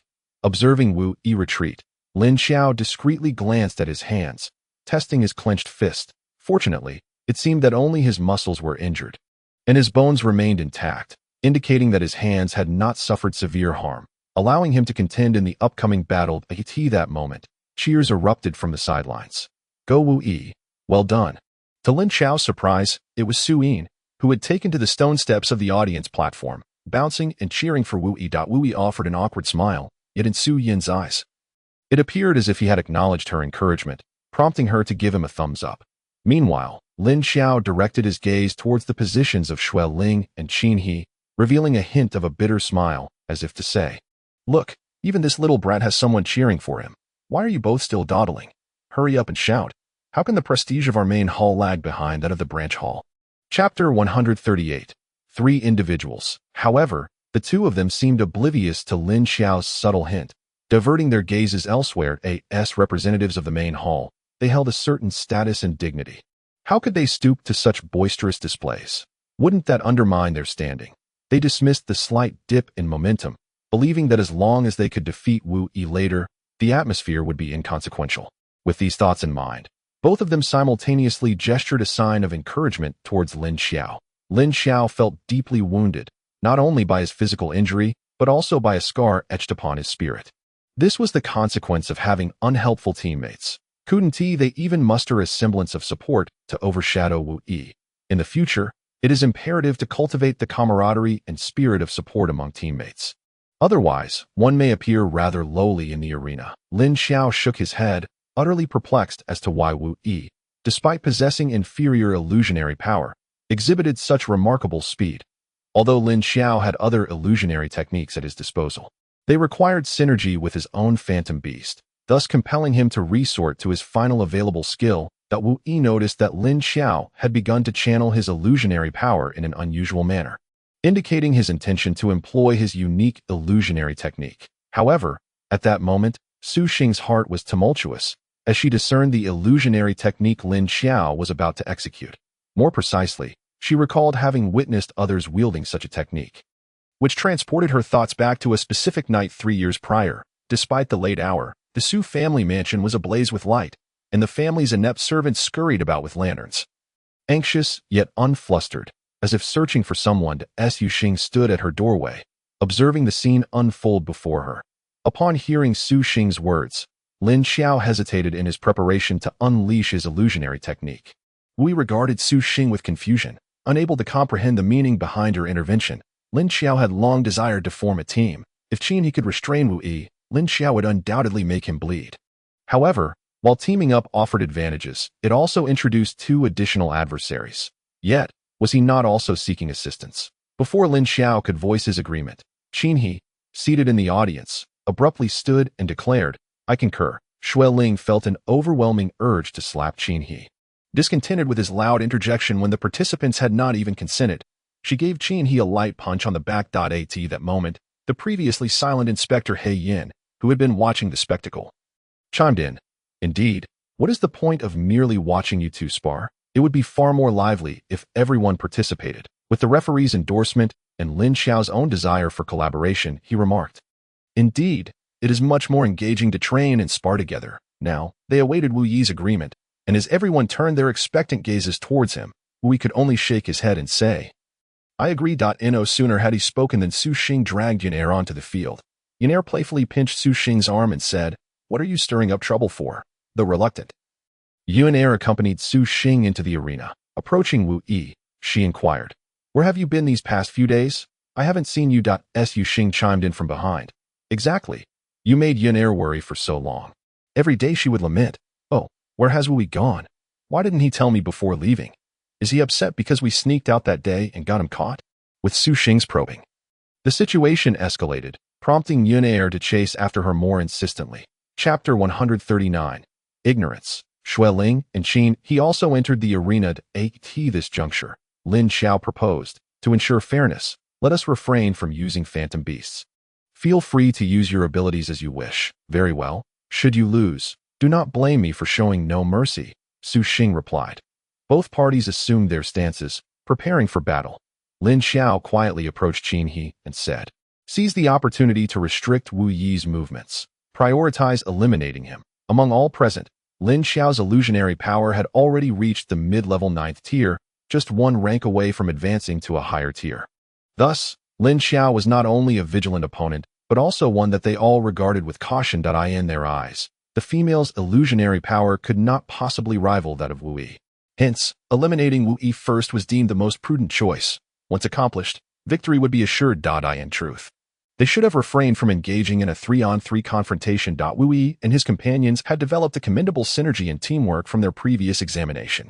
In terms of collaboration, they would likely not be outmatched by Lin Xiao and his team. The bow, transformed from the spirit serpent of the underworld, was firmly grasped in Yan Er's hand, while Su Xing summoned a diamond porcupine. And Wu Yi positioned himself behind the two. If Yan Er was the archer and Su Xing the defender, then Wu Yi naturally assumed the role of the assassin. Wu Yi's speed was remarkable, ideal for ambushes, yet his offensive power paled slightly in comparison to that of Lin Xiao's group. After all, the disparity in illusionary power was not to be taken lightly. The positioning of Lin Xiao's trio further illustrated this. Qin He was at the center, primarily in control, with Xue Ling positioned nearby to provide support. Thus, Lin Xiao at the forefront was the most formidable attacker, clearly designated as the primary offensive force, just as they settled into their stances. He Yan's voice resonated through the arena, exclaiming, "Allow me to add a touch of surprise." No sooner had he spoken than a dense fog enveloped the arena, obscuring visibility and introducing an element of unpredictability into the contest. It remained uncertain whether this was Lin Xiao's group's first experience battling in such fog. However, it was certainly not Wu Yi and his companions made an encounter. They quickly adapted to their surroundings, shifting their focus from sight to sound. As the figures of their opponents vanished from view, Yun Er concentrated her illusionary power, launching an arrow in the direction of Lin Xiao's trio. Yet, no sound emerged from the opposing side, indicating they were not foolish. They had repositioned themselves quietly amidst the fog. It is worth noting that within the vast arena, only the 6 of them were present. Any noise would have undoubtedly reached Yun Er's ears. Suddenly, a loud thud erupted behind Wu Yi, startling him as he realized the opponent's speed was astonishing, having closed the distance in mere moments. Nevertheless, the adversary gained no advantage, as Yun Er released her arrow. Su Xing had already cast a defensive illusion behind the trio. The porcupine shield, resembling the spines of a porcupine, materialized behind Wu Yi, clearly absorbing the impact of Lin Xiao's assault. It could be said that Su Xing's fortunate interception of their attack was merely a stroke of luck. Her thoughts were remarkably straightforward. She remained vigilant of what lay ahead, yet she could not be certain of what was behind her. To err on the side of caution, she preemptively set a shield behind them. To her astonishment, as soon as it was established, Lin Xiao and the others collided with it. Chapter 140, Constraints. However, despite the sharp spikes on the shield, they did not harm Lin Xiao. For the shield had only just formed and was merely a manifestation of illusionary power. Lin Xiao's own illusionary prowess surpassed theirs, rendering the shield ineffective against him. Yet, although he was unharmed, he was nonetheless startled. It was as if someone had foreseen his next move, having daringly prepared to launch a surprise attack from behind. He found his efforts thwarted by their illusionary techniques. It was crucial to note that he had accurately gauged the moment to dash behind them. Without even providing a hint to Qin He and Xue Ling in the dense fog, where visibility was obscured, he rushed forward, believing he could seize the opportunity before them, but he assumed that, as the mist rose, they would first ascertain their positions before striking, implying that Wu Yi and his companions were not yet prepared for defense. However, he could never have anticipated their swift reactions, while launching arrows to pinpoint their location. They simultaneously coalesced a shield behind them. This left him immensely frustrated, akin to stepping in numerous piles of dog excrement on an ill-fated day. With his attack failing, Lin Xiao quickly retreated, distancing himself from Wu Yi and his companions. Wu Yi did not advance toward Lin Xiao's direction, understanding that their trio's illusionary strength was inherently weak and could only stand a chance when they worked in concert. Yet, this was precisely what Wu Yi feared. If Lin Xiao and his allies coordinated flawlessly, their own strategic advantage would vanish. Nevertheless, Lin Xiao's solitary charge indicated a significant issue. Their collaboration was far from the seamless unity he had envisioned. The fact that only Lin Xiao rushed forward suggested that this was his individual endeavor, as neither Xue Ling nor Qin He could timely coordinate with him. Ideally, when Lin Xiao failed to strike Wu Yi, Qin He and the others should have maintained a frontal assault to disrupt Wu Yi's synchronization. However, Xue Ling and her companions remained hidden, failing to act, which resulted in Lin Xiao's ambush being a futile endeavor.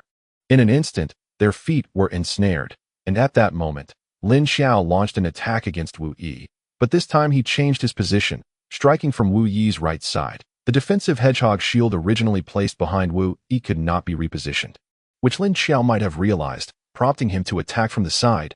Just as he anticipated a successful hit, Wu Yi unexpectedly leaned backward with force, executing a simple maneuver that evaded Lin Xiao's strike. Lin Xiao's hands brushed against the sleeve of Wu Yi's garment.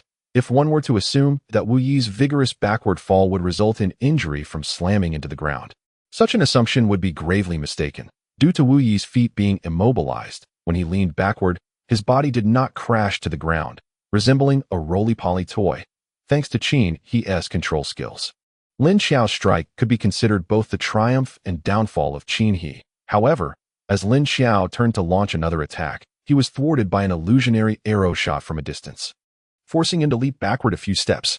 Yet, in his evasive maneuver, 2 more arrows flew toward Wu Yi's feet, severing the black tendrils that had constrained him. With his feet freed, Wu Yi swiftly dashed towards Su Xing, only to discover a misty silhouette behind her. Wu Yi delivered a kick imbued with illusionary power, compelling the silhouette to shield its chest with both hands. yet it was still propelled into the fog. In that instant, Wu Yi realized it was a girl, presumably Xue Ling, who surprisingly possessed an invisibility skill.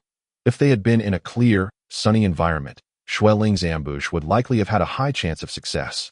However, she had chosen to strike from within the mist. It is essential to note that even mist holds color, and it is uniformly distributed in the air. In this manner, the fog inadvertently outlined Xue Ling's figure, providing some concealment, yet failing to achieve complete invisibility. Consequently, Wu Yi was able to discern her presence, leading to her exposure. Wu Yi then aimed a kick at the black tendrils entangling Su Xing's feet, and to his surprise, they dissipated with a single strike. The fog thickened ominously, as if dark ink had been poured into the white mist, transforming their surroundings into an abyss of blackness. What was once merely an obstruction to their sight had now rendered them completely blind.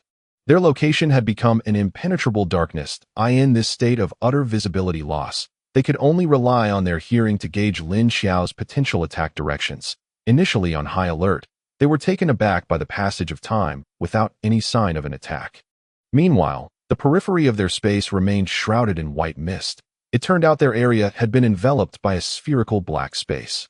Lin Xiao gazed at the blackened region before him, exclaiming in resignation, "How did you unleash the black memory? While obscuring their vision, you have also hindered mine. How can I dare to attack?" He reassured him, "No worries, you don't have to go in. Just stay outside. The moment someone emerges, you can strike, catching them off guard." Lin Xiao contemplated delivering a playful kick to Qin's head, dismissing the notion of merely waiting for prey as foolish. However, just as he was about to abandon the idea of entering, a sudden disturbance occurred at the periphery of the black sphere. Without hesitation, Lin Xiao rushed forward and unleashed a powerful kick.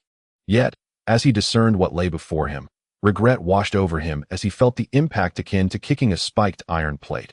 Originally, it was Su Xing's phantom beast, the steel hedgehog, which, unexpectedly, found itself receiving a kick while following its master's command to scout the surroundings.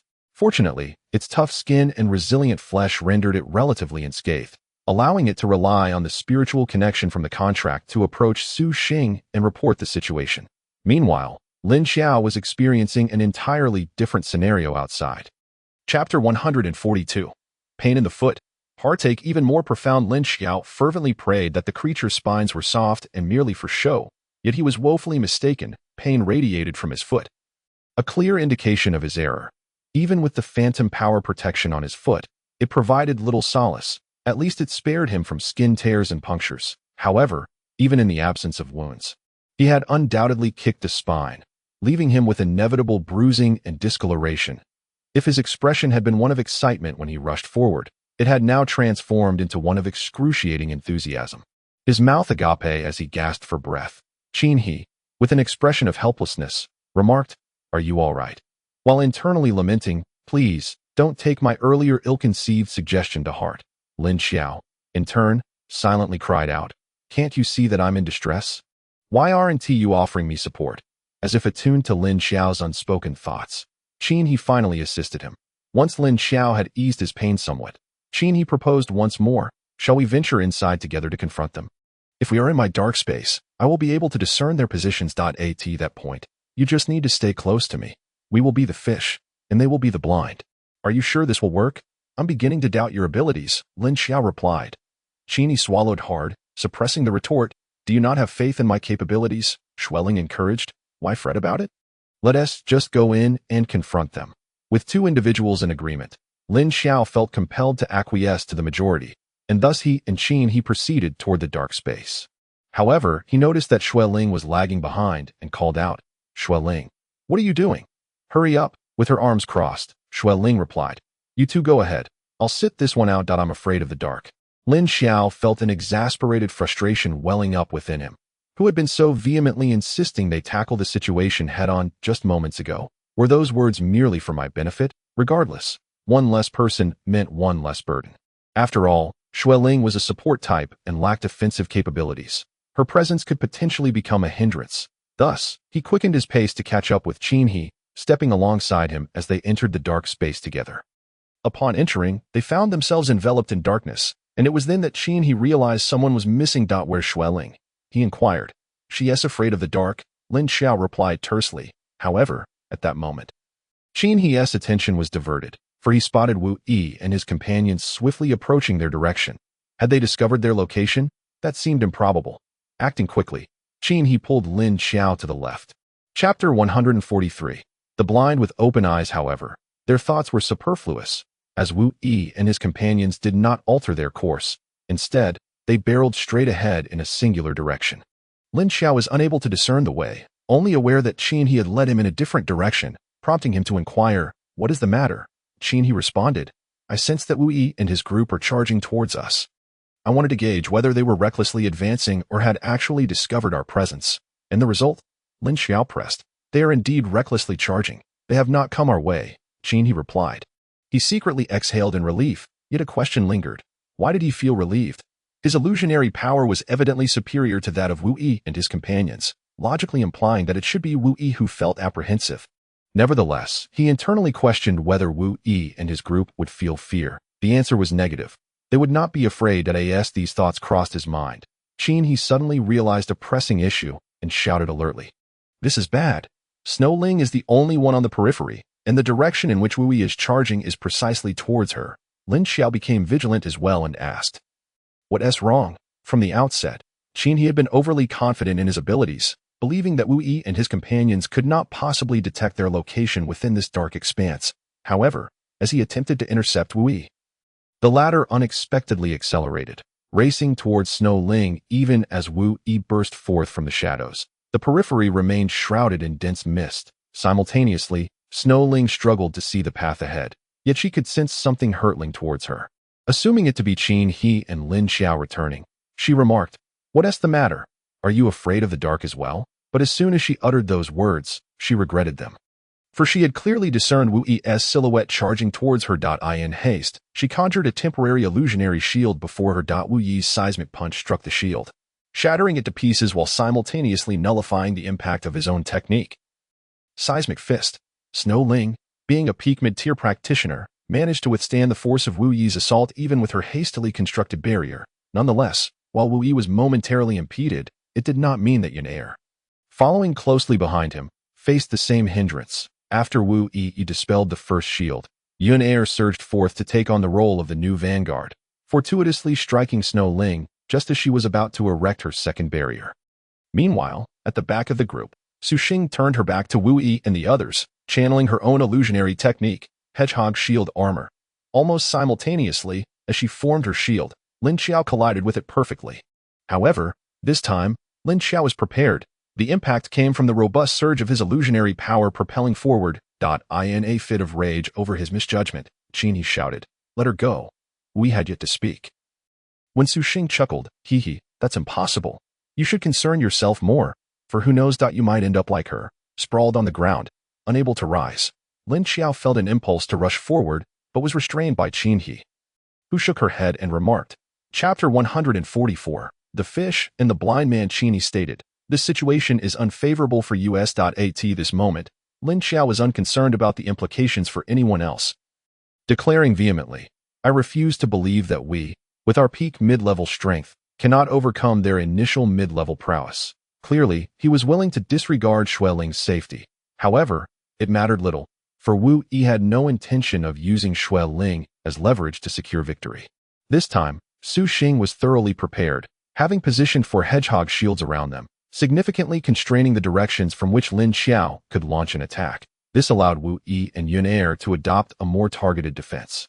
Observing Lin Xiao rushing forward alone once more, Qin He shook her head and unleashed her vine-wrapping skill to control the movements of Wu Yi and the others. Yet, they had anticipated her actions. As the vines erupted from the ground, they deftly evaded. However, this maneuver left them vulnerable to Lin Xiao's assault. What Lin Xiao had not anticipated was that Su Xing's hedgehog shields were mobile. The shields were evenly distributed around her, and as she moved, they followed suit, perpetually shielding her. Thus, when Su Xing evaded, she consciously directed her movements to ensure the shields remained positioned before Lin Xiao. Despite this, Su Xing was unable to thwart Lin Xiao's advance, for his speed was overwhelming. To him, her movements appeared sluggish, akin to someone with dulled reflexes. Now, his target shifted to Su Xing while her shields did indeed disrupt his actions. Preventing him from unleashing his full strength, he realized that to engage Wu Yi in a direct confrontation, he must first eliminate these obstacles. just as his power-infused right hand was about to grasp Su Xing. Her face a mask of terror, a magic arrow shot from afar by Yin air disrupted Lin Xiao's assault. The arrow struck his right hand with precision, causing his silvery hair to whip about in the gust. Yet, this minor deflection was sufficient to grant Su Xing a momentary opportunity to evade. Frustrated by consecutive failures, Lin Xiao's anger surged, but he could not allow this to deter his offensive. Nevertheless, his assault was interrupted by Qin He's cry for help from behind. It was too late. She was engulfed in the dense fog of the dark space, and he had no choice but to follow her inside. Wu Yi glanced at Su Xing, who in turn looked at Yin air. Both sharing a look of helplessness. Wu Yi declared, "Look, they have entered the cage of their own making. Is there any need for us to pursue? Of course we must chase them, ideally to strike down a drowning." Su Xing gritted her teeth and spoke with palpable resentment. Yet, Wu Yi remained oblivious to the source of her intense ire. Could it be that Lin Xiao's earlier attack had unsettled her? Yin'er chimed in, "I relish the notion of blind men fishing. Now it is our turn to tease the blind." Chapter 145. The ability of the green-haired one. From that moment forth, all individuals were enveloped in the dense mists of the dark space. If Lin Xiao wished to ascertain the location of Qin He's abduction, he could only rely on sound for orientation. Hastily, Lin Xiao dashed into the dark realm, his lack of caution stemming from the belief that this space was conjured by Qin He, thus posing little threat to himself. This illusion was a technique that could only be wielded by a practitioner of high-level illusionary powers, and he could only exert half of its capacity due to his premature deployment. Therefore, once unleashed, it could not be retracted. However, as Lin Xiao recklessly plunged into the void, he soon remembered that he, too, was affected by the spatial distortion, rendering him blind to his surroundings. The sole individual capable of discerning direction was Qin He, the one who had cast this illusion. Upon Lin Xiao's entry into the space, Qin He sensed his presence and shouted, "I am to your left and slightly ahead." Simultaneously, he struggled against the steel hedgehog that had latched onto his foot. But regardless of how he kicked and prodded its head, it refused to relent. All he could do was continue to direct Lin Xiao to his location while notifying him that Wu Yi and the other two had also entered the space. "Be cautious. They have all come in." Strangely, Qin He observed that Wu Yi and his companions seemed to possess an uncanny awareness of Lin Xiao's position, moving accurately towards him. Without hesitation, he urged, "Wu Yi and the others appear to sense your location. Exercise caution." Initially, Qin He harbored a hope that perhaps his own voice had been too loud, inadvertently guiding Wu Yi and his companions to him. However, as he felt Lin Xiao's position shift and noticed Wu Yi adjusting his course in tandem, his suspicions were confirmed. Lin Xiao had not made a sound during his movement. At that moment, he was being dragged along by the steel hedgehog, and several times his head collided painfully with protruding stones on the ground. Just as he was reeling from the pain, an unexpected turn of events occurred. The steel hedgehog abruptly changed direction, heading towards Wu Yi and Su Xing. He quickly cautioned, "Do not pursue. I am being led towards them by this hedgehog. Your inability to see puts you at a significant disadvantage. Hurry and retreat." Yet, before he could utter more, Wu Yi silenced him with a rag he had procured from an unknown source. Strangely, Wu Yi's posture was somewhat peculiar. He was slightly hunched, a pronounced bulge protruding from his back, resembling the hunch of an elderly man. Upon closer inspection, it became evident that something was crouched upon his back. At this juncture, Lin Xiao had comprehended Qin He's final warning. Recognizing the precariousness of his situation, he had been traversing this circular space for an extended period, completely disoriented as to the cardinal directions. If Lin Xiao possessed the ability of perception, he would undoubtedly discern the flaws of Wu Yi and his companions. From the very beginning, they moved in close proximity to one another, revolving around Wu Yi as if he were the collective eye of the group. Indeed, upon entering this space, Wu Yi seemed to possess an uncanny vision, continuously verbally guiding Su Xing and Yin air, informing them of Lin Xiao's whereabouts. At last, they stealthily approached Lin Xiao's vicinity, yet he remained oblivious, wandering aimlessly. Chapter 146. Unwavering resolve. Su Xing picked up a stone from the ground and hurled it toward Lin Xiao's position. Although Lin Xiao could not see it, he was still capable of sensing the approach of an object, allowing him to evade it. Unyielding, Su Xing threw again, but still, it did not strike its target. However, this act inadvertently revealed their location. Aware of their position, Lin Xiao ceased his erratic movements, standing vigilantly in their direction. Yet, he hesitated to charge forward, for he had never successfully shattered Su Xing's shield armor. which was adorned with barbs that could injure him if he collided with it. While he remained on guard, a phantom arrow shot toward him. This arrow, imbued with illusionary power, was far easier for Lin Xiao to perceive than the stone, enabling him to deftly dodge it. Wu Yi inquired of the green-haired creature perched on his back. So, has his position been secured? The green-haired creature nodded affirmatively. Indeed, during their time in the dark space, it had awakened, allowing Wu Yi and his companions to accurately sense Lin Xiao's location through its formidable psychic abilities. Had they launched a coordinated assault, Lin Xiao would have been easily overwhelmed. However, Su Xing was reluctant to conclude matters so swiftly. If it ends this way, it would be far too dull. Let us save the last one for a leisurely game, she declared, clearly harboring some mischievous intent. To prevent any unforeseen developments, Wu Yi had no choice but to accompany her, remaining vigilant of Lin Xiao's movements. Chapter 147. Not to be unduly submissive. A phantom arrow grazed Lin Xiao's chest, startling him. He had not anticipated Yun Er's rapid succession of shots. A momentary lapse in his awareness nearly cost him the chance to evade. From that point on, Lin Xiao heightened his senses, focusing intently on the direction of Yun Er's phantom arrows. Although Wu Yi's phantom beast, the green-haired creature, had awakened, it was still not fully alert, limiting its assistance to Wu Yi. However, as time passed, the green-haired creature became increasingly aware, eventually able to provide clear positions for the other two aside from Wu Yi. Now, the creature's psychic abilities were intricately linked with Yun Er and Su Xing, allowing it to convey Lin Xiao's location with precision. Thus, Yun Er could shoot her arrows with such accuracy, ensuring that they struck Lin Xiao while still granting him a moment to react. After all, they were merely indulging in playful antics, not intending to conclude the encounter just yet. Strangely enough, despite being at such a disadvantage, Lin Xiao showed no inclination to concede. Could it be that he harbored a flicker of stubborn defiance? In truth, Wu Yi and the others were oblivious to the fact that Lin Xiao refused to concede defeat because he felt that the competition had been excessively humiliating, depriving him of the opportunity to showcase his true prowess. He believed that if he could summon his phantom beast, he would be able to vanquish Wu Yi and his companions in an instant. However, out of respect for the rules and to preserve his final vestiges of dignity, he had no intention of unleashing his phantom beast. Similarly, even when Xue Ling and Qin he found themselves ensnared, they too refrained from releasing their phantom beasts to extricate themselves from their predicament. After all, their phantom power was inherently more formidable than that of Wu Yi and his cohort. Unleashing their phantom beasts would render the competition even more inequitable, which ultimately contributed to their downfall. Nevertheless, Lin Xiao had not yet succumbed, and thus they still clung to a flicker of hope, albeit a minuscule one.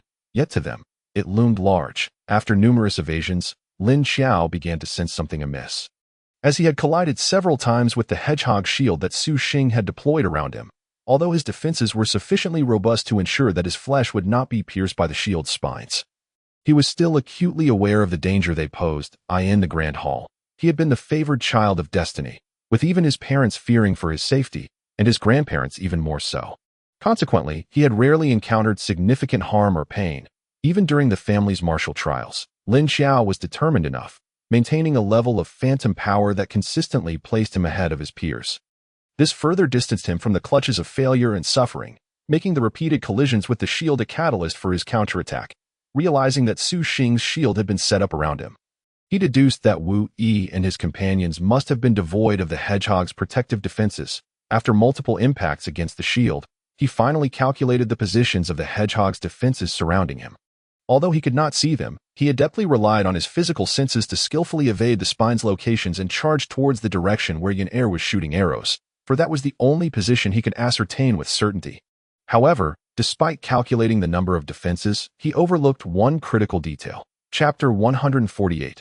Intuition. That detail was Su Xing's final line of defense, the phantom beast made of refined steel, the steel hedgehog. The spines of the steel hedgehog were several degrees harder than the defenses conjured by Su Xing himself. Additionally, the tips of the steel hedgehog's spines possessed the ability to weaken phantom power. When Lin Xiao recklessly collided with the steel hedgehog, he finally tasted the potency of Su Xing's ultimate defense. Lin Xiao's chest was fully thrust against the spines of the steel hedgehog, and due to the weakening of his defenses, his body was pierced. Simultaneously, a gust of wind swept through, carrying away the entire dark space along with the dense white mist. In an instant, light was restored. temporarily blinding Wu Yi and the others. Moments later, as their vision cleared, they discovered that He Yin had positioned himself behind Lin Xiao, gripping the latter's shoulder with a firm hand. Wu Yi, too, discerned that Lin Xiao's chest and abdomen, it was the sharp quills of the steel hedgehog that had inflicted the wounds. Su Xing never anticipated the formidable power of the quills atop her steel hedgehog, nor did she foresee that she could truly harm Lin Xiao.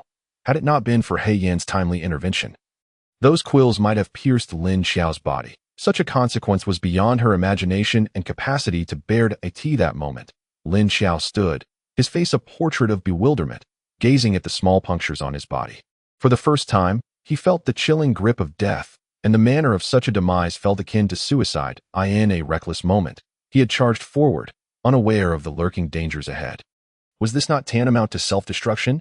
He Yin, too, sensed something amiss. The armor-like spines of the steel hedgehog instilled a sense of unease within him, reminiscent of something he had encountered before.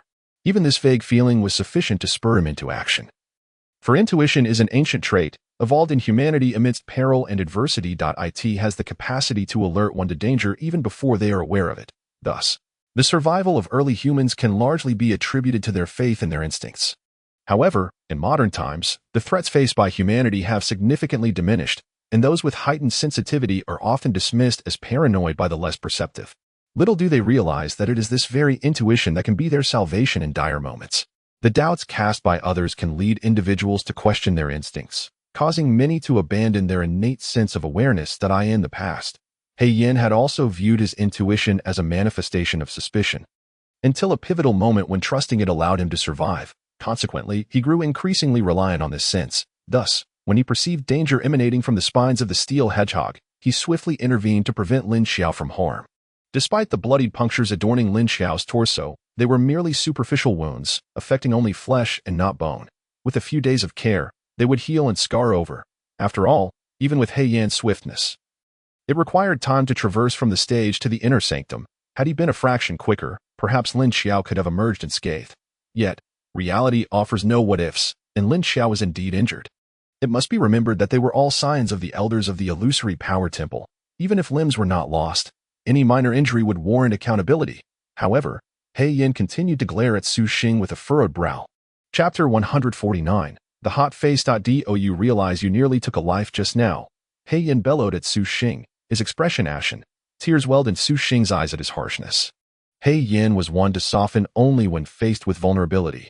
Seeing her in such distress, his tone softened as he urged, reflect on where you went wrong. Lin Xiao, noticing He Yin's serious demeanor, stepped forward to defend Su Xing, stating, it is not her fault.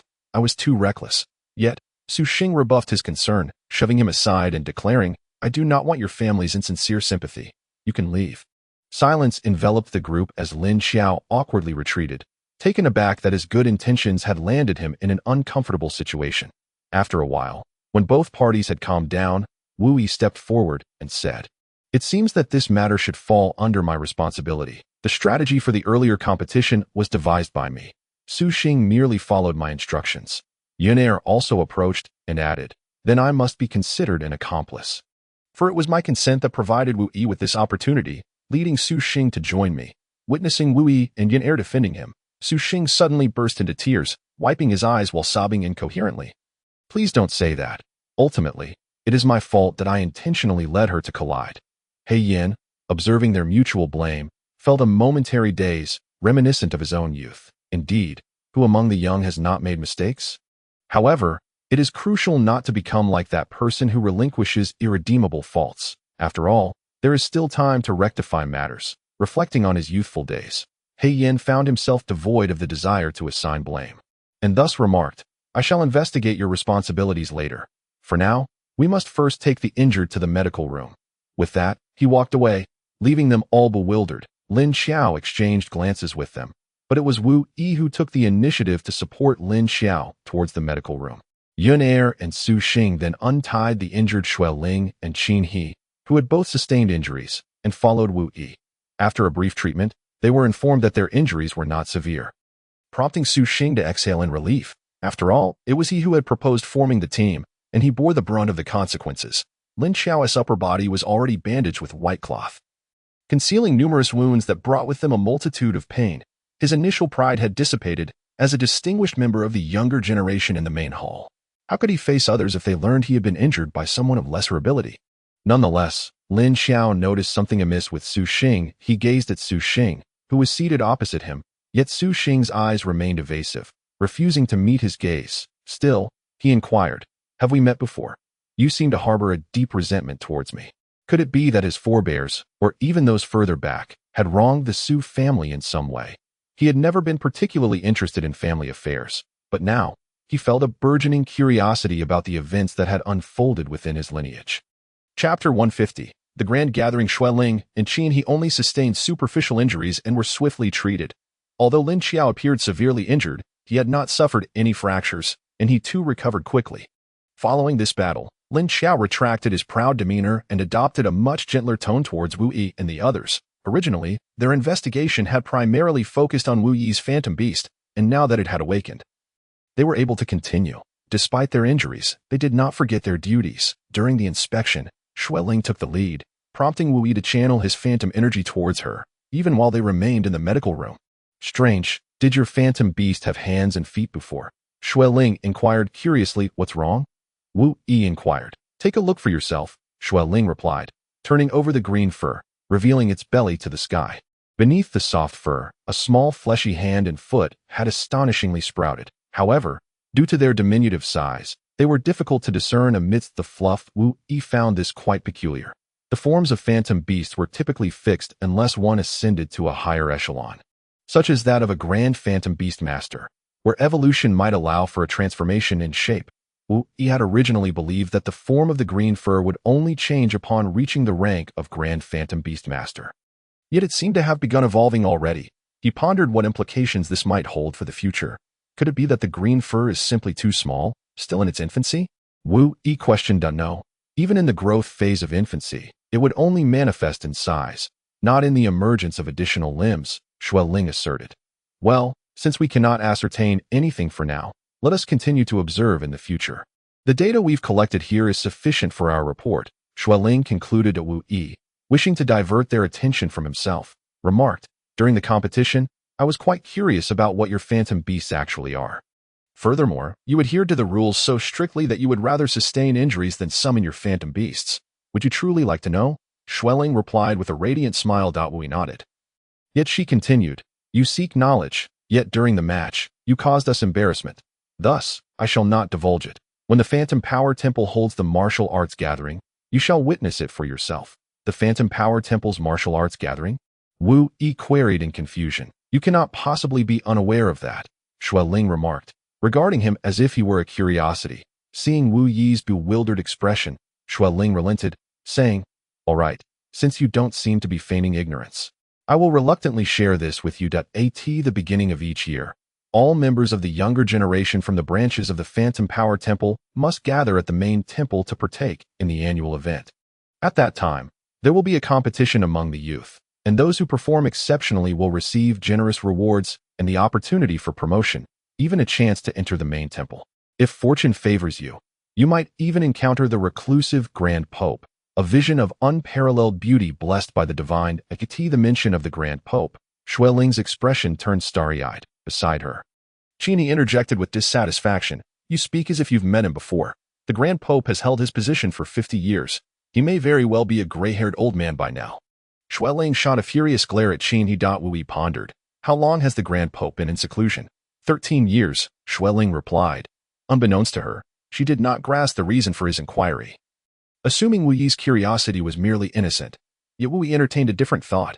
He recalled that he had lived in Mad Dog Village for precisely 13 years. He began to wonder if there might be some connection.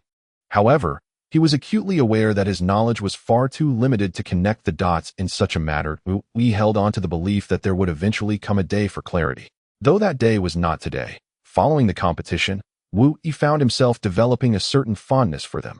Even in the end, Lin Xiao had not violated the rules initially set for the contest, which greatly impressed Wu Yi.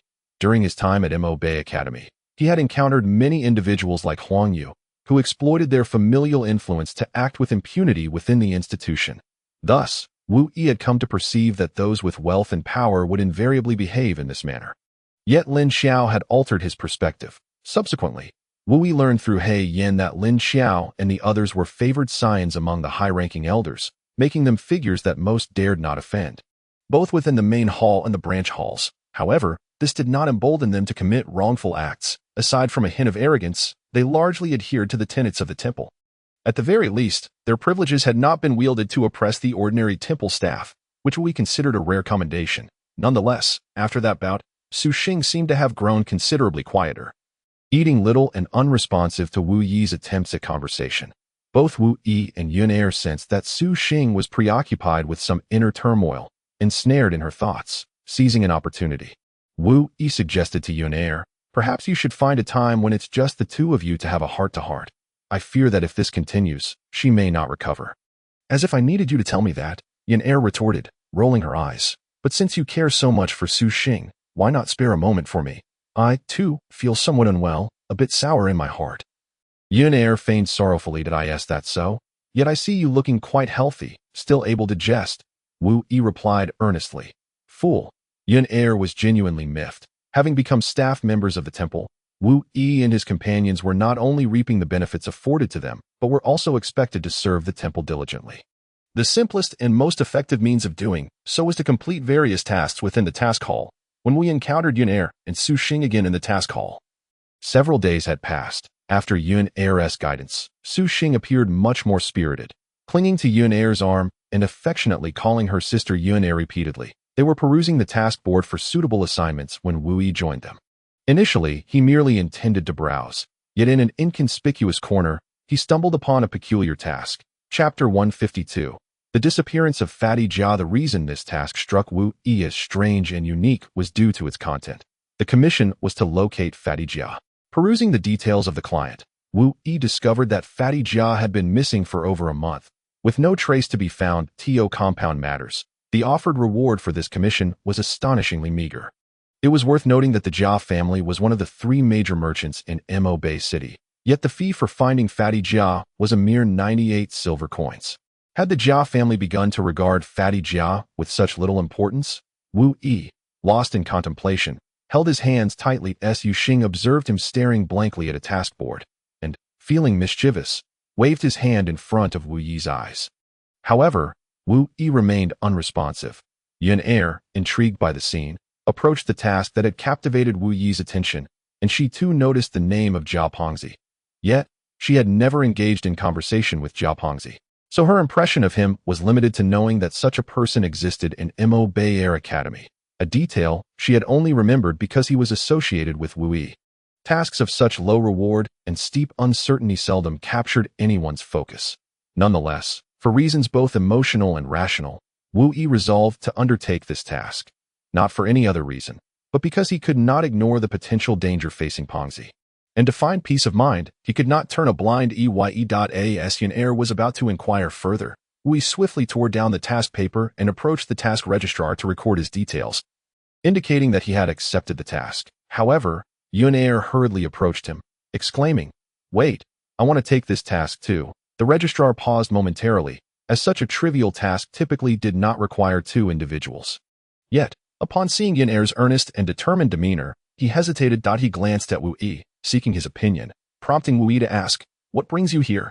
Yun Er blushed deeply, momentarily at a loss for words. After a lengthy silence, she finally exhaled and said, "Last time, you took on a task alone, and I waited over 10 days before seeing you again. That I was worried. So this time, I must accompany you."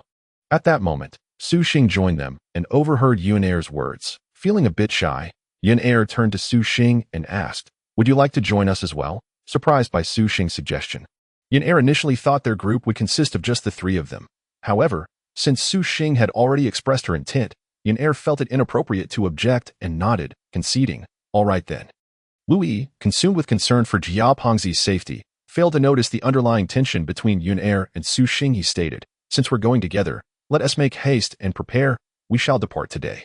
Meanwhile, Su Xing, wearing a feigned smile tinged with irritation, had not anticipated Wu Yi's swift decision to leave. She had hoped for a farewell dinner, but that now seemed impossible. Consequently, she shot Wu Yi a glare and turned away in displeasure. While Wu Yi remained oblivious to her reaction. Chapter 153. Returned to Mo Bay Air City. He had been away for far too long. missing the opportunity to take a single glance back. From the clues he gathered, Jia Pengzi had vanished in the direction of Beici village, which was under the jurisdiction of Mo Airbend City. However, Wu Yi did not intend to head directly to Beici village.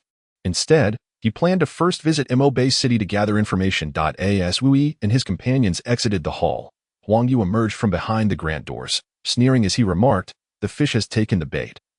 Let us see if it can escape the cage." As Wu Yi returned to this city, both familiar and unfamiliar, he was enveloped by an illusion that he had never truly departed. The few shops he recognized remained unchanged. Yet the familiar faces had dwindled significantly. However, from the peculiar gazes of passers-by, Wu Yi discerned that he too had undergone a transformation. His status had shifted. He was now a junior employee of the Hall of Illusions. A vast and venerable organization. Those associated with it were exceptionally accomplished, rendering comparisons with ordinary establishments utterly inadequate. Thus, as Wu Yi stood on the street clad in the blue uniform of the Hall of Illusions, observing the emblem of a red serpent devouring a colossal sword, the common folk understood that he was not a person to be trifled with, and so they maintained a respectful distance.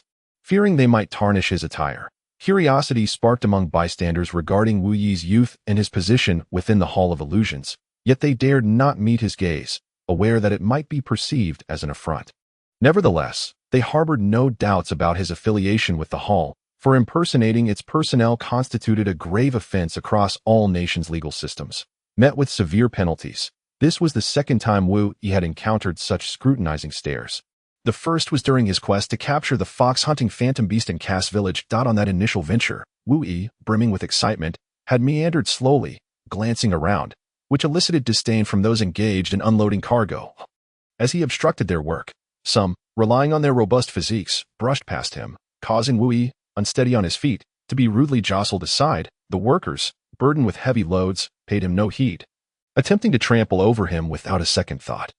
However, Wu Yi was not foolish enough to remain passive. He rolled out of the way, rising to his feet and dusting himself off. He was about to voice a complaint when a merchant, busy with accounts, shooed him away, claiming he was hindering their business. Thus, Wu Yi was left with no choice but to endure the indignity, though he did not forget the incident. In Chapter 154. The changes at the Jia Mansion. When Wu Yi encountered the unloading shop for the second time, he found the atmosphere notably different. Once again, there were individuals hurriedly unloading goods, but upon seeing Wu Yi, they ceased their activities, setting down their burdens to avoid colliding with him. They respectfully parted to create a pathway, while Wu Yi merely glanced at the establishment, Tongji General Store. Despite his desire to confront the shop, he restrained himself. Now was not the time for vengeance against his past. The matter of Jia Pengzi's disappearance was of far greater significance than his trivial grievances. Consequently, Wu Yi inquired of a passerby regarding the location of the Jia Mansion. The individual regarded him with a puzzled expression but offered no further commentary, ultimately guiding him to the mansion's whereabouts. When Wu Yi arrived before the desolate ruins, he was utterly taken aback. He had presumed that the Jia family had merely suffered some business setbacks, leading to a significant decline in their fortunes. However, upon witnessing the charred remnants of the once grand wooden door, now reduced to a mere silhouette, and the surrounding structures lying in utter disarray, he realized that the situation was far graver than he had imagined. It was no longer suitable to inquire for information under the guise of the illusory spirit temple. Even during his earlier attempt to ask for directions, it became evident that the passerby was acutely aware of the upheaval within the Jia residence, yet chose to remain silent, evidently fearing the repercussions of speaking too freely. Originally, Wu Yi's task was quite straightforward. He had been entrusted by the Jia family to locate the whereabouts of Jia Pengzi. Yet, it appeared that this matter was far more intricate than he had anticipated. Nevertheless, this complexity only piqued Wu Yi's curiosity further. The greater the turmoil, the stronger his desire to uncover the truth. The mere fact that the Jia family could still issue a commission indicated that its members were still alive and, crucially, that the threat had diminished. Otherwise, they would not dare to publicly issue a task. Thus, the primary objective remained to locate the Jia family members and ascertain the specifics of the situation. Finding a secluded alleyway, where he presumed no one would pass by, Wu Yi began to change his attire. Unbeknownst to him, however, there was an observer perched upon the roof adjacent to the alley, watching him with unabashed curiosity. This individual, casually reclining with one leg crossed over the other, held an apple in hand, taking large bites, the juice spilling from her delicate cherry-red lips. She nonchalantly wiped her mouth with her hand. continuing to fix her gaze on Wu Yi, utterly unconcerned by the conventional notions of modesty regarding the interactions between men and women. As Wu Yi changed his clothes, he pondered whether anyone might traverse this path.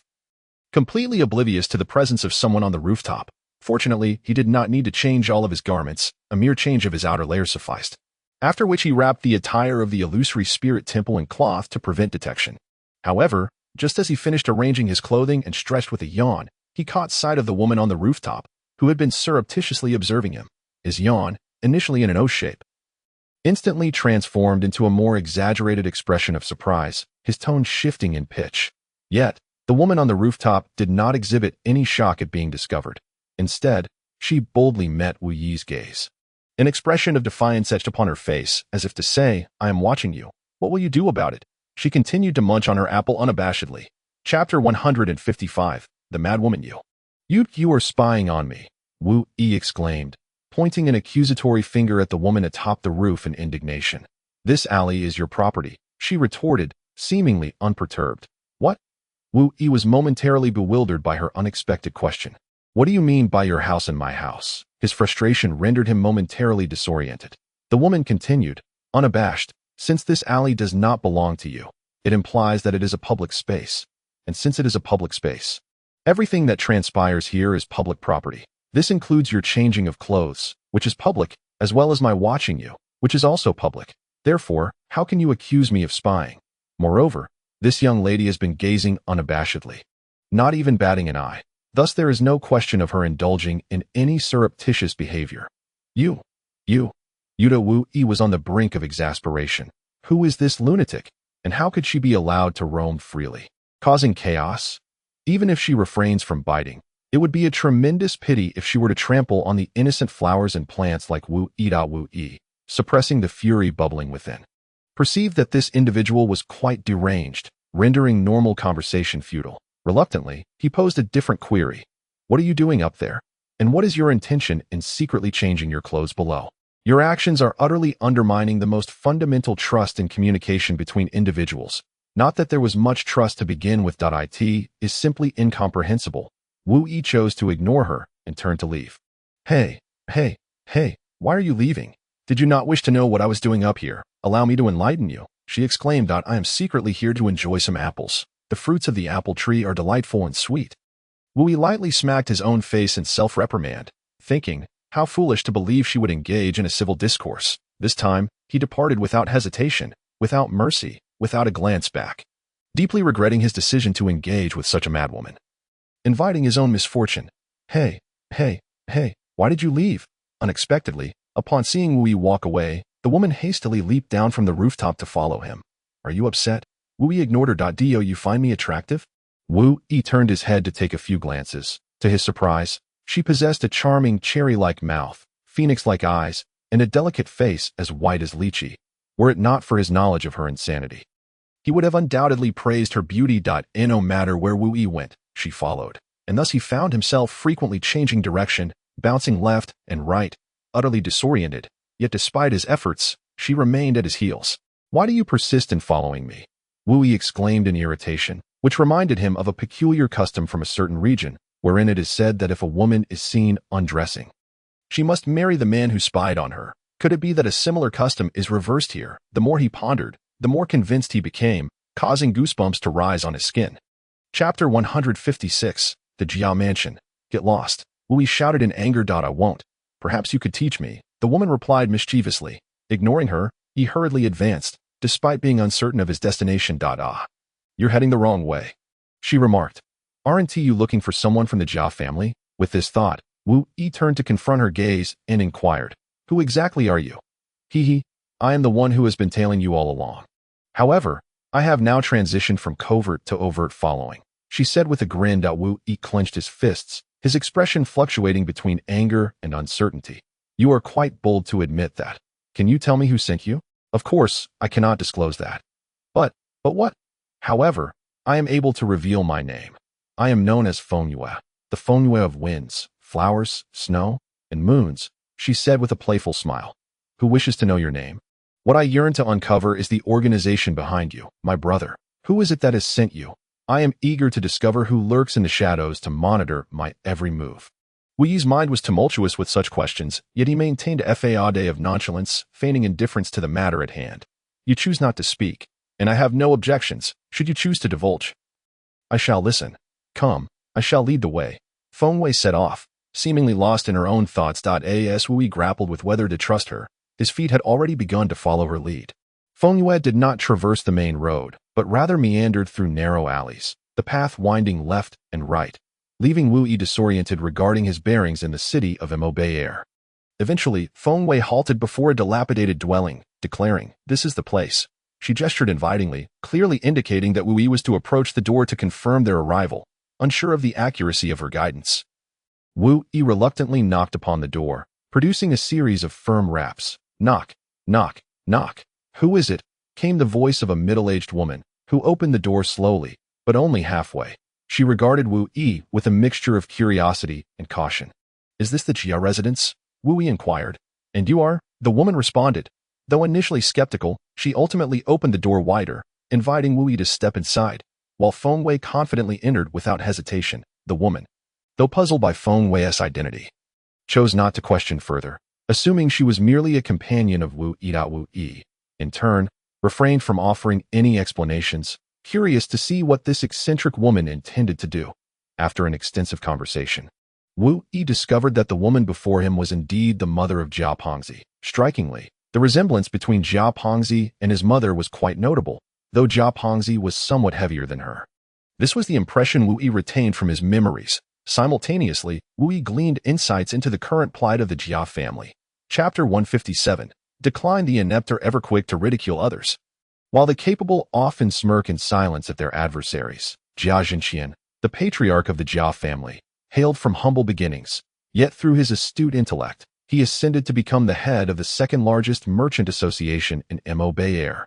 The foremost association was naturally the Huang family, who boasted a prestigious lineage. The elder son of the Huang family, Huang Lang, ventured into commerce, while his younger brother, Huang Hong, pursued a political career. Together, they fortified the Huang family's dominance in Mo-Bayer, ensuring their supremacy remained unchallenged. However, their ambition knew no bounds. They were determined to eliminate any rivals that threatened their financial empire, thereby rendering the Jia family a target for their machinations. The specifics of the conflict were unbeknownst to Jia Mu. She was merely aware that Jia Zhenqian had been accused of trafficking counterfeit goods and subsequently imprisoned. From that moment forth, the Jia family's businesses began to be consumed. As Jia Mu was but a woman, she found herself powerless to navigate the intricacies of commerce. Leaving Jia Pengzi unable to focus on his studies, he emerged from his studies to assist his mother in restoring their family's fortunes. However, how can one twist an arm larger than a leg? The Jia family ultimately faced defeat, finding themselves burdened with insurmountable debts. The Jia residence was plundered, robbed, and laid to waste, forcing the mother and son to seek refuge in their ancestral home. Jia Mu was consumed with worry, yet her capabilities were limited, leading her to seek assistance from the illusionary power temple. However, tasks with such meager rewards and considerable time investment rarely attracted attention. It was only due to Wu Yi remembering the past kindness of the corpulent Jia at the Mo-Bayer Academy that he accepted this task. Wu Yi pondered that the destruction of the Jia family must inevitably implicate the Huang family. Yet with the corpulent one missing, he remained uncertain of any connection to them. If the corpulent one had not met with misfortune, perhaps he had fallen into the hands of the Huang family. Thus, a trip to Beisi City was inescapable. After Wu Yi gathered the necessary information, night had fallen, rendering it inconvenient to leave the city. He decided to spend the night at the old Jia residence and set out the following day. Wu Yi initially believed that the madwoman would depart at night, but to his surprise, she chose to stay as well. Her demeanor and actions endeared her to Jia Mu. Had she not presumed that Feng Yu was accompanying Wu Yi to investigate the situation, she would have kept Feng Yu there for a lengthy conversation. After all, having endured so much, Jia Mu sought someone to confide in. Previously, it had been the corpulent one, and now it was merely the transient presence of Feng Yu. Chapter 158. Misty Mountains. What did you say? The elder raised his hand to his ear, indicating he had not heard clearly. Wu Yi repeated his inquiry, yet the elder merely shook his head, signaling his inability to comprehend. Wu Yi then turned to the elder and said, "Hello, sir. I would like to inquire if a rather portly young man visited your village recently. Our village seldom sees outsiders." "You are the first foreign visitor I have encountered in over a year. As for the plump youth you mentioned, I have not seen him. Have you traveled such a long distance solely to search for someone? The elder replied, perhaps he merely passed through Basi village without lingering for long. Others may have seen the person you seek. Allow me to inquire on your behalf, the elder offered, upon finishing his words. The elder accompanied Wu Yi, going door to door to gather information, while Feng Yu surprisingly chose to remain under a deafeningly large tree, enjoying the shade. Although Wu Yi found this peculiar, he refrained from commenting. Content in his leisure. Once the elder finished his agricultural duties and seemingly had little else to occupy him, he diligently knocked on each door to assist Wu Yi in his inquiries. After questioning several households, all denied having seen such a person at this point. Even Wu Yi began to doubt whether the corpulent one had ever visited this village or if some unfortunate incident had occurred en route. This was a notion Wu Yi dreaded to entertain, just as he contemplated the possibility that the Huang family had indeed eradicated the Jia family. The elder finally found a clue at the home of a family that lived by hunting. This household was situated at the southernmost edge of the village, and if one continued southward, they would reach an uncharted forest, lush with verdant trees and undulating hills, a likely hunting ground for this family. The hunter, upon hearing about the corpulent one, believed him to be self-sufficient. Since the corpulent one required no assistance, the hunter felt no obligation to elaborate further, acknowledging only the caution exhibited by the corpulent one before parting ways. In your perspective, what direction is the corpulent individual heading towards? Or does his chosen path possess any unique attributes? If I may ponder for a moment, he is venturing deeper into the forest. And if there is anything distinctive about his destination, it would be the Misty Mountain, the hunter remarked. Misty Mountain? What sort of place is that? Wu Yi inquired. We are not entirely certain what Misty Mountain precisely entails. It is merely a legendary mountain spoken of by the locals that it is said that those who lose their way in the forest may inadvertently stumble upon this fog-laden mountain, where resides a wine immortal who can grant any wish. This is a tale passed down from the elders, the hunter continued. Chapter 159. Traces. However, there exists another tale regarding Misty Mountain, known as the Gate of Wishes, implying that any request made will be fulfilled. Few villagers have ventured to that mountain, hence we remain uncertain of its existence. Yet, it seems that you outsiders hold a firm belief in its reality. By the way, I just recalled that not long ago, several outsiders were also in search of that mountain. Who would have thought that the legendary mountain of our Basi village has become so renowned? The hunter commented. After bidding farewell, Wu Yi ventured into the mountains alone. However, prior to his entrance, he had already inquired with the hunter about certain aspects of the mountain. The forest's periphery is devoid of large wild beasts, which is why the hunter dares to enter freely. Moreover, due to prolonged passage, numerous small paths have been formed within the forest. Wu Yi followed the widest of these paths into the depths of the forest, encountering wild rabbits and pheasants along the way. Yet he had not come across any other villagers. Could it be that there is only one hunter in the village? Wu Yi pondered. Zhao Pengzi must also be entering the mountain for the first time. And given his lack of extensive interaction with the villagers, he would likely mark the trees to avoid getting lost. Thus, as he ventured deeper into the woods, Wu Yi kept an eye out for any conspicuous markings on the trees or other noticeable locations. After all, in the pursuit of a place whose existence remains uncertain, Zhao Pengzi would not embark without any preparation. Furthermore, according to the hunter's words, a group of people had entered the forest after Zhao Pengzi. Considering his current situation, it is plausible that these individuals are not there to assist him, but rather to impede him, potentially posing a threat to Zhao Pengzi's life. Nevertheless, they did not conceal their tracks. In fact, it seemed they were indifferent even if the hunter had spotted them, suggesting that the situation had yet to reach its direst point that a few meters off the path to the left. There lay a pile of extinguished embers. Wu Yi scrutinized the ground where they had treaded, carefully discerning the footprints of 3 individuals. Could this be the other group the hunter had observed? They did not attempt to obscure their traces. Could they not be the ones sent by the Huang family to follow Zhao Pengzi? Yet, Wu Yi could not fathom who else would be trailing Zhao Pengzi. Alternatively, they were not merely following the rotund figure, they were simply traveling the same path. If their intention had been to trail the portly man, they should not have been delayed by several days. Moreover, even if they were late, one would expect them to hasten their journey. The remnants of the campfire ought to be found further afield than this location, given that they were not in a hurry and had not deliberately concealed their traces. Wu Yi could conclude that those following the plump individual were not doing so for his sake. Rather, they likely shared a common objective. It is highly probable that their aim, akin to that of the rotund man, was to locate the place known as Shanwushan, With this realization, Wu Yi's vigilance eased slightly, though he could not help but curse the portly figure for abandoning the safety of home.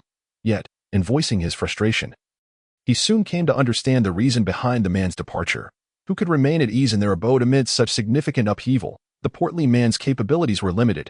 He must have heard something promising enough to compel him to venture forth. Even if that hope were exceedingly faint or highly improbable, he would not hesitate to grasp at it tightly. Much like Wu Yi's own quest for the threads of memory, any potential means to awaken his recollections would be worth pursuing. Regrettably, he had yet to uncover any feasible methods. He could only follow the elderly man's hints, seeking out relevant individuals for information. Thus far, he had merely heard tales from others, with no concrete images residing in his memory. At times, self-doubt would creep in. Had he been too young during the incident to fully comprehend all that transpired? Was his inability to recall due to a lack of memory altogether? Yet, why did certain vivid scenes remain etched in his mind? Such as that fateful night of raging flames, when it seemed as though the very cosmos had been engulfed in a fiery hue.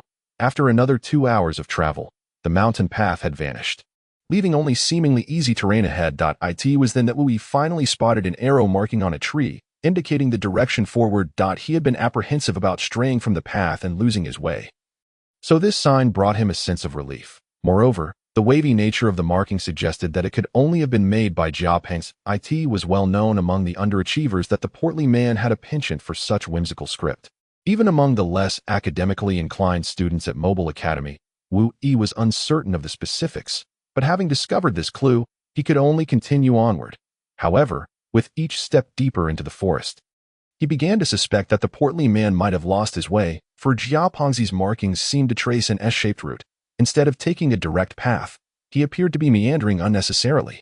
To avoid losing track of his companion, Wu Yi had no choice but to follow this convoluted trail, which turned out to be quite lengthy. As he trekked for a full hour, to Wu Yi's astonishment, after traversing through the dense forest, the path ahead opened up to reveal a small expanse of meadow. This slope inclined gently, the verdant grass rising steadily towards the mountains. However, when Wu Yi cast his gaze towards the summit, he was taken aback to discover two figures observing him from the heights. They stood with hands clasped behind their backs, clad in flowing white garments that danced gracefully in the breeze. Perhaps they awaited someone, yet Wu Yi could not ascertain whether that person might be himself. Despite the uncertainty of the situation, he felt compelled to ascend the mountain to encounter these two individuals. Chapter 161. The sect in the heart of this secluded mountainous region. The ethereal allure of their immaculate white silken attire billowed in the wind. Were this in a bustling city? We could easily believe such refined individuals existed, perhaps as the scions of affluent families. However, here in the depths of the mountains, devoid of any paths, let alone avenues for commerce or trade, such notions seemed implausible. With numerous questions swirling in his mind, he resolved to approach the summit and inquire of the two figures. As he climbed higher, the grass grew ever more vibrant and lush, while the outlines of the two individuals became increasingly distinct. Yet, the otherworldly ambience diminished somewhat. One figure's silhouette began to assume a more rounded shape, starkly contrasting with Wu Yi's own elongated form. As he drew nearer to the summit, he was struck by an unsettling sense of familiarity regarding the figures above. His bewilderment, he mused how someone of his own distinguished demeanor could feel such a sense of recognition towards them. Upon reaching the pinnacle, Wu Yi beheld the two men in white, one stout and the other slender. He offered a respectful bow and inquired, "Might I ask how you two gentlemen are addressed? And what brings you to this remote location?" The rotund figure, who had been facing away from Wu Yi, began to shake with laughter before turning to face him. Wu Yi was left momentarily speechless, for the man was none other than Jia Pengzi. With a hearty laugh, Jia Pengzi exclaimed, "Who would have thought you would extend such courtesy towards me?" With a wry smile, Jia Pengzi continued, "It's a long story. Why do you assume it is you who has found me, rather than I who have found you?" Wu Yi then recalled the fresh carvings he had seen on the trees. Jia Pengzi elaborated, "In truth, I had already arrived in this forest by the time you entered, which is why I left new markings on the trees. Once you passed by, those marks would vanish. You must understand. Without my guidance, you could wander a lifetime and never reach this grassy summit." Jia Pengzi, brimming with pride, observed Wu Yi's puzzled expression and asked, "Did you happen to hear the legends of Mount Mist and the Wine Immortal who grants wishes on your way here?" Wu Yi nodded in affirmation, prompting Jia Pengzi to continue. I could bring about your demise, yet those tales hold truth. Behind us lies Mount Mist. Turning towards the mountain's edge, Wu Yi gazed back to behold a vast expanse of swirling mist. Indeed, Mount Mist was shrouded in fog. Who dares to call themselves a minor sect? Jiao Pengzi's heart sank as he realized he had misspoken. At that moment, the man standing beside Jiao Pengzi turned to face Wu Yi. Slightly shorter than Jiao Pengzi, this figure possessed a strikingly handsome visage, with eyes that conveyed a subtle authority. The rotund fellow hastily admitted his fault, saying, "Second brother, I recognize my mistake. Our sect is a renowned great sect across the entire continent." He then struck himself across the face with a resounding slap. Chapter 162, an explanation. Jiao Pengzi, fearing that his second brother might interrupt him or point out his verbal missteps, pulled Wu Yi aside and said, "You likely have numerous questions, but please allow me to speak first. You may pose your inquiries afterward." Wu Yi indeed had many questions, yet upon hearing Jia's request, he nodded in agreement. Jia continued, "I came in search of the mountain mist's wine immortal, as my father informed me to do so. However, it seems that prior to this, my father had some prior arrangement with them, as if he had destined me to be sold here since my childhood. Next, let us discuss the wine immortal. The term refers to the collective of winemakers at Mountain Mist, an organization that subsists by selling wine. However, the wine produced by the wine immortal is not something that mere dignitaries and nobility can procure. It is exclusively sold to royal relatives in the upper echelons of various organizations. Nevertheless, should I join them, they would be able to bring my family over, albeit with some difficulty." Jiao Pengzi spoke in a disorganized manner, expressing one thought after another, while Wu Yi endeavored to absorb his words. "I almost forgot to mention," he continued, "though I agree to join them and participate in winemaking, they cannot simply accept me without a month-long trial period. Only after that will I be able to remain. And then they will fetch my parents. I also cannot leave at present. Once you manage to exit, please inform my mother that I have discovered a way to save my father." Let me think. Is there anything else? Oh yes. Jia stealthily produced a small bottle, the size of a fist, from his sleeve. "This is the wine they brew. Once you have the chance to go out, make sure to drink it. I assure you, it is a fine vintage unlike any you have ever tasted. Now, it is your turn to speak." Jiao Pengzi added, "Why do you not inquire about how I came to find you?" Wu Yi asked that I am aware that you have joined the Divine Hall. I also know that my mother has issued a quest to locate me, and I am acutely aware of the charges that will befall my father. It is essential to understand that being non-confrontational does not equate to isolation from the world. Otherwise, how could we sell wine? Jiao Pengzi stated proudly at that moment. The second brother called out from behind, "Pengzi, enough. Your time is up. That I initially intended to show you around Mountain Mist, but as an outsider, they will not permit your entry. Should you make a name for yourself in the future, perhaps they will invite you in." Jia remarked, "Let us depart." The second brother approached and tugged at Jia's ear. Chapter 163. Iron Riders. Wu Yi nodded and said, "Why are you still here waiting for me? Are you not curious why I took so long?" By now, night had fallen, and dinner time had passed. They sat in the main hall of a family home, awaiting a matron to prepare noodles for their meal. "Why did you not depart? And why did you not accompany me during the day? You must have been aware of my intended destination all along. You know that if you were by my side, the fat man would not dare to meet with me. Am I correct?" Wu Yi addressed Fengyu, who sat across the square table. Fengyu merely smiled, neither denying nor confirming his words. However, Wu Yi was certain that she harbored some knowledge and had no intention of divulging it to him. This girl had appeared unexpectedly, possessing knowledge about him, and even more so, as if she were aware of what was to transpire next, while he remained oblivious to her. This sensation was decidedly unsettling. Nobody relishes being kept in the dark, and Wu Yi was no exception. With a sigh, he inquired, "Can you share anything with me? Or rather, what is it that you wish to tell me? You cannot possibly follow me without imparting any information." As was her custom, Fengyu smiled and replied, "What is it that you wish to know? Or rather, what do you desire me to reveal? Look at you, wearing such a glum expression. Very well, I shall reveal a morsel of information. You need not sleep tonight." Fengyu laughed heartily. What kind of revelation is that? Wu Yi mused to himself as his expression grew increasingly grim. Just as the mood soured, the matron finally brought forth 2 bowls of noodles. The dish was quite simple, featuring a fried egg with a sprinkling of scallions. Nonetheless, for the two who had been famished for quite some time, it was a delectable feast. They locked eyes and, in the gaze of the other, recognized the shared hunger, prompting them to devour the noodles voraciously, forgetting their earlier discontent. However, just as they finished their meal, The sound of galloping hooves echoed through the village. A thundering presence, likely a cavalry unit numbering no less than 1,000. It was deemed a cavalry unit rather than bandits because the hoofbeats were remarkably synchronized, indicative of disciplined training. Had it been a scattering of bandits, the noise would have been chaotic, accompanied by various cries and shouts. Given the village's remote location and the impoverished conditions of its inhabitants, the presence of bandits was not a concern. Curiosity reigned as families lit lamps and emerged from their homes to observe.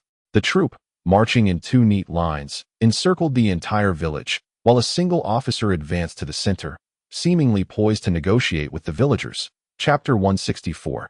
Allies. The village was somewhat tense. It was possibly the first encounter for many with military personnel and an officer, leaving them uncertain of how to engage in conversation. Approaching with trepidation, the village chief, upon seeing the commanding figure, asked, "Have any outsiders passed through the village recently?" Although the chief had not seen Wu Yi and his companions, he had heard from the villagers about their arrival and subsequent stay. The chief continued, "Indeed, such is the case. May I inquire what this esteemed officer seeks from them? Is that your place to ask? You need only summon them forth. I wish to inquire about certain matters," the officer replied sternly. The village chief trembled slightly, intimidated by the armored official who, while speaking, subtly shifted his foot, a gesture that served as both a warning and a threat. "Do not ask what should remain unasked. Simply obey the orders given." With great trepidation, the village chief called for the third aunt, stammering, "Today, Luo Sanyong indeed took in 2 outsiders. If the military officer has inquiries, he may direct them to her." The officer glanced at Luo Sanyong, whose face also bore signs of fear. Realizing that further intimidation was unnecessary, he then commanded, "Bring forth the 2 individuals residing in your home. I have questions for them." Wu Yi could hardly tolerate the nonchalant demeanor of Feng Yue, yet he refrained from exiting. After all, Feng Yue remained seated calmly on the stool. If he recklessly rushed out, it would only serve to expose his own foolishness. Thus, he too took a seat, although his heart had already soared away with Luo Sanyong. "That we merely came out to find someone. How could we possibly commit a crime?" Luo Sanyong remarked with a laugh. "As long as there is no trouble, everything is fine. The military officer may just be asking a few questions. Come quickly, follow me," she urged, noticing Wu Yi's sluggishness, and she grasped his arm, leading him away. Feng Yue followed closely behind. The officer spotted Wu Yi, and Wu Yi, in turn, noticed the officer, as well as the circle of cavalry surrounding the village. This was no mere inquiry. It felt akin to capturing a turtle in a jar. However, Wu Yi maintained his composure, believing there was no reason for him to become a target of capture. The officer approached Wu Yi step by step, his gaze unwaveringly fixed on him. Wu Yi sensed something amiss. This was not the protocol for a simple questioning. Why was the officer's hand already poised over the sword at his waist? "Soldiers, harboring fugitives, is a grave offense. Seize them all," the officer declared. To Wu Yi's astonishment, the officer continued, "Impersonating an agent of the Phantom Power Temple is a capital crime. Apprehend both of them." Chapter 165. Soaring through the skies, Wu Yi did not anticipate that the situation would backfire. Realizing they intended to capture Feng Yue behind him, he was inadvertently included as an accomplice. It struck Wu Yi as peculiar that Feng Yue had remained silent throughout, even at such a critical juncture. She merely smiled, as if she had foreseen this turn of events. Wu Yi cast a glance at Feng Yue and queried, "If you were so astute as to foresee such occurrences, why did you not escape beforehand?" "Escape? How utterly dull. I want them to witness the fruits so near at hand slip away. I wonder how frantic they will become," Feng Yue replied with a confident smile. Meanwhile, in a mansion located in the northern city of Immobile, a servant remarked, "Master, I always felt it inappropriate to use that woman as bait." The master retorted, "What is inappropriate about it? Do not men desire a woman to accompany them in death? Besides, had we sent a man earlier, he would have been driven away." The servant dared not voice any objections to his master, yet there was a thought he refrained from articulating. Although the woman's origins were unknown, she was notorious as the Phantom Thief, a piece of intelligence he had acquired only recently. Now, however, it might be too late to inform his master. "Flee," Feng Yue exclaimed with a smile. "You may not yet be aware of what my phantom beast is, but I shall reveal it to you in due time." However, they were well prepared and should have knowledge of your phantom beast, and moreover, only those with initial-level phantom power could serve as cavalry in the Empire. Even if one possessed intermediate-level strength, it would be nearly impossible to evade capture by these 2,000 initial-level cavalrymen, Wu Yi remarked. The prospect of escape appeared exceedingly bleak. Yet, observing Fingyue's demeanor, which suggested she had anticipated this, Wu Yi felt there might be some method she had in mind. Little did he know that her sole option was, in fact, her own phantom beast. Her phantom beast turned out to be a raven taller than a human, cloaked in black feathers that blended seamlessly with the night, save for its eyes, which glimmered with a jade-green cold light. Once Fengwei summoned the night raven, she swiftly mounted its back. The raven, with its wings spanning 4 meters, suddenly took flight, soaring into the air while clutching Wu Yi's shoulder with its talons, lifting him along with it. The officer could hardly allow the prisoner before him to escape. A leather tether was flung from the officer's hand, ensnaring Wu Yi's left foot. As the officer yanked downward with great force, other soldiers hurried to the officer's side, joining in to pull Wu Yi down. Yet, even with their combined efforts, Wu Yi was helpless. The raven's claws held fast to his shoulders while his feet were bound, rendering it impossible for the night raven to ascend into the sky. Meanwhile, a portion of the cavalry had drawn their bows, preparing to shoot at the raven hovering in midair. "Hey, if you don't come up with a plan soon, I might just have to let you go," Fengwei said, her urgency evident. After all, her night raven was far more valuable than his life. Chapter 166. The night raven Wu Yi felt like a piece of meat fought over by birds and coyotes, hindered in his movements by the tugging. Although Fengwei urged him to devise a solution, he found himself powerless to act. If he called forth his phantom beast, green hair, it would merely resemble a gelatinous mass, lacking sharp teeth and utterly incapable of severing the leather tether. Furthermore, Wu Yi not only noticed their intent to shoot arrows, but also observed others extracting leather straps from their own bodies. One strap was already enough to confine him. If he were bound in several places, escaping would no longer be an option, but rather a matter of being forcibly dragged from the sky. In this dire moment, Wu Yi felt his heart racing, a flicker of warmth surging within him, as cracks began to form on the surface of the Firefox Phantom Beast egg in his phantom power space. The warmth in his chest felt as if it were about to ignite, and suddenly, a spark emerged from the cracks in the Firefox Phantom Beast egg, drifting from the phantom power space and landing on the leather tether.